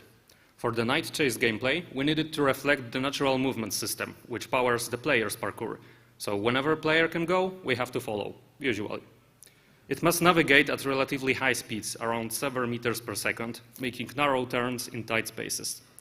It must allow our characters to climb multi-story buildings, and finally jump over the streets to reach the buildings on the other side. There are also a few additional requirements. So locomotion must support the slower pace movement for the human AIs in the open world and hubs, and also the slower zombies like biters. And of course, it must work in the 4-player co-op over the network. And here is another example of locomotion in action. Pack of virals are chasing the player. They are the primary zombie type used during the night chase. They are quite nimble. They can climb after the player and definitely keep up the pace. So, how do the virals know where they can go and how to get there? They do that thanks to the navmesh. It's a simplified representation of the traversable geometry. And in case, in Dying Light 2, the blue areas are the walkable ones. On them, characters can move around while staying on the ground. And the green ones are connections. They connect separate navmesh islands and can be traversed only by a dedicated jumping animation. So, if you want an AI to go from one roof to the other, using that makeshift bridge you see in the background, we will ask navmesh to provide us with a path.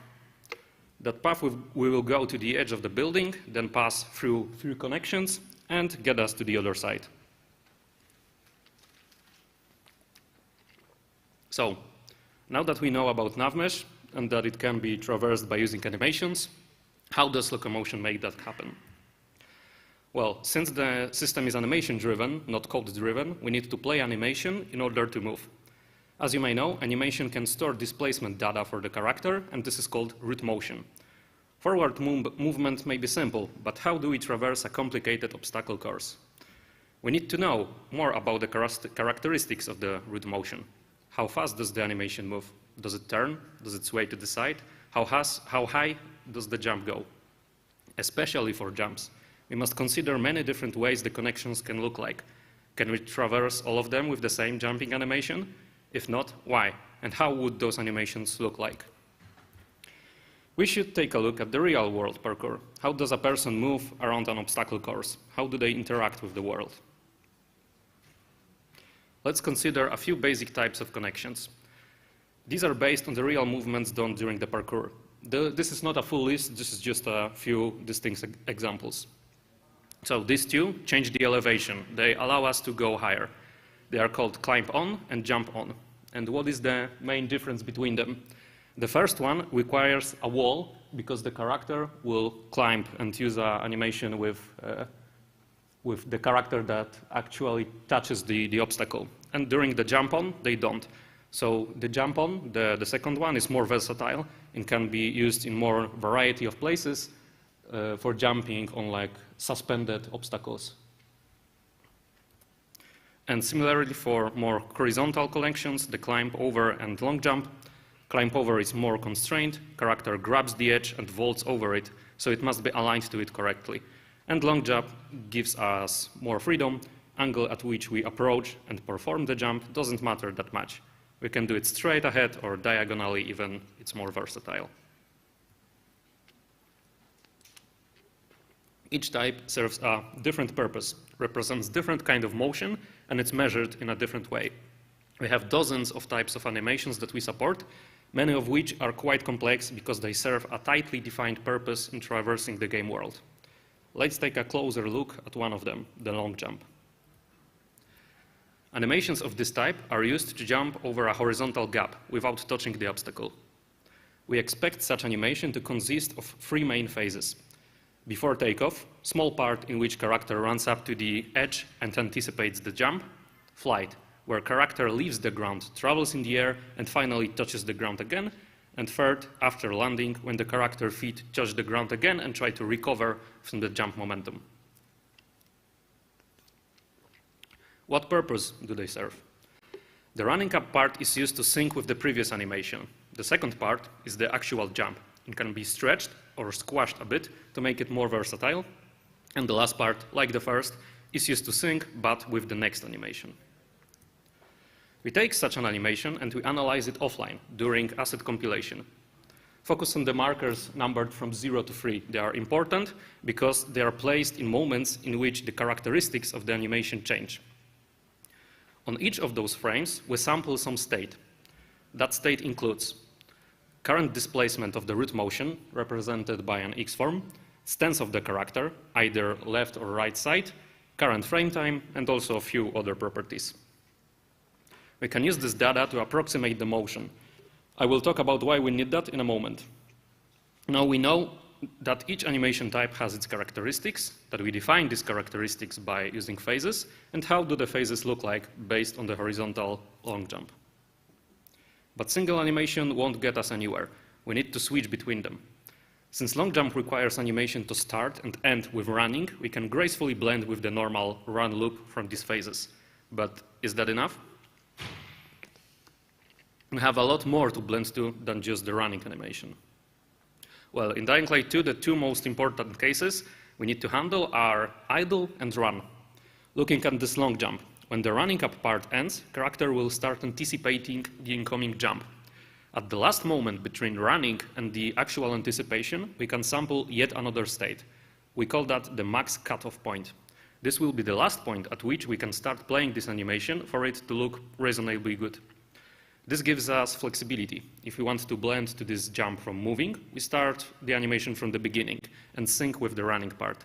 If we are idling or standing in place and we need to jump immediately, we skip to the max cutoff point and play starting from this anticipation. And same goes for the end. We have some part after the jump in which we need to lose the momentum before returning to our run. This will be the first moment in which we can exit animation early. Let's call it a blend out. We sample additional state here as well.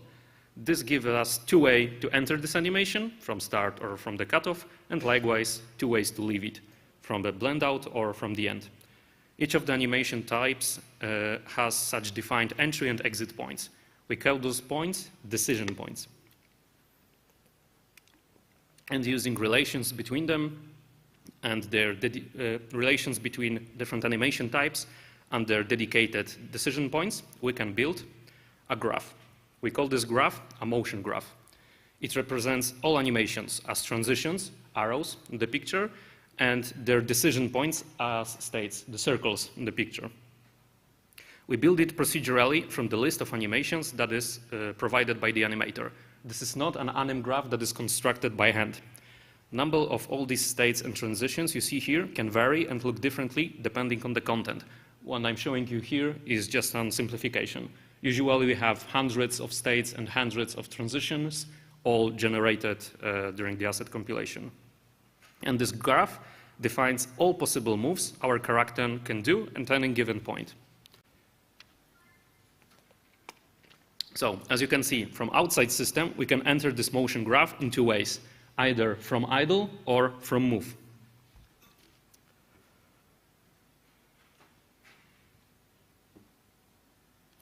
The difference is that from idle, we can start either by jumping or by playing a start animation and then running, and from move is used to enter the locomotion from external system, like from a cutscene. Then we can cycle between basically anything we want. Other jumps, turns, some other run cycles. And then transition from locomotion to the other system by either gracefully playing the stop animation or by aborting at any given moment and letting that external system to handle syncing and blending. As you can see, not every decision point is connected with dedicated transition to the others. That means that there are some transitions that are impossible to make directly. We will get to that later. We know what motion graph is and how it looks like. Let's use it for something. The part of the locomotion that interacts with the motion graph is called the planner. Planner job is to plan the motion along the path returned by a nav mesh by selecting transitions, which are the animations, through the motion graph. If we want to start movement from idle and make a single step forward, Planner would first need to generate a start step, starting from that in idle state.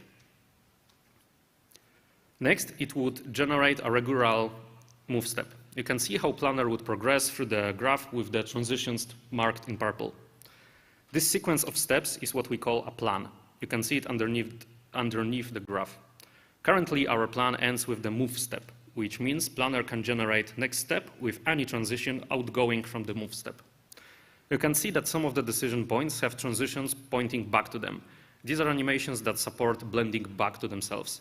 Thanks to this, we can generate a run cycle with how many steps we want, or we can round around the circle with the turn animations, or we can jump from obstacle to obstacle, which is crucial if you want to parkour through a dense obstacle course, which is the city in Dying Light 2. But how does the planner select which animation to play? Let's say our character, Hakan, is standing still and will attempt to jump on an obstacle, as you can see on this video. Planner will consider 3 different plan variants. This is the first one. It will look for a jump animation that best suits the dimensions of the obstacle. Since we simulate all animations offline during the asset compilation, we can use that sampled phase data that I talked about earlier. At designated points, we have sampled a state which includes root motion X-form. This allows us to approximate the movement without accessing the animation file directly. This means that during planning, animation files are not needed in the memory. We can use that approximation to check if we match the obstacle. If the jump animation is long enough, as seen here, it means that it covers the horizontal distance to the obstacle and can be played directly, jumping from standing pose. This is the second variant. Because the flying phase of the jump animation can scale, it can be stretched or squashed to fit a wider variety of obstacles. But there is a limit to it. if we stretch jump too much, it will look bad.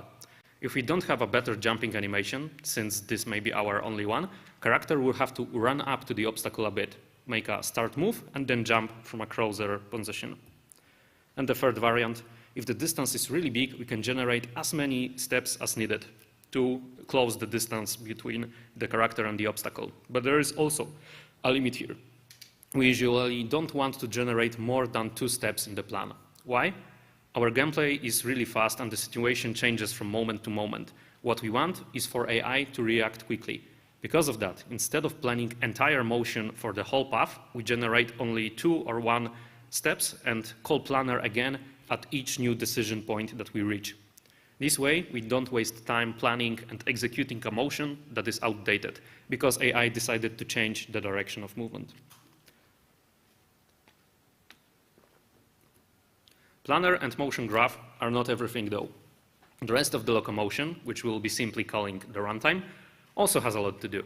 It manages requests coming from the AI. It issues the path queries to the navmesh and issues replans on the planner. It manages corrections. We are pushing a physical object by using animations, so there might be some differences between how we expect the root motion to be applied and how the physics system handled that. So, to quickly summarize the overview path.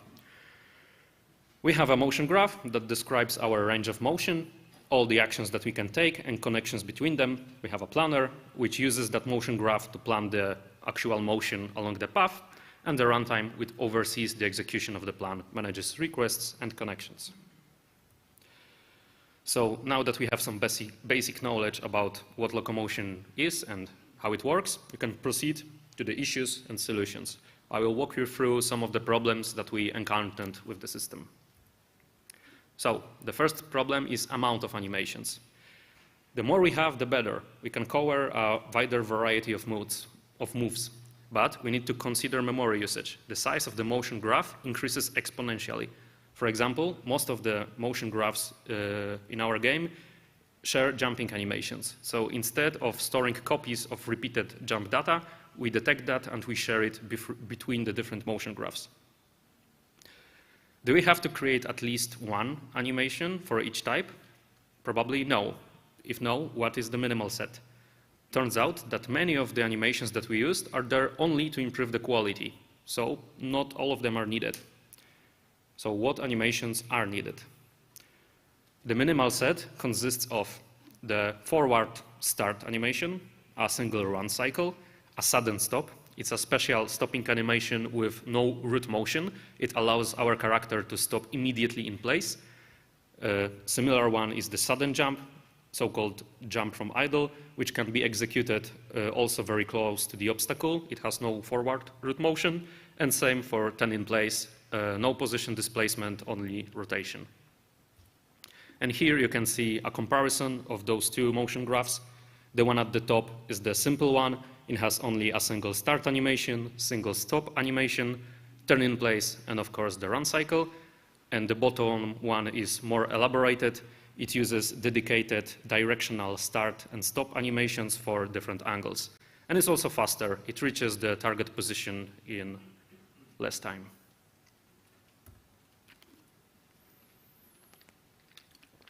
Another problem occurs where animations are too large in terms of space. Some of the cases can be alleviated by using those in-place types, turn in place, sudden jump. But what if we don't want to lose momentum? Our zombies need to keep up the pace with the player. When we try to plan a turn animation, as it is, it might be too large spatially. That means that the character takes too much space in order to make a turn. This results in this peculiar behavior. Character is unable to turn in tight space and falls down from the obstacle. You can see a path which character would want to take marked in red. So since turns are too big, character hits the wall or either falls from the edge like a car that loses grip on the road. We don't want that.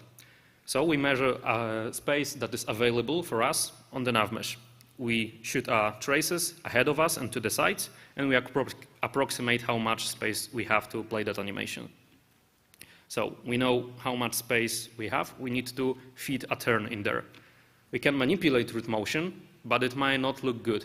If it loses its characteristics, and relation to the character pose, character will slide and that would look bad. Trick is to apply position and rotation corrections separately. We apply position correction only when character is in the middle of the step, so where the legs are passing each other.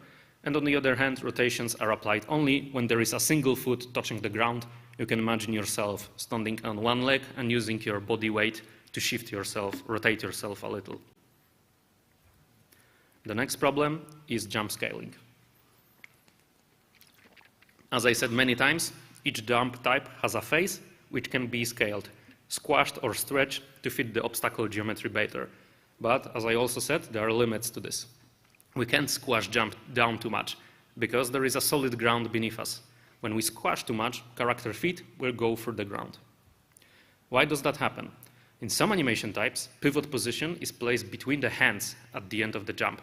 That's because the character pivot must be aligned with the edge, but the character grabs the edge with its hands.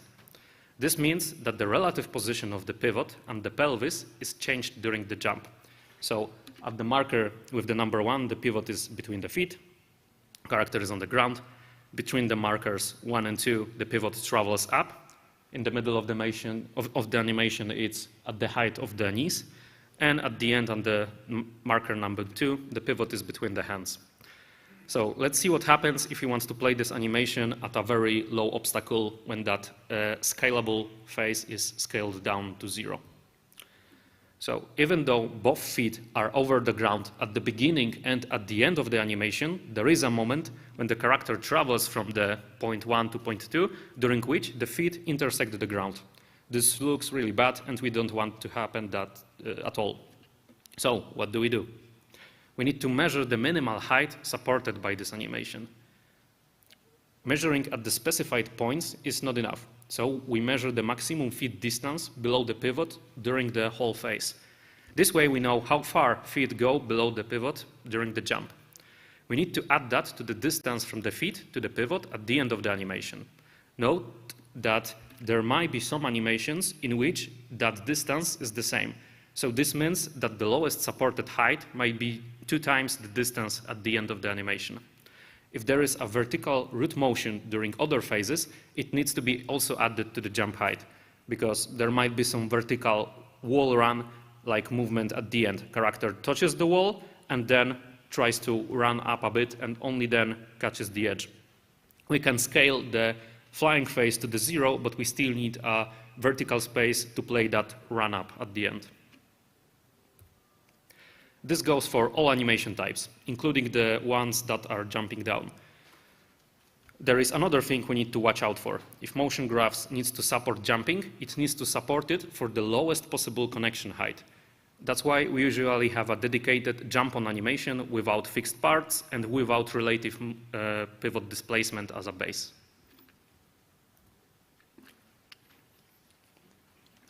The next and the last issue in this part is streaming. And it's not really an issue, even though all locomotion animations are streamed. That's because we don't need all of those animations in the memory during the planning. We plan motion based on the approximation embedded in the motion graph. Animations are needed only when the plan starts execution. This gives us a time window between planning and execution in which we can preload the beginning of those animations. Additionally, streaming cache is pre-warmed during game startup with the most common animations. Unfortunately, jumps are not so common. Some of them are very unique and might not stream in time. We have a separate mechanism for that. We analyze the path ahead, looking for connections, and try to pre-select animations for them early. This information also benefits the planner. We can align ourselves better even before we jump. So this is the last issue. Let's go to the next part, and it will be something. Replication, so synchronization of data between players over the network. As you remember from the beginning, from our requirements, locomotion must support 4-player co-op. So how do we approach locomotion in co-op? Since our movement is animation-driven, not code-driven, most common solutions like dead reckoning are not enough here. And at the beginning, it looked something like that.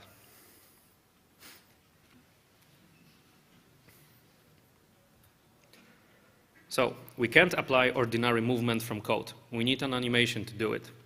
Thanks to the divided transpossibilities inside the locomotion, the first idea was quite simple. We replicate only the plan and the path from host among the peers. The problem is that the peer can be in a slightly different position than the host. So we generate a new step from our locant position to that of the host, so that we end up in the same spot at the beginning of the path. To compensate lag over the network, we do what classical dead reckoning would do. We try to predict host movement ahead of us. We had a lot of useful data here. Motion graph is the same. We know its path and also the plan. Yes, as I mentioned earlier, the plan includes steps which have the measured exact state at the end. So we can approximate exactly where host will end up ahead of time and when the host will be there. But reality is never that simple. We replicate data in some intervals. That means not every single frame. Host may plan and execute steps between replication intervals that we never receive. Additionally, we track host for each of the objects in the game separately. Usually, the player which is the closest one to the AI becomes its owner. That means that the owning host of the locomotion can change at any given moment. Why is that a problem? Because all of that creates motion graph discontinuity. This means that you can receive a state from host which is impossible to reach from the current local state. There is a transition from start step to move step, but there is no transition the other way. We can't go from move to start because we are already moving. This is an issue. We could find an alternate path to this decision point through the motion graph, like we can go for the stop animation, but that would require an additional step and waste precious time. We don't want to cause any more desynchronization. And also the number of steps we can make is limited to 2. Since the replicated step is already the second one, we can only generate a single step, the first one. So how we decided to fix that?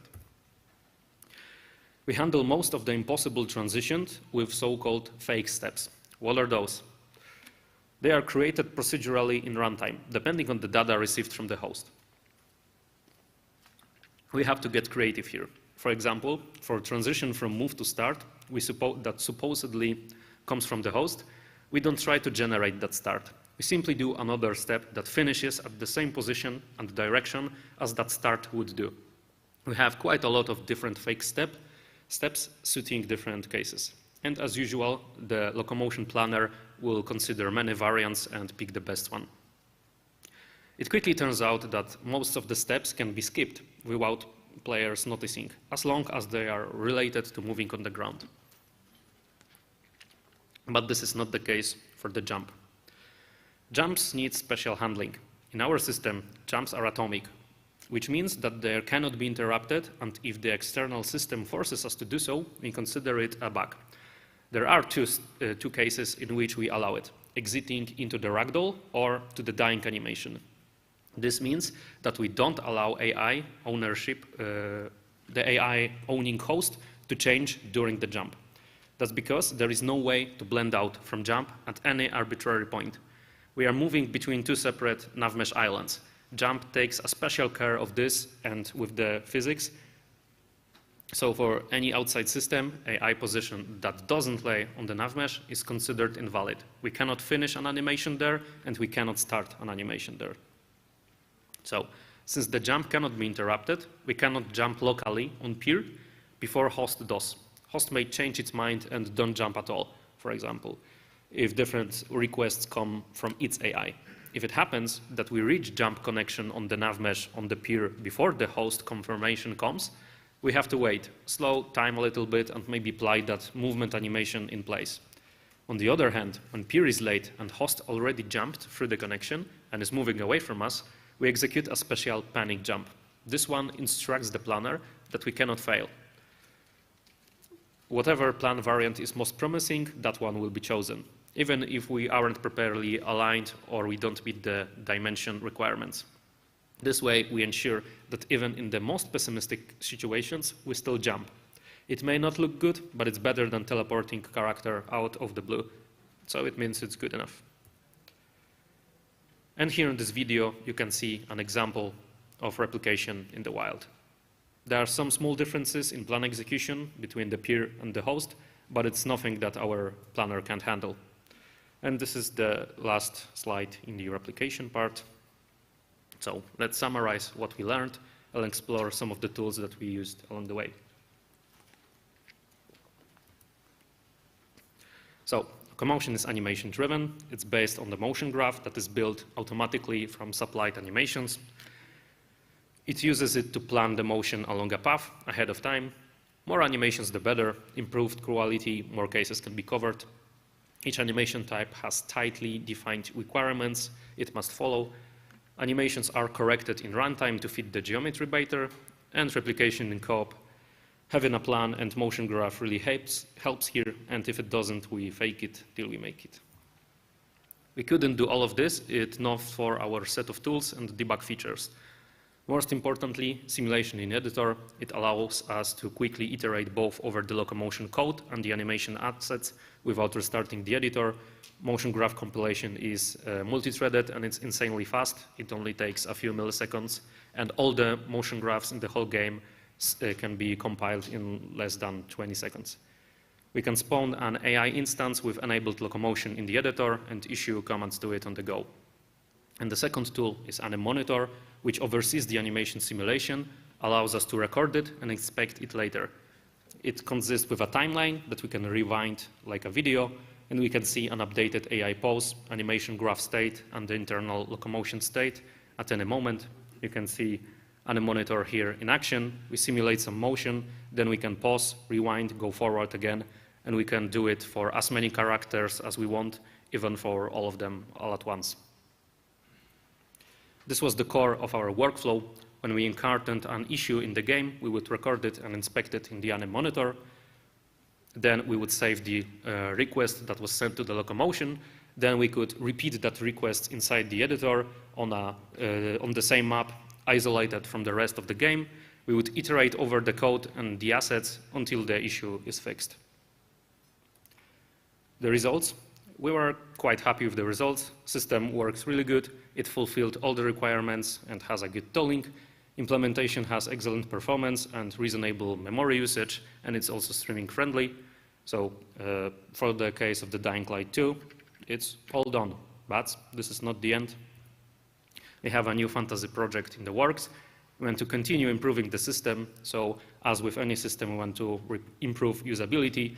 We want to relax our animation requirements so that animation can be more about style than the geometry requirements. And we want Anemonitor recording to be saved to a file so that we can inspect it later in a dedicated tool. We want to improve quality. We want to implement pose warping, which means that we can correct root motion how much we want, and the pose will be adjusted accordingly. And we want to have a dedicated velocity blending. Some of the animations that we use are for different speeds, and blending between them can look really janky. And also, we want to support the non-bipedal locomotion. Thanks to the team at Techland, everything presented here today is a result of a team effort, not mine alone. A lot of programmers, animators, technical animators, and QAs worked together on this. If you want to create a cool stuff like that, join us. We are hiring. Thanks for listening. You can follow me on Twitter. This is my handle. Visit us at the Techland booth at the venue. We have juice. There will be a lot of amazing people there, so if you want to say hi or have a chat, please come. You can catch me there after the talk. I will be there for about an hour, and I guess we have time for the Q&A.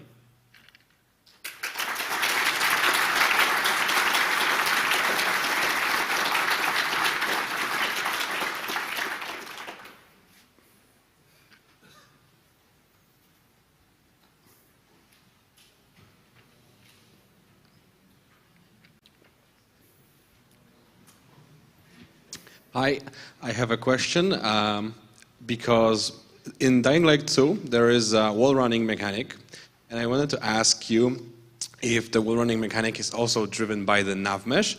Is there like a dedicated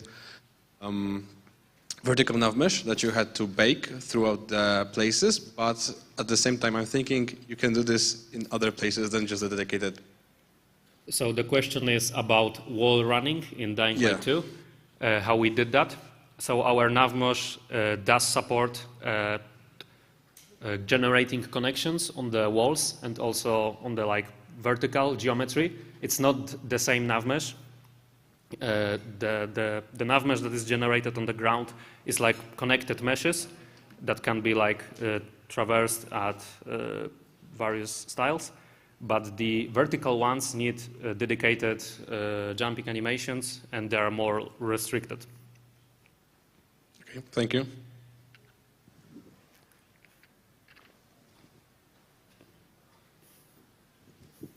Hey, thanks for the talk. I have a question. What happens if, when you pre-plan your movement and pre-cache the animations, what happens if something goes in the way and changes your plans? For example, there are cranes which do like this kind of motion, right? Like levers. So the player can jump on top of it and it changes its position. So now an infected suddenly has to adjust to the new height of the jump or something like that. And how do you solve that kind of problem? We didn't, because we don't support Navmesh or locomotion or on dynamically moved objects. So that case with the crane is not really an issue for us because we don't have to care. All right, thank you.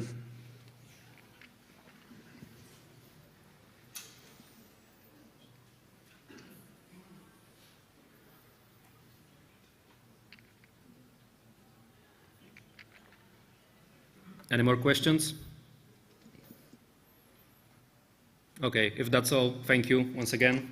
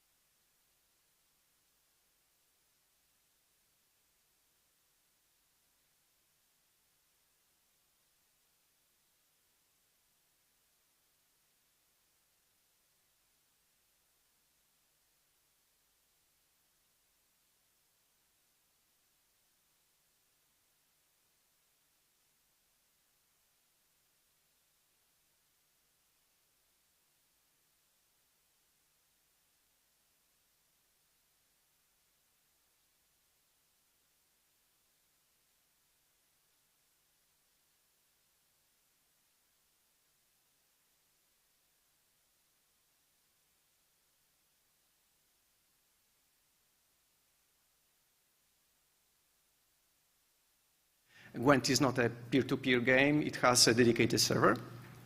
With that, there is a custom server management tool that allows us to investigate what's going on with the servers, what's the availability, and to do some scaling. And with regards to the rest of the components that were used in the architecture, we had the connection manager, which was the point of the point where the client connected to, which later on was routed internally to our different services. So we have the small lightweight component in front of all the other applications. So we had, of course, matchmaking, and this matchmaking is asynchronous ticketing system.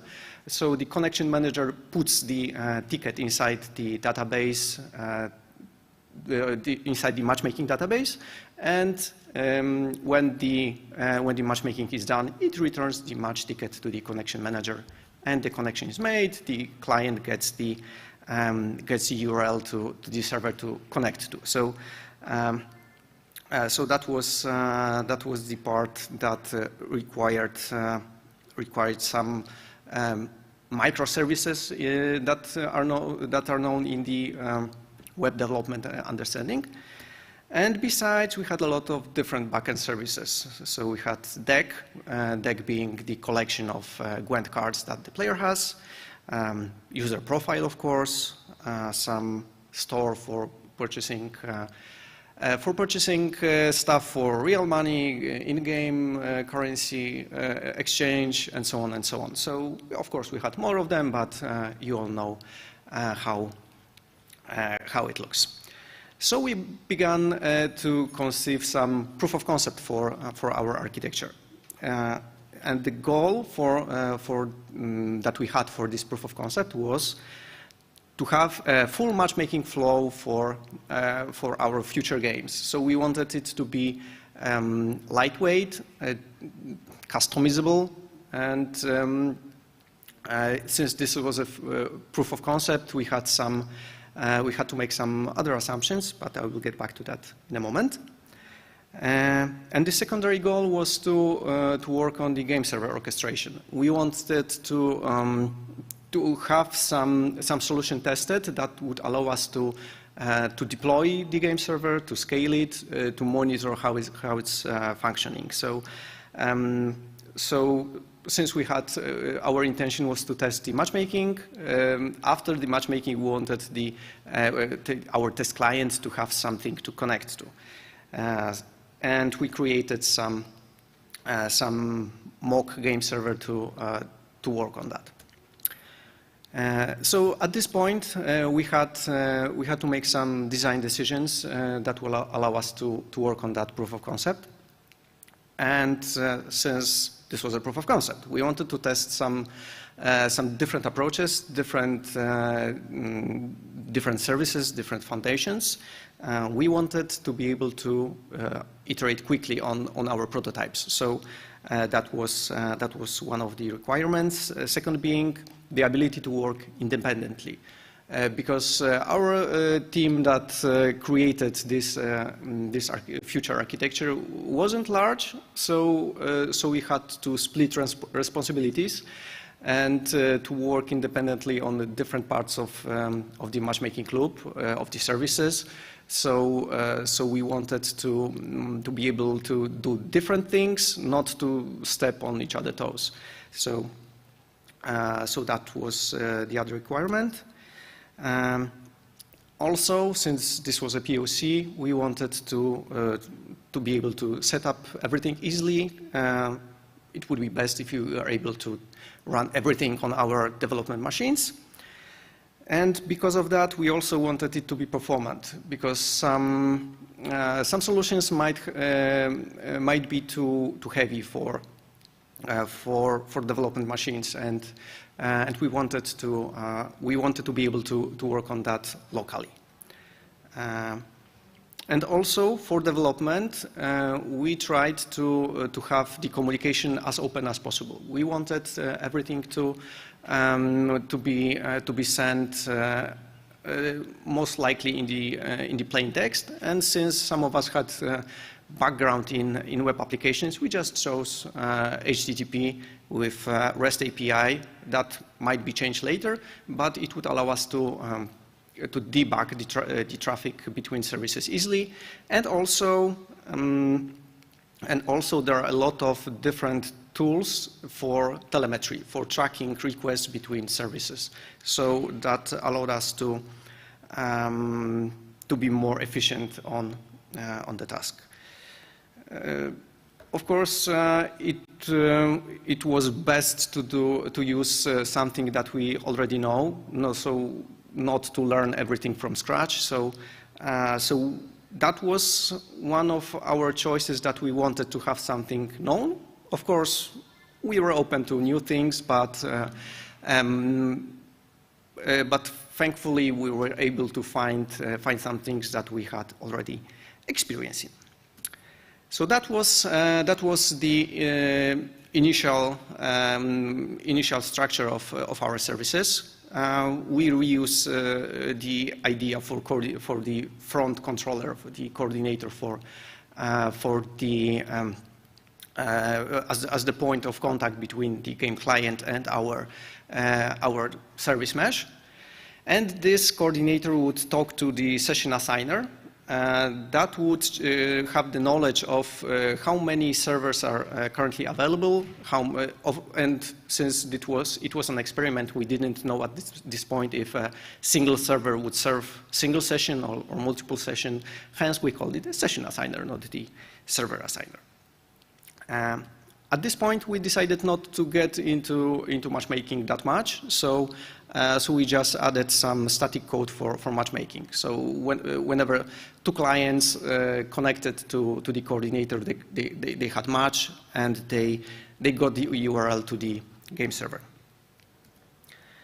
And the thing that we already knew, but also proved very important while working on different services independently, was to establish a contract of communication between services, which was in our case the API. So we described the API as well as possible, and it allowed us to make changes in the services independently. So one person was working on one part, the other on some other part. And if we held to the contract, everything was fine with the communication between the services. And at this point, since we wanted the services to be lightweight, technology known to us, and also to be able to run that on our computers, we were using code implemented in Go language, and we were just building it and running the binaries on our machines. And some of us were working on MacBooks, some on Windows. So the idea of cross-compilation and compatibility between those platforms in Golang was very helpful. But we were also thinking about future deployment of those services and running them over the internet. So we used the technology that was also known to us before, the containers. And the containers, of course, are widely used in the web application community for years now. So that was our obvious choice. And the containers work kinda the same way on development and production. If you know what you are doing, you can run the same containers on the development and on production. And that's also a thing that helped us iterate quickly on our designs, because when we built something that was working locally, we just pushed it to the registry in our services, and it was working without any changes. So the deployment of Docker containers is very easy, especially if you are using the container orchestration systems like for Docker that we are using. There is, of course, obvious choice of Kubernetes.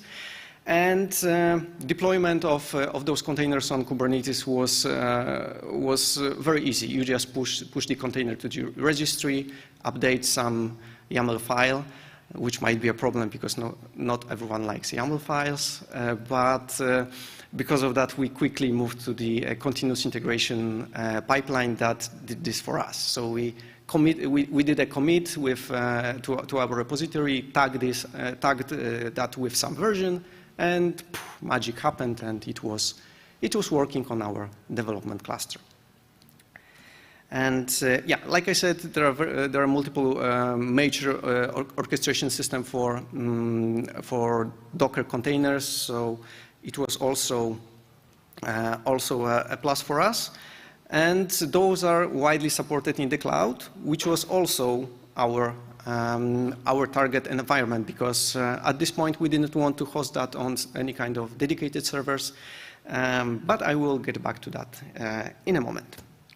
And also for people with the web background, it was a known technology. Okay, so we had few moving parts of the architecture. We had the coordinator, we had the session assigner, and this was a thing that allowed us to create multiple lightweight agents that connected to different environments that we experimented with. We decided to some of them to scrap, some of them to move forward. But since in the beginning, the session assigner just knew, okay, there is this game server, it's hard-coded, okay, you can assign that. But at some point, we wanted to be able to the session assigner to get some information from some kind of database or something like that to know how many game servers there are, how many of them are available. So created a connector to the Kubernetes API that just asked, okay, how many servers do you have? What are the IPs of those servers? And inside Kubernetes API, we also had information about the occupancy, so we were able to track if they are available or not, if they are busy. So our updated architecture looked like that. So we had the session assigner at this point had some hard-coded lists of session assigner agents, and those since we were able to put multiple session assigner agents, we were able to put the game server clusters in different parts of the world. So we had those locally, we had those somewhere in the cloud, and session assigner decided, okay, I want to get server from local cluster, and at this point, of course, it was an experiment, but later on, we could do some magic with that, but also I will get back to this later. So we had the matchmaking side of the architecture, but we also wanted to be able to orchestrate the game servers. And maybe a brief introduction to the game server world. Let's get back to the history. This is a very famous photo of a LAN party. This is in someone's basement, not too many computers, but too many of them because one of the guys is strapped to the ceiling to be able to play. So at this point, there weren't too many players, so anyone anyone in the local network, any player, any of the players could become a game server, and that was fine. But LAN parties sometimes went wild, so they got bigger, and like you can see here, they had some different requirements. So of course they needed to have a venue to put everyone in a single hall. But also, that many players is a little bit too much for a single player's PC to handle. So at some point, people started to run dedicated game servers that were prepared especially to host game for multiple players. And the game servers have some specific requirements, specific features, and I will talk a little bit about those features, but of course different games and different gameplays and different design decisions have influenced those in a different ways, so it might not, those features I will tell about might not be applicable to every game server. So in many situations, the game server is the authoritative source of events. So the game is not, the game client is not deciding about what's happening in the game. They only send events to the game server. Game server does the calculations and sends the result. That puts a lot of strain on the game server, but on the other hand, it also makes, for instance, cheating more difficult. Because of the speed requirements, quite often the game state is held in memory for the games. The game servers, like I said, is processing player input and sends the results to the players. And the players have to be able to connect to some IP and port over the network. So usually it needs to expose directly or indirectly through some routing the open port for the communication. As for the session length, so how long the session or even the whole game server is live, it depends on the gameplay. Because for some fast-paced shooters, it's going to be a few minutes. For some MMORPGs, it's going to be hours, days, weeks, who knows how long.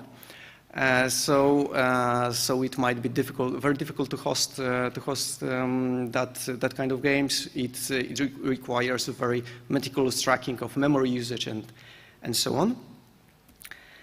And for many games, latency is very important. So to provide the best experience for the players, the latency should be as low as possible. Because otherwise the game would feel laggy. And also for some games, the game server might be very heavy because of all the assets it's keeping, and that's also limiting some options to orchestrate, to deploy the servers, and there are some techniques that makes the deployment of the heavy game servers easier. It's the pre-warming, because, for instance, if you don't have enough of the game servers and you have to spin up more, if the server is booting up for like 10 minutes, you know that if you are spinning up new servers when there are not enough of them, it's too late. You have to do it earlier to allow the game server to spin up and start pre-warming of the empty sessions. And also to alleviate that issue, sometimes the game servers, instead of restarting completely, they are just wiping the session and providing a clean world, clean battlefield for the players. And how the game servers were hosted. The traditional approach was the bare metal. It's like dedicated servers or hardware or even sometimes virtual machines that were hosted by yourself. And this is a traditional approach that was very popular. It is still quite popular, but because the cloud was too mysterious in the way of its working, the game servers had their requirements, and putting them on virtual machines sometimes was not an option. And if you have your online game, usually it's not that you have a constant number of players. You have to think about scaling your game to handle all the traffic that you might have. So two traditional approaches: horizontal and vertical scaling. Scaling up, meaning that you are adding more memory, more hard drives, more CPUs to a single PC, or scaling out if your architecture allows you to add new machines and put the game servers on them. And the downsides of having that on your bare metal.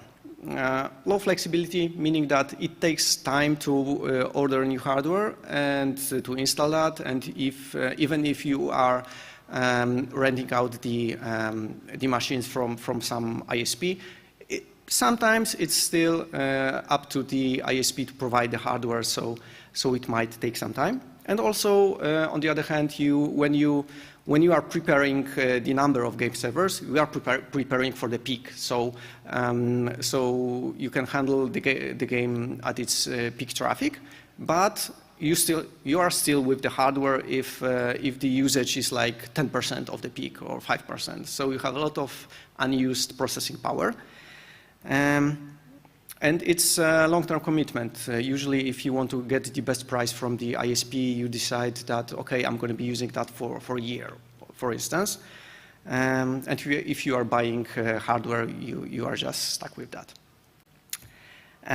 So, like the venue for the LAN party, when you bought a huge building for the LAN party, it's quite impractical because you are not using that all the time. And the same with servers. It would be awesome to have an option to scale the servers.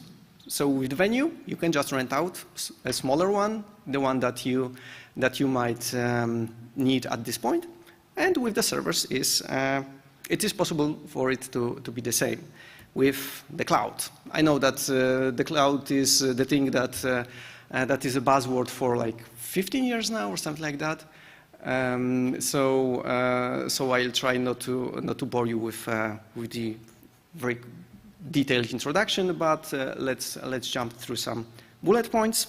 So the cloud isn't like some cloud, like like the cloud of processing power that you are using. It's just someone else's computer, and with someone else at this computer, the providers are usually installing some kind of virtual machines that you rent out. So you rent a processing power on someone's hardware.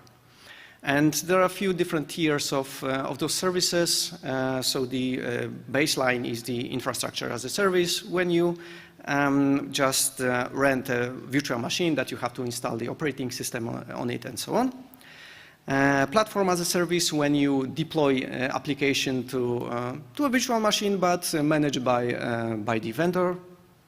Software as a service is when you gain access to a software that you want to use. And the most ephemeric one being the function as a service, when you put some code that is being run on the machines, and you are paying only for the time that this function is being run. So the function has some input, returns some output, and you pay only for this processing time. So pros and cons. Of course, the flexibility, because you don't have to rent the cloud machines for a year. You can have that for an hour for the peak traffic and destroy the machine when it's not necessary. But of course, with the flexibility comes some price, because of course the cloud vendors have to have this hardware waiting for you to use it, and they have to compensate for for the unused time. So it is more expensive than the dedicated hardware, but you can do the calculations when it's cost effective and when it's not. The technology that the cloud machines are run on have some, let's say, issues or features. The most obnoxious one is the noisy neighbor, because virtual machines should separate the should be completely separated at the hardware, but it's not perfect. And sometimes when you have some there is some other customer of this cloud operator has some virtual machine on the same physical hardware as yours. There can be some interference, especially when the other VM is using the input-output heavily, the hard drive, network, and so on. So it might cause some issues, because we had experienced that our applications were behaving very erratic, and we didn't know why, and we just shut down the machine, spun up a new one, and it was working perfectly. So those things happen. And virtual machines is the abstract layer between hardware and software. So there is also a problem with input-output sometimes, not too often, but you have to take that into account. And there is an option to put some device pass-through to the virtual machine. So your machine is using some hardware exclusively. And for some VMs, you have to also check the features of the storage, because sometimes, especially for some less expensive tiers, the storage is kept on some other machine and is exported over the network, and this might also provide some issues. And the cloud operators work on some tech stack, and they are limiting number of environments that you might use, programming languages. The platform as a service is being offered for some programming languages, and the same it is with function as a service. And if you are using some vendor-specific features of the VMs of the environment, you have to know that you are logged in that environment possibly for some time. It's not always a problem, but it's something that you have to be aware of. We were testing running our whole environment in the cloud. So in the beginning, we hosted the Kubernetes cluster on our machines, but after some time, we wanted to test that in the wild, in the cloud. So we put everything in the cloud. We had the Kubernetes cluster for our services. We had one for our mock servers. And since we were using the generic Kubernetes, nothing very specific, it worked perfectly. We did that with all the main cloud vendors. So we deployed everything on AWS, on GCP, on Azure. So it was working without any issues. And since it was a time for experiments and we had some time, we had everything working in all the clouds. So we were thinking, okay, let's try going multi-cloud. So we tested if it's possible, if it's feasible and cost-effective to have our environment working in different cloud vendors on the same time. But why even the idea? Why we would want to have our services working on different vendors' environment? First of all, the latency. We were trying to prepare everything to be as fast as possible for our players, and we were thinking about putting our game servers as close geographically to the players. And different cloud vendors have their data centers in different places. So we wanted to have the possibility of putting everything in different places, and offer and make the game sessions as fast as possible. The other issue was the price, because different vendors have different prices, and they have different prices for different data centers. So we wanted to be able to say, okay, Mr. Session Assigner, please check what's the latency between the player and this data center, and how expensive it is to host that session. And and also make that calculation to the data center that is with maybe a little bit longer pings, but much less expensive. So we wanted to be able to make some calculations with weights if we are interested in paying much more for a little bit better latency. Also, the issue of availability, because on paper it sounds great. You just click and you get machines in some part of the world. But sometimes this is not the case, especially if you want to have some 1,000 new VMs because you are preparing for some peak traffic, for a new event, new release, or stuff like that.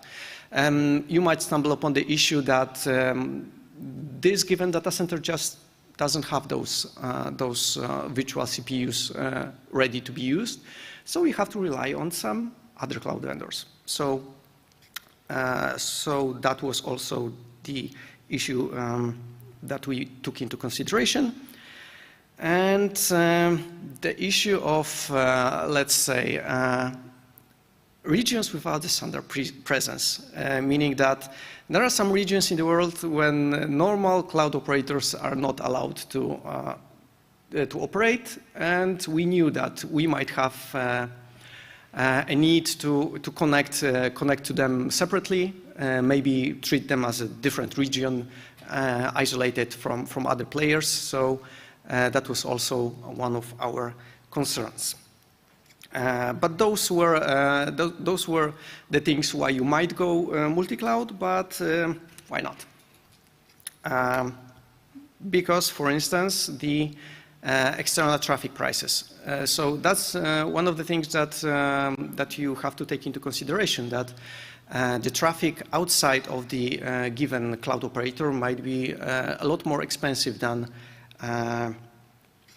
inside the internal network of given operator. So that's one of the problems. Second would be the security, because the traffic between your services is being routed outside of the internal network. So you have to make sure that your security is tight. If you allow for external connection. And I think the most important problem with multi-cloud is the diverse ecosystem, meaning that it's even if you are using some generic services, those services might have some different quirks that work in a different way in different operators. You have to have experts in even in clicking through the panels of the operators. Different if you are using some infrastructure as a service, infrastructure as a code. Sorry, if you are using infrastructure as a code, you have to have separate scripts for those different operators. So in general, you have to get a PhD in the free, for instance, technologies instead of one. So that's a thing to consider. And for instance, the Spotify, because of that, decided to go strictly single cloud. It allowed them to reduce complexity, a lot of issues, a lot of problems. So that's that's a choice you have to make, but that's a thing you might consider as an option. Okay, so we had the generic service of Kubernetes, we had the agents, we had the idea of going multi-cloud, so we deployed our code to the multiple cloud operators with the Kubernetes agents, and it worked perfectly. Kind of to our surprise, because usually in different ecosystems something goes wrong, but it was working fine without any issues. But that was the generic Kubernetes service. And at some point, the cloud operators noticed that, hey, there is game dev. They might have some needs, and we might provide them with some offers, special services dedicated to the game dev. And there are some offers that expose some APIs for game server scaling. And since we had the option to experiment, we created some additional agents dedicated strictly to those services. So we had the option to go Kubernetes, to go to some cloud vendor special offers, like the AWS has some offer for orchestration. Azure has something. So we created the connectors to those services, and again, session assigner could decide if you want to get a game server spun up as a generic virtual machine hosting Kubernetes with Docker and so on, or some dedicated service, and it also worked fine. But those vendor-specific offers is a different topic, and it deserves a separate session. But also, we said, okay, we have already a hybrid solution.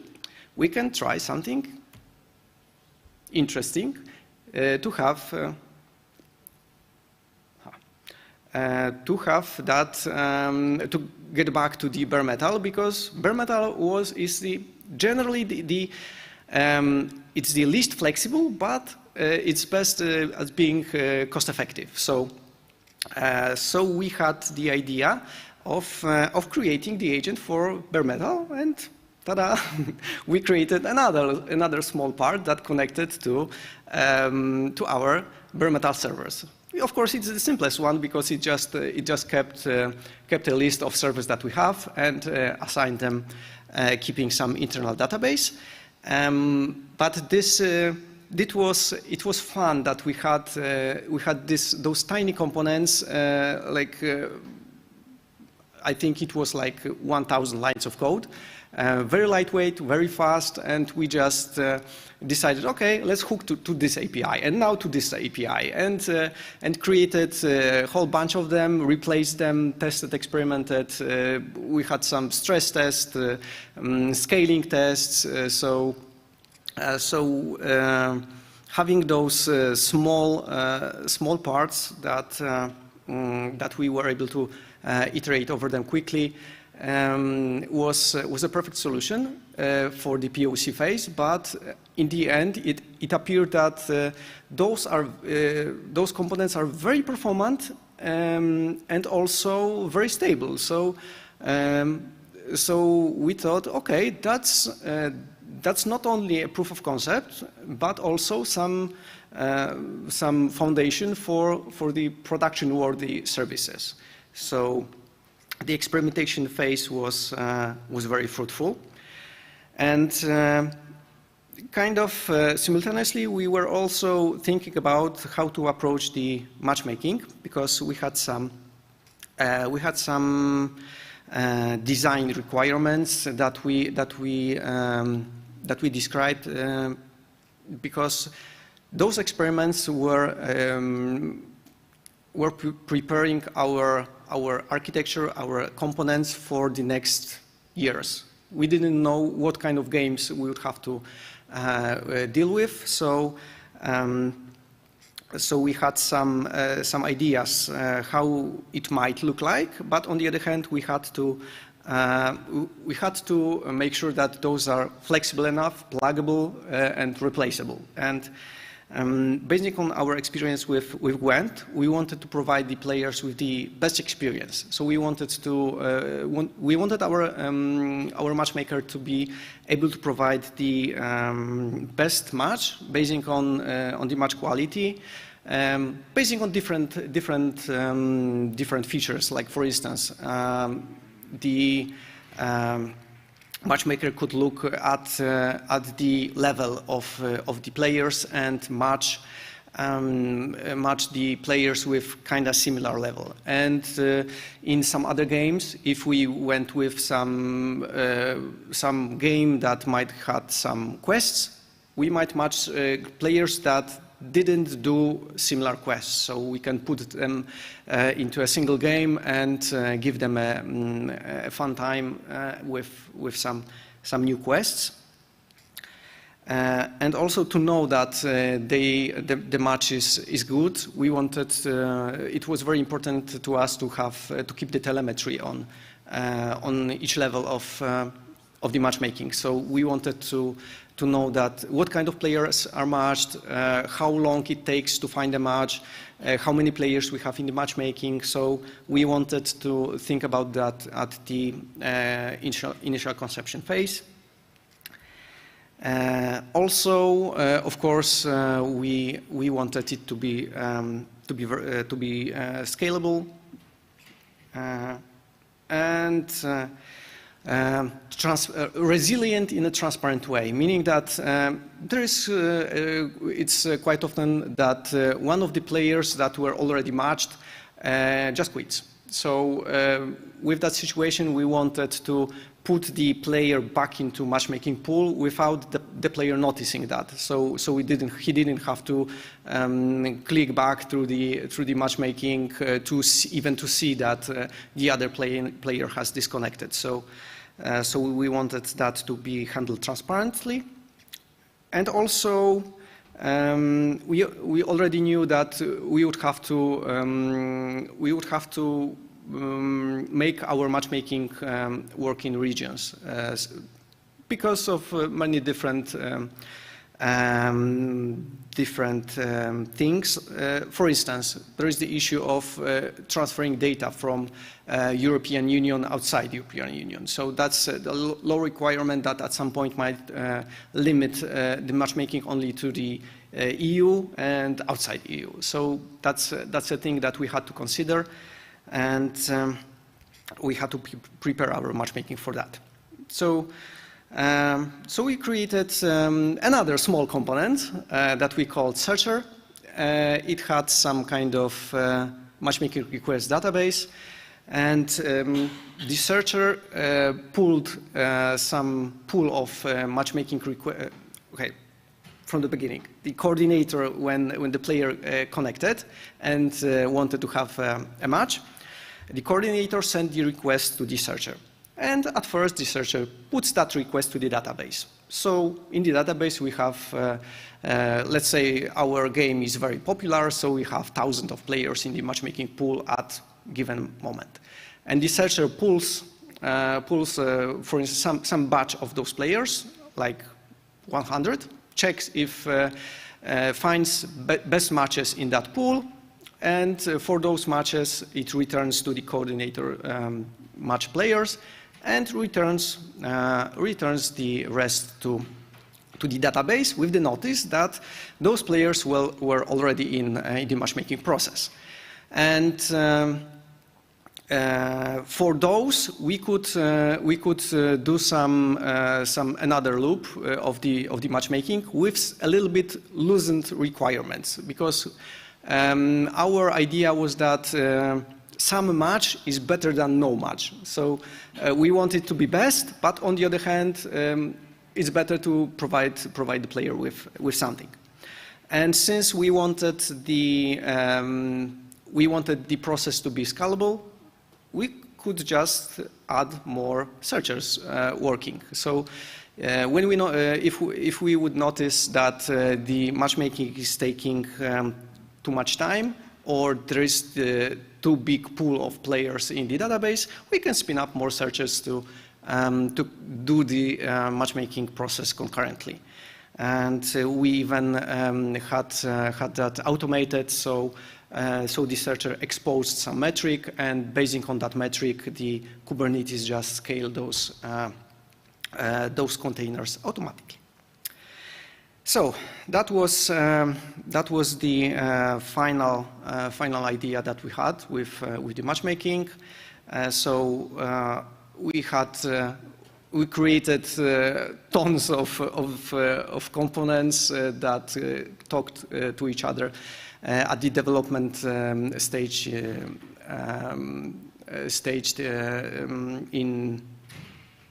HTTP, with the target being gRPC. We had those working in the cloud, scaling automatically for the game server scaling on Kubernetes. At some point, we noticed that the generic scaling that's being offered by Kubernetes is not enough, so we used a special plugin designed specifically for game servers called Agones. Right now it's controlled by it's run by Google, but it's open source solution and it's generic enough to work in any Kubernetes environment. And like you saw in that architecture before, we used Agones in all the main clouds. So, a few takeaways from my presentation, as this was the final form of the architecture. Lightweight components make the iteration fast. So we were able to prepare some new versions, completely rebuild them very quickly. It was a very fun process, like a little bit chaotic sometimes, but we had the contract of communication between the components, so we knew that if the communication, if both sides know how to talk to each other, it will be fine. And we had our development cluster that had the components deployed automatically by our CI pipeline. And sometimes you saw that the versions are changing in the matter of minutes because someone had some new idea, some new fix, some new version, and we were able to work independently on them. Like I said, work on the API contract because it's very important for the whole team to know how to communicate between services. And that's especially important if you have different teams working on different components. So they have to have some common ground to work on the services and for the services to work as a whole. We chose Golang, but because we had some experience with that. But low-level languages are sometimes difficult to handle, especially if some developer didn't have experience with them. They have issues. Golang, for instance, was designed as simple as possible without any syntactic sugar, but this made the language to be known for being very difficult to achieve some simple things if you don't know a pattern for that. So it's obvious when you saw that in some other person's code, but if you want to devise that by yourself, it might be difficult. The cloud as a deployment environment can take a lot of burden from you. So you don't have to take care of virtual machines, of operating system, setting up networking. I mean, at the development stage, because it's good to have on your team someone who knows how to set up everything securely, especially, so you do not expose more that you would like to. But also it makes it easier to host everything. Kubernetes as an orchestration system gives you scaling out of the box, deployment. So as a basis for your cloud operation, it gives you opportunity to start quickly. Start with your prototypes. Start with some proof of concept or MVP. So that's great for start. Like I said, sometimes the single cloud operator is not enough if you have very specific requirements. But on the other hand, it might be too difficult to handle, too expensive. So think well about implementing that pattern. We used Kubernetes and as a generic service, and it was very helpful for us because we were not bound to a single vendor, single operator, and having generic services. If it's possible, I would recommend that. Also, especially for the cloud, check for hidden costs, like I said, with the external traffic. And not only that, it's not by accident that the cloud operators have some cost calculators on fan sites, because it's too difficult for people to understand the pricing on the vendor pages. So usually, for instance, if you want to set up a Kubernetes cluster in the cloud, there is the cost of the cloud, cost of the virtual machines, cost of the some networking, some Kubernetes, some backplane. So there's a lot of that, and it can be well hidden. And if it's possible, avoid increased complexity. And that's what it. Thank you very much for listening. Of course, we are hiring, and so if you are interested, you can go to our website, and we are always looking for talented engineers, artists, and people of many different crafts. Thank you very much.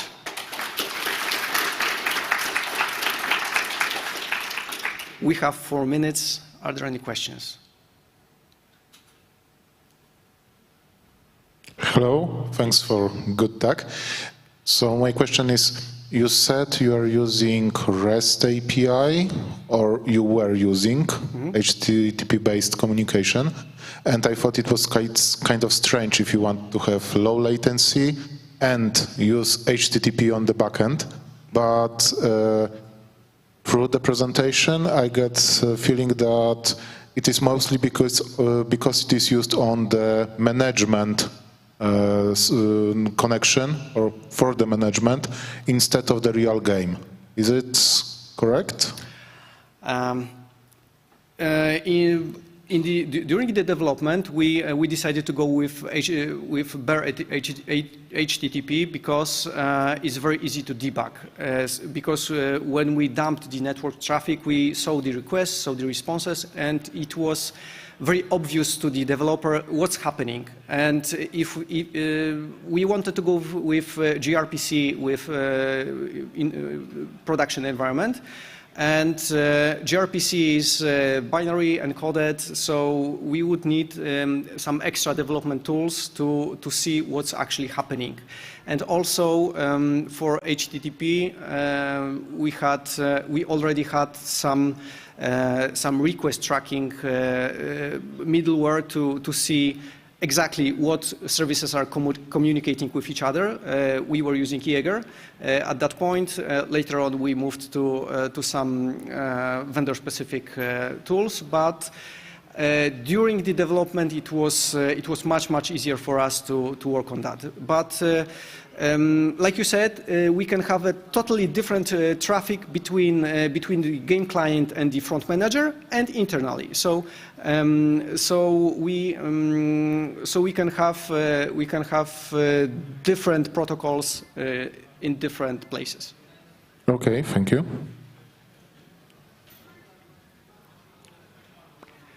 We have 1 minute, so if you want to have some questions later on, I will be just hanging around.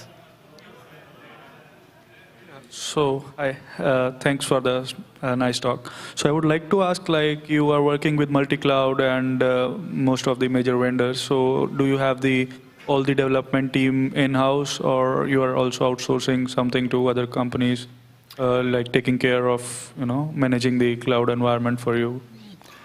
Right now we have everything internally, but with some specific things, I have to thank to the cloud operators, because they are helping us heavily with some tweaks, and they are really helpful with providing some technical feedback. And so right now we are not using any outsourcing.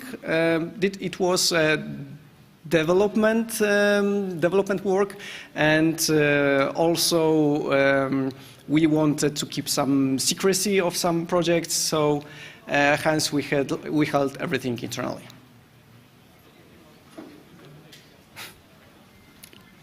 Thank you very much.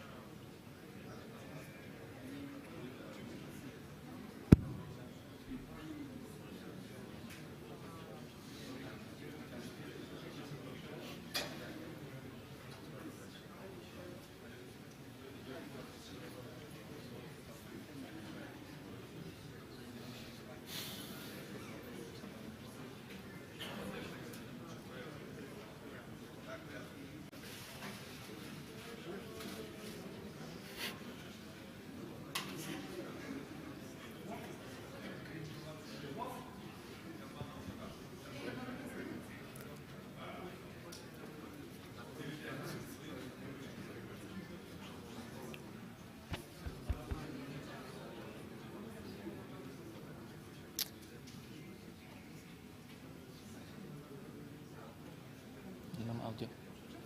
Nie mam dźwięku. Dobra, nieważne.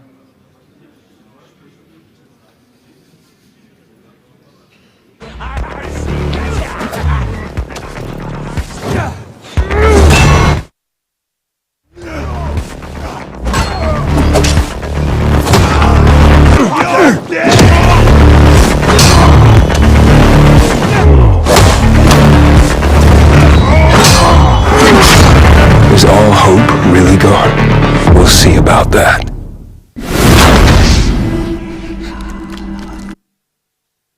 Hello everyone, my name is Jacek Krzywonek and I'm a senior technology programmer at Techland. So if you haven't played Dying Light 2 Stay Human yet, I don't know what to tell you. It's a great game.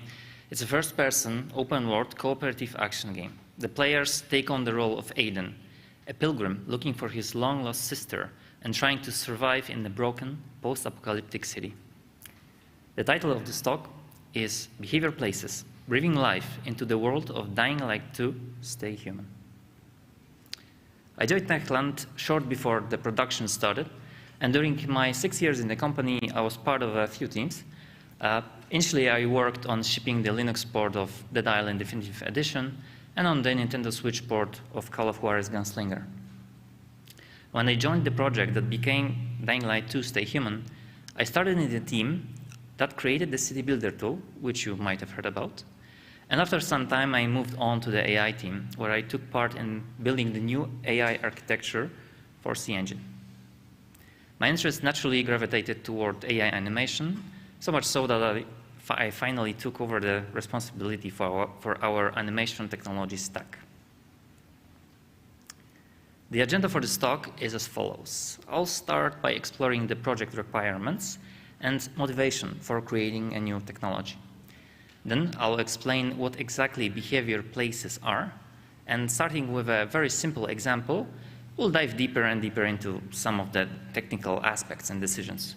We'll take a closer look at the animation graph and other assets. In the meantime, you will see how our animators and level designers work together to create the life in the city of Villedor. At the end, I'll tell you about the important parts that we've learned as a team and our plans for the future of the system. Let's start with the requirements that we faced for Dying Light 2. The city of Villedor is dead, mostly, except for the safe zones, the human settlements bustling with life, where life goes on almost as if the apocalypse had never happened. The survivors are building their homes and executing their day-to-day chores. You can observe them interacting with each other or with the environment using their tools. There is a massive variety of behaviors in here. The characters have their own agendas. They react to daytime changes. They randomly choose to act in different places. The perspective of the game is first person, which makes the locations tight in space, and the game can be played online, which makes it harder to achieve precise movement and animations. So what I've just described is the rough design for AI in our hub locations, and this is the narration that we wanted to convey. So to achieve it, we needed a technology for creating a huge number and variety of dedicated behaviors with precise animations, movement, and interaction with the environment. Here we've got some isolated examples of these behaviors. Reading a book, sweeping the floor, or being held hostage. These are the things that you might find our characters doing. So let's dive deep and see how we've built what you've just seen. The building block of a hub location is, of course, an AI agent. Our AIs are defined in terms of behaviors that they may execute. Let's take, for example, an AI with 4 basic behaviors of a melee fighter. This AI could find themselves in a hub location under the influence of the location logic.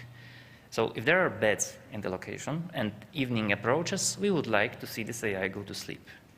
So it already knows how to walk to the bed, but we need to implement the sleeping behavior. Then let's say we would like for a fighter to go and sharpen their weapon. And again, we would have to implement that in the AI. Now, imagine that we would like to create 20 locations with 20 unique behaviors each. So this quickly amounts to 400 behaviors, each of them programmed separately, and most of them used in a single place in the entire game. As you can probably tell, this doesn't scale well. We need to figure out a different, more data-driven solution. Let's take a look at how we fixed this. First, we made an important distinction and divided the behaviors into two types. The ones we call generic can be executed anywhere in the world and are an integral part of every AI. Scripted behaviors, on the other hand, are usually tied to a specific location and can be used to interact with the environment. And in terms of scalability, the key difference is that scripted behaviors are defined outside of the AI. If we take a closer look at the behaviors, each one consists of some logic in code and the animation data specific to that behavior. As it turns out, when it comes to behaviors which are mostly used for narrative purposes, their logic is similar. We play animations in a particular sequence. There's nothing really gameplay related going on there, so that code can be easily extracted. The only important difference is the animation content. This allowed us to create a generic, data-driven behavior which may be executed in specific locations. We call these locations behavior places. Going back to our example AI, we've now managed to pack all the possible location-specific behaviors into one. It solved our scalability problem for the AIs. But we've opened a whole new can of worms by introducing new assets.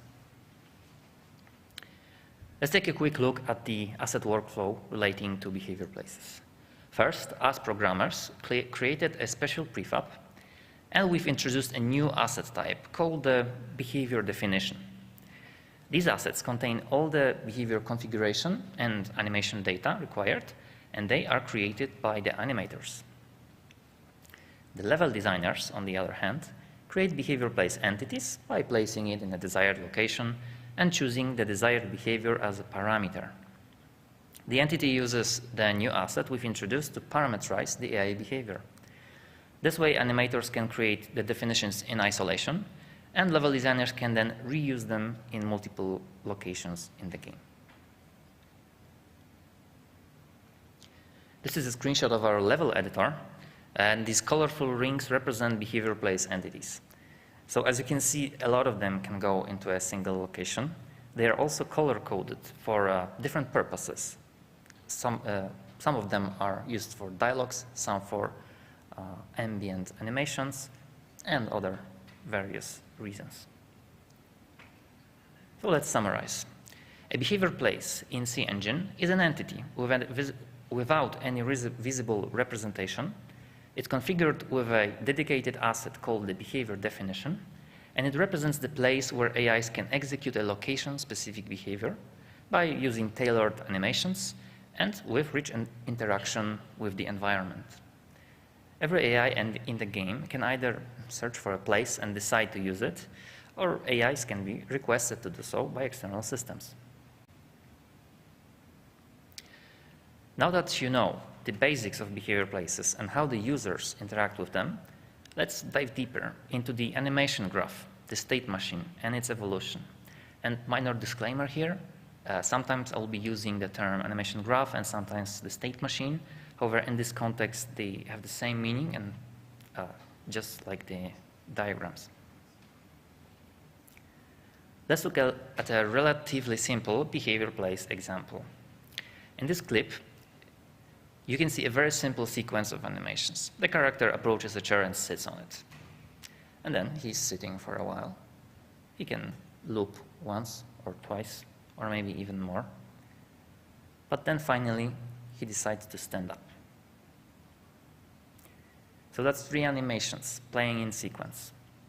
Relatively simple, right? Here's how the animation graph state machine for that would look like. Sit on the chair, keep sitting for a while, which might loop, and then stand up. Let's look at another example. In here, we wanted to have a trader which can react to player proximity, encouraging them to buy something. The animation state machine for that BP would for sure must be more complex, and it would look roughly like this. We start with the basic sitting loop, like we've seen before, an entry and exit animation from standing and to standing. When the player is close, there is also another loop called trade. Well, we can't go directly from sit to trade. We need transitional animations in both directions. We need one for standing up and one for sitting down, just like you saw in the video. Entering those transitions is also guarded by a condition that checks character's distance to the player. So our machine got a little more complicated, but that is okay. It's defined in the behavior definition asset, and it can be dynamically injected into the main animation graph. When creating a new behavior definition, an animator would most likely choose one of the existing animation graphs as a template, clone the asset, and replace the animations with its own. And after about 50 different behavior definitions and graphs were created, we noticed that this approach does not really scale. So the graph structures, they were duplicated or very similar. We found 3 distinct patterns in the content with just tiny differences. And with that, our memory consumption grew really fast. Also, in the early stages of the development, we often also needed a way to apply a change in all graphs, which was a tedious job with so many assets. Because we wanted to support hundreds of behaviors, we decided to separate the graph structure from the animations. Instead of having many almost identical graphs, we tried to collapse them into one highly configurable one, generic. We were able to do that because our animation system lets us inject the animations into the states dynamically. So the animations used in a particular place were set in the definition asset, and it's created by animators. Let's examine how we were able to create the common state machine based on our previous example. The main state can be thought as an activity that the character performs while executing the behavior. And in this case, it is the act of sitting. That state is looped. Next, we need a way to get to the pose of the activity from the default pose, in this case, the standing pose. So during that animation, we enter the behavior place. Like the entry, when the behavior place finishes, we need an exit animation to the default pose. So what about the other example with 2 activities? The 3 states at the top we've already covered in the previous example. That's activity, entry, and exit. And let's look at the other looped state, the trade. Because it's looped, we can think of it as another activity. And what is left is these 2 states, which are transitional. They allow us to traverse between the 2 activities. So to make it clear, these 2 are still states in the state machine. It's just that their nature is transitional. There is still an actual transition that blends the pose from source state to the destination state. Since we are injecting in each animation just in time when it is needed, the 2 activities can become the same configurable state. We can collapse them. And then the same applies to the transitions. Let's position the states nicely. After all that generalization, we produce this state machine structure. And it revealed to us an interesting thing. And that's the key takeaway.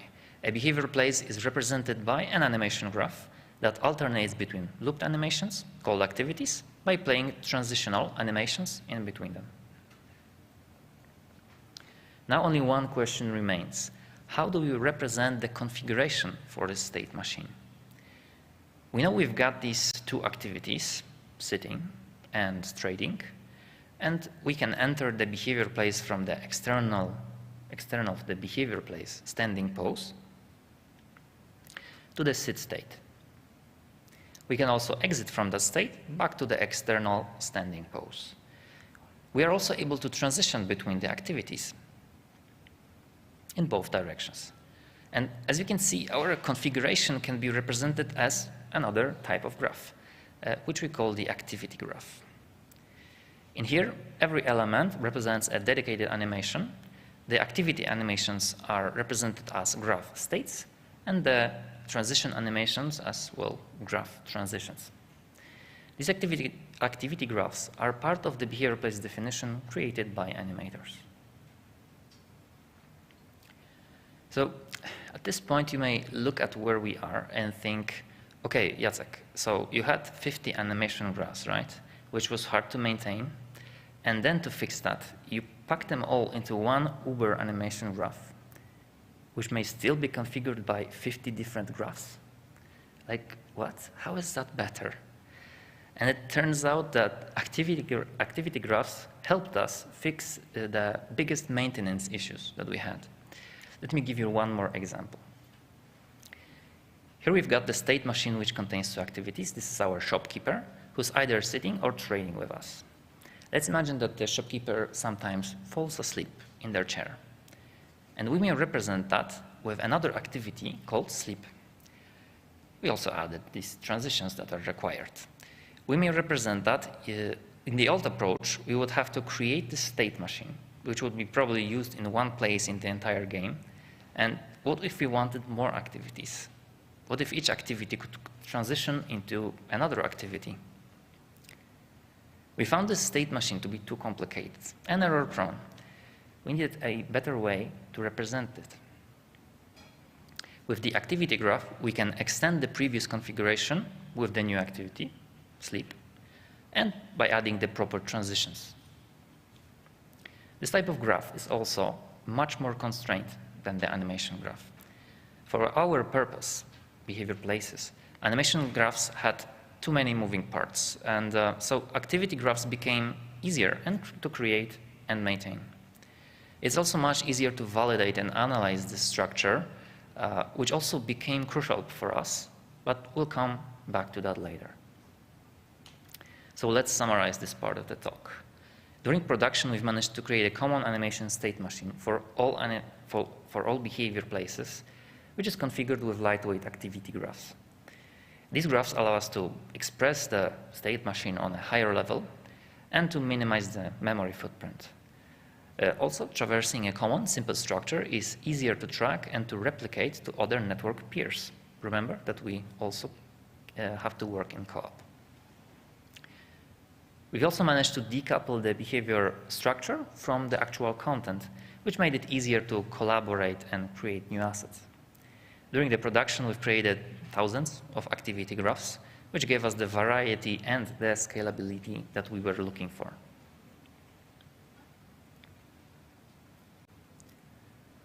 Now that you know how the state machine is built and what kind of animations are used in each state, I'll talk a bit more about the constraints that we've imposed on the animation that we've imposed on the animation content. We'll cover behavior place versus AI positioning, root motion, and navigation issues. Let's look at a simple example, a character approaching a chair to sit on it. There are two major poses in here, standing and sitting. With the entry animation, we can go from standing to sitting. However, before we start the entry, a character must approach a certain point in space. So what point exactly? Let's simplify our view. On the slide, you can see a blue line, which represents the nav mesh, and a black chair, which sits outside of the nav mesh. We'll break the action into two phases. First, we employ our movement system to reach a certain point. And then we will use the behavior place to do the interaction that you just saw in the video. Now, the character can only travel as far as the nav mesh goes. And then it must start executing the entry animation, during which they also move towards the chair, leaving the nav mesh. Okay, but what if the chair was moved further away from the nav mesh? What if it was rotated differently? If we execute the animation too soon in space or too late, we will not match the chair position. So should the level designer move the chair closer? But that's a lot of tedious work for thousands of chairs. So should we do that automatically? How do we validate that? Should we maybe add some fake unnatural motion to the character to make it match the chair? Or maybe the chair should always be placed on the nav mesh, but then it becomes a problematic obstacle when it is not used. So what if the entry animation changes to cover less distance?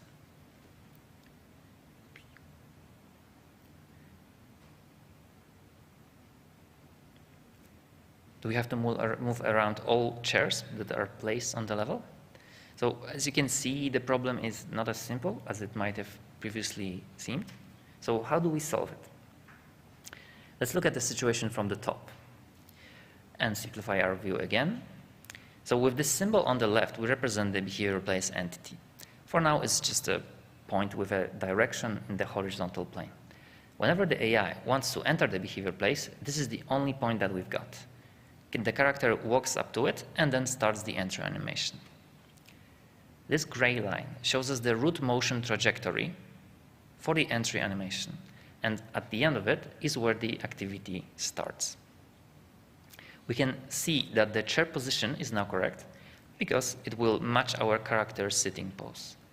However, with this setup, level designers have two variables to account for. They must place both the PP and the chair on the scene, and then they need to place them relative to each other perfectly. And if the entry animation changes, one of the other must be moved around. Of course, this is too error prone, and it's a huge maintenance burden, and we had to improve on it. To fix it, we figure out a different solution. What if we place the behavior place exactly where the chair is? The entry animation should now end at the behavior place position, which is synchronized with the position of the sitting. And to do that, we must calculate the point in world space where the AI is supposed to start the entry. We call these entry points. And they are calculated from the animation root motion and saved in the behavior place definition during asset compilation. Now let's add navmesh to the mix. The entry point lies on the navmesh, so the AI will be able to navigate to it and start the entry. So for situations where that is not the case, we've implemented a validation process which reports basically unreachable entry points. The level designer's task is now simplified to placing the chair wherever they like, placing the behavior place at the exact same spot, and making sure that the entry point lies on the navmesh.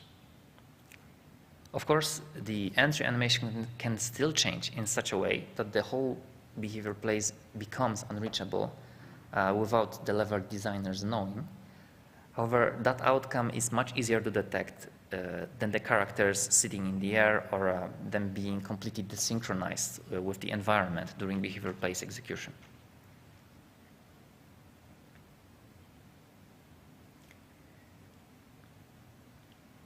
There's another bonus to this approach. We can now have multiple entry animations in the activity graph. For example, we can have one approaching the chair from the left and one approaching the chair from the right. Then we can calculate entry points separately for each one. And with this data at hand, the AI can now easily pick which entry point it would like to use to best approach the chair based on the distance to the point or its orientation. Also, if one of the points is unreachable, we can simply pick another one. It's worth mentioning here that to aid level designers in the placement, we've implemented an isolated AI simulation in the editor, which is what you can see in the video. This turned out to be an extremely helpful tool. You can preview the AI enter the BP, the chair animating, and the calculated entry points.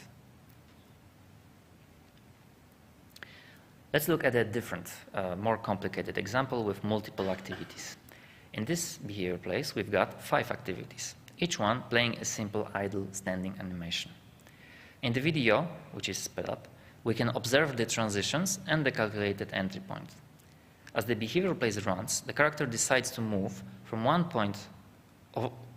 point of one activity to a point of another, and it will always move through the middle activity as defined in the activity graph. This is how it looks like in this example. Starting from the center activity, we can step in 4 directions to other 4 activities, and from each one, we can step back to the center. There is no entry and exit animations from stand to center.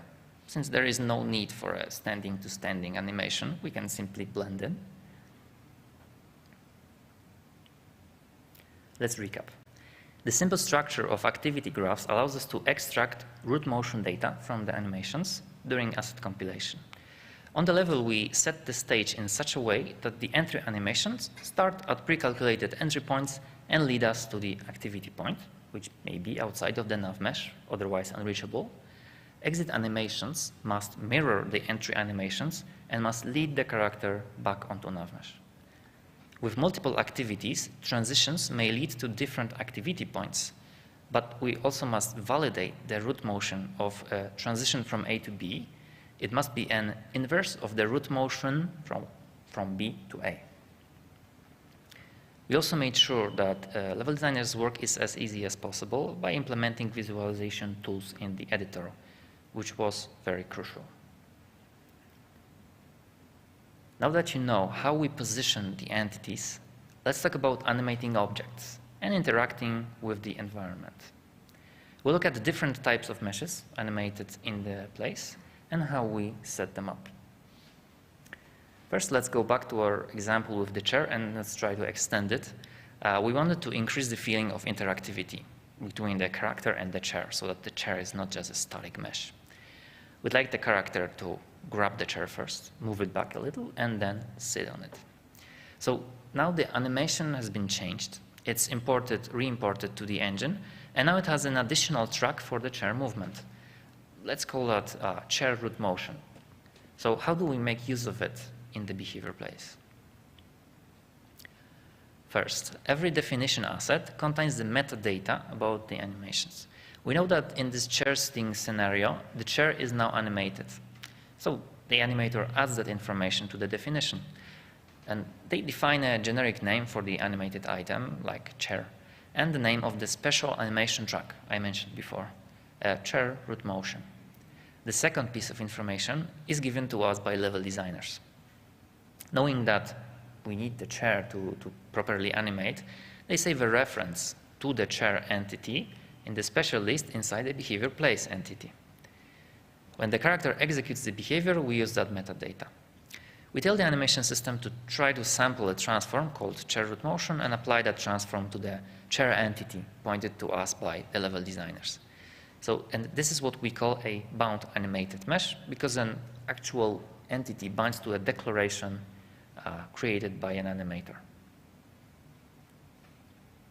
Okay, so what can go wrong here?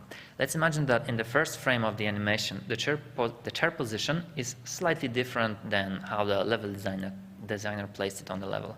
And if that's the case, the chair will be teleported from the position sampled from animation. And we saw that happening in the video. This is where the behavior place starts, and this is how the chair is initially positioned. So what do we do? Remember the activity graph I mentioned earlier? The same process that compiles the activity graphs also samples the initial transforms of all motion tracks. For example, our chair root motion. And we call those points mesh points. We use the data during world spawning to reposition the chair mesh. We make sure that it's standing in the right place for AIs to be picked up. And thanks to these mechanisms, characters always smoothly interact with the objects. There's no teleporting or sliding.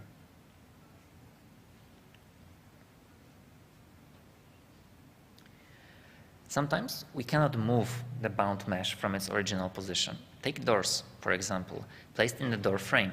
We only want to rotate or animate some part of them. So here the doors are opened for the first time, for the time of behavior execution, and then closed again. And for such cases, we can define an animated mesh, a special flag, which is called an anchor. Coming back to our previous example with the chair, if you place the behavior place entity here and then connected this chair to it, the chair would align itself to the behavior place. However, with anchored meshes, we do something different. Using the calculated mesh point, we are able to shift the entire animation space so that it matches the anchor entity. Now, the whole activity graph aligns to the anchor, and it doesn't matter where the behavior place entity is placed.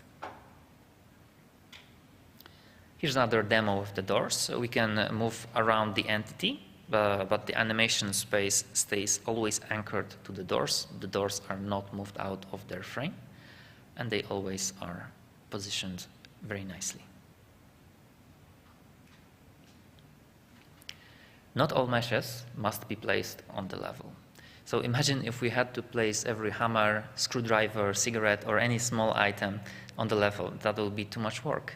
So that's why for small items such as these, animators can define what is called a spawned animated mesh. For such definitions, we simply spawn a mesh when the behavior starts and despawn it at the end. Other than that, we use the same motion track mechanism to animate them.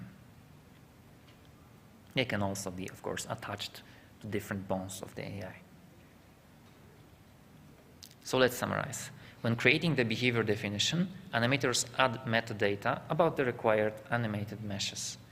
Selected entities bind to the animator's definition, and they are fully controlled by behavior place. Meshes which are unmovable are defined as anchors, which aligns the activity graph to their position without moving them. Additionally, small meshes which are not part of the environment can be simply spawned for the duration of the behavior. So it's time to summarize this talk, share some lessons learned, and our plans for the future, for the further development. In this talk, you've learned about behavior places in CEngine. They are the building block of many different locations in Dying Light 2 Stay Human. They ended up being used as part of hub locations, bandit camps, open world encounters, dialogues, and spawn points. It's a scalable technology by which animators create location-specific behaviors to be placed by level designers. The system allows for massive variety in behaviors with as little impact on performance. It allows our characters to interact and become part of the environment. And it was designed for high precision in motion and positioning. We achieved that using custom compiled asset type and by thoroughly analyzing the animation motion data. Here are the most important things we've learned. The content must be strictly validated if you want to achieve high precision.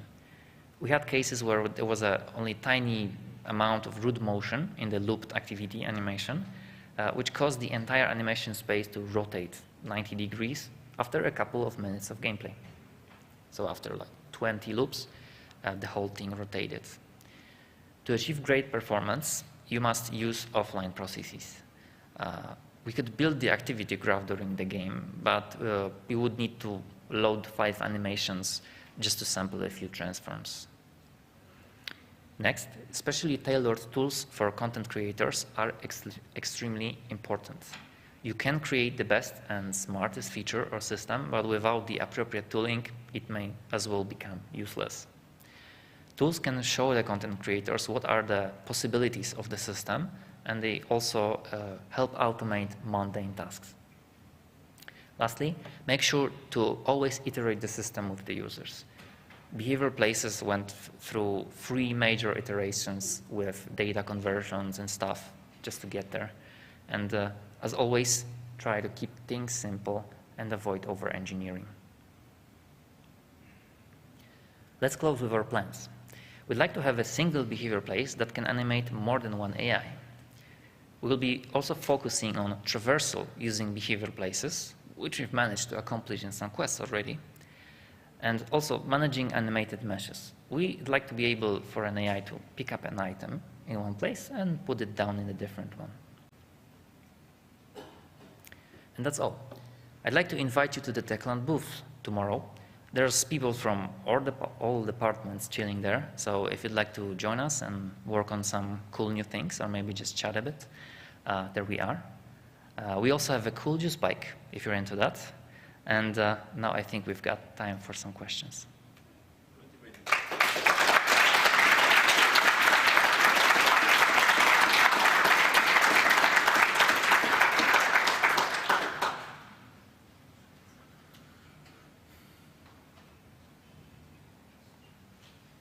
You briefly mentioned interaction between multiple characters, and in this game, was there some kind of situation that you handled multiple character interaction in a different way? Because, as you said, you don't have like tool which is extendable and usable for those kind of stuff. Was it that scripted, or how do you handle that? So to be honest, we started 2 behavior places with 2 AIs at the same time. And, but there was one caveat with that. It had to be the simplest behavior place of all. So the number of loops had to be synchronized, the configuration had to be very similar. It wasn't really validated, so it was kind of risky stuff to do for the content creators, but we've managed to do it, and I think it works nicely, so yeah. Thanks. Thanks for the talk.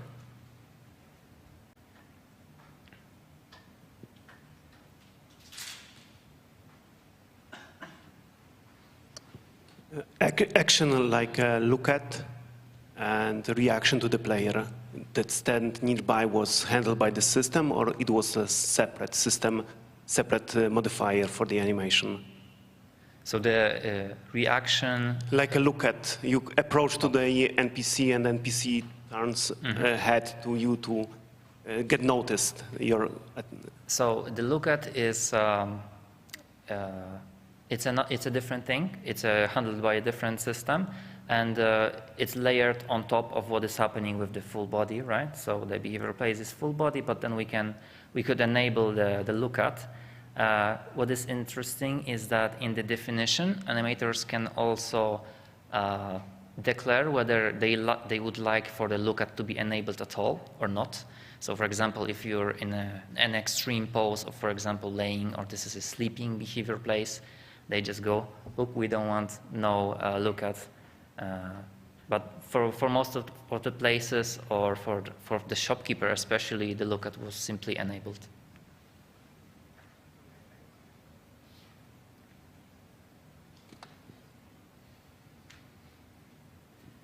Hi, thanks for the talk. So I didn't really understand what was the problem with placing the chair actually inside NavMesh.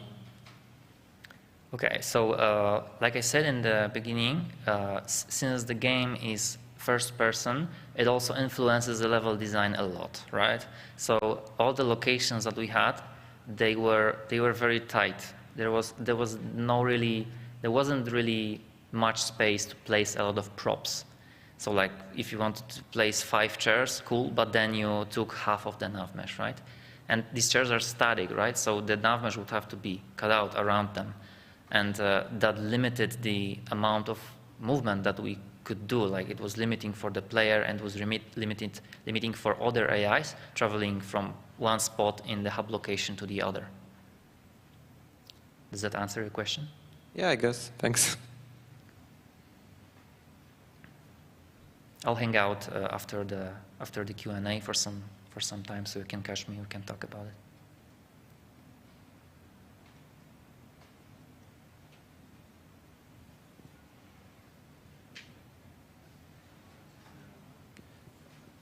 So you've mentioned briefly that initial system had memory problems, but what are those?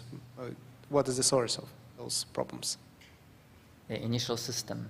Okay, so initial solution that we had didn't really scale in memory. That was one thing, and the other thing was the cooperation was not easy. So for example, we had a lot of behavior places saved in one asset for various technical reasons that are not worth going into. But that was one thing that influenced us into doing this whole trick with, generalizing the graph and then configuring it differently. Thank you.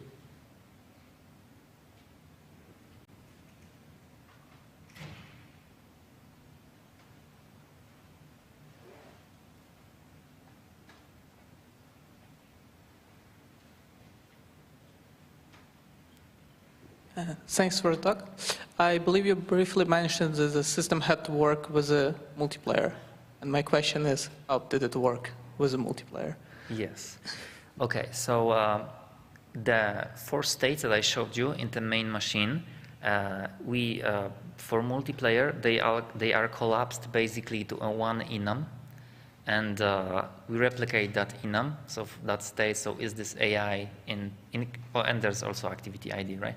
But then, so if the AI in host is an activity, and this particular activity, we send that, and the other peer synchronizes with that, exits their transition. Sometimes we skip some states. So, for example, we can skip the entry animation if we have to, quickly synchronize, and that's the thing, that we didn't have to replicate anything from the graph. We only tracked the current state, like the main state, because you also blend with things. But then you only track the main state, replicate that, and try to do some shortcuts to traverse the graph. Thanks.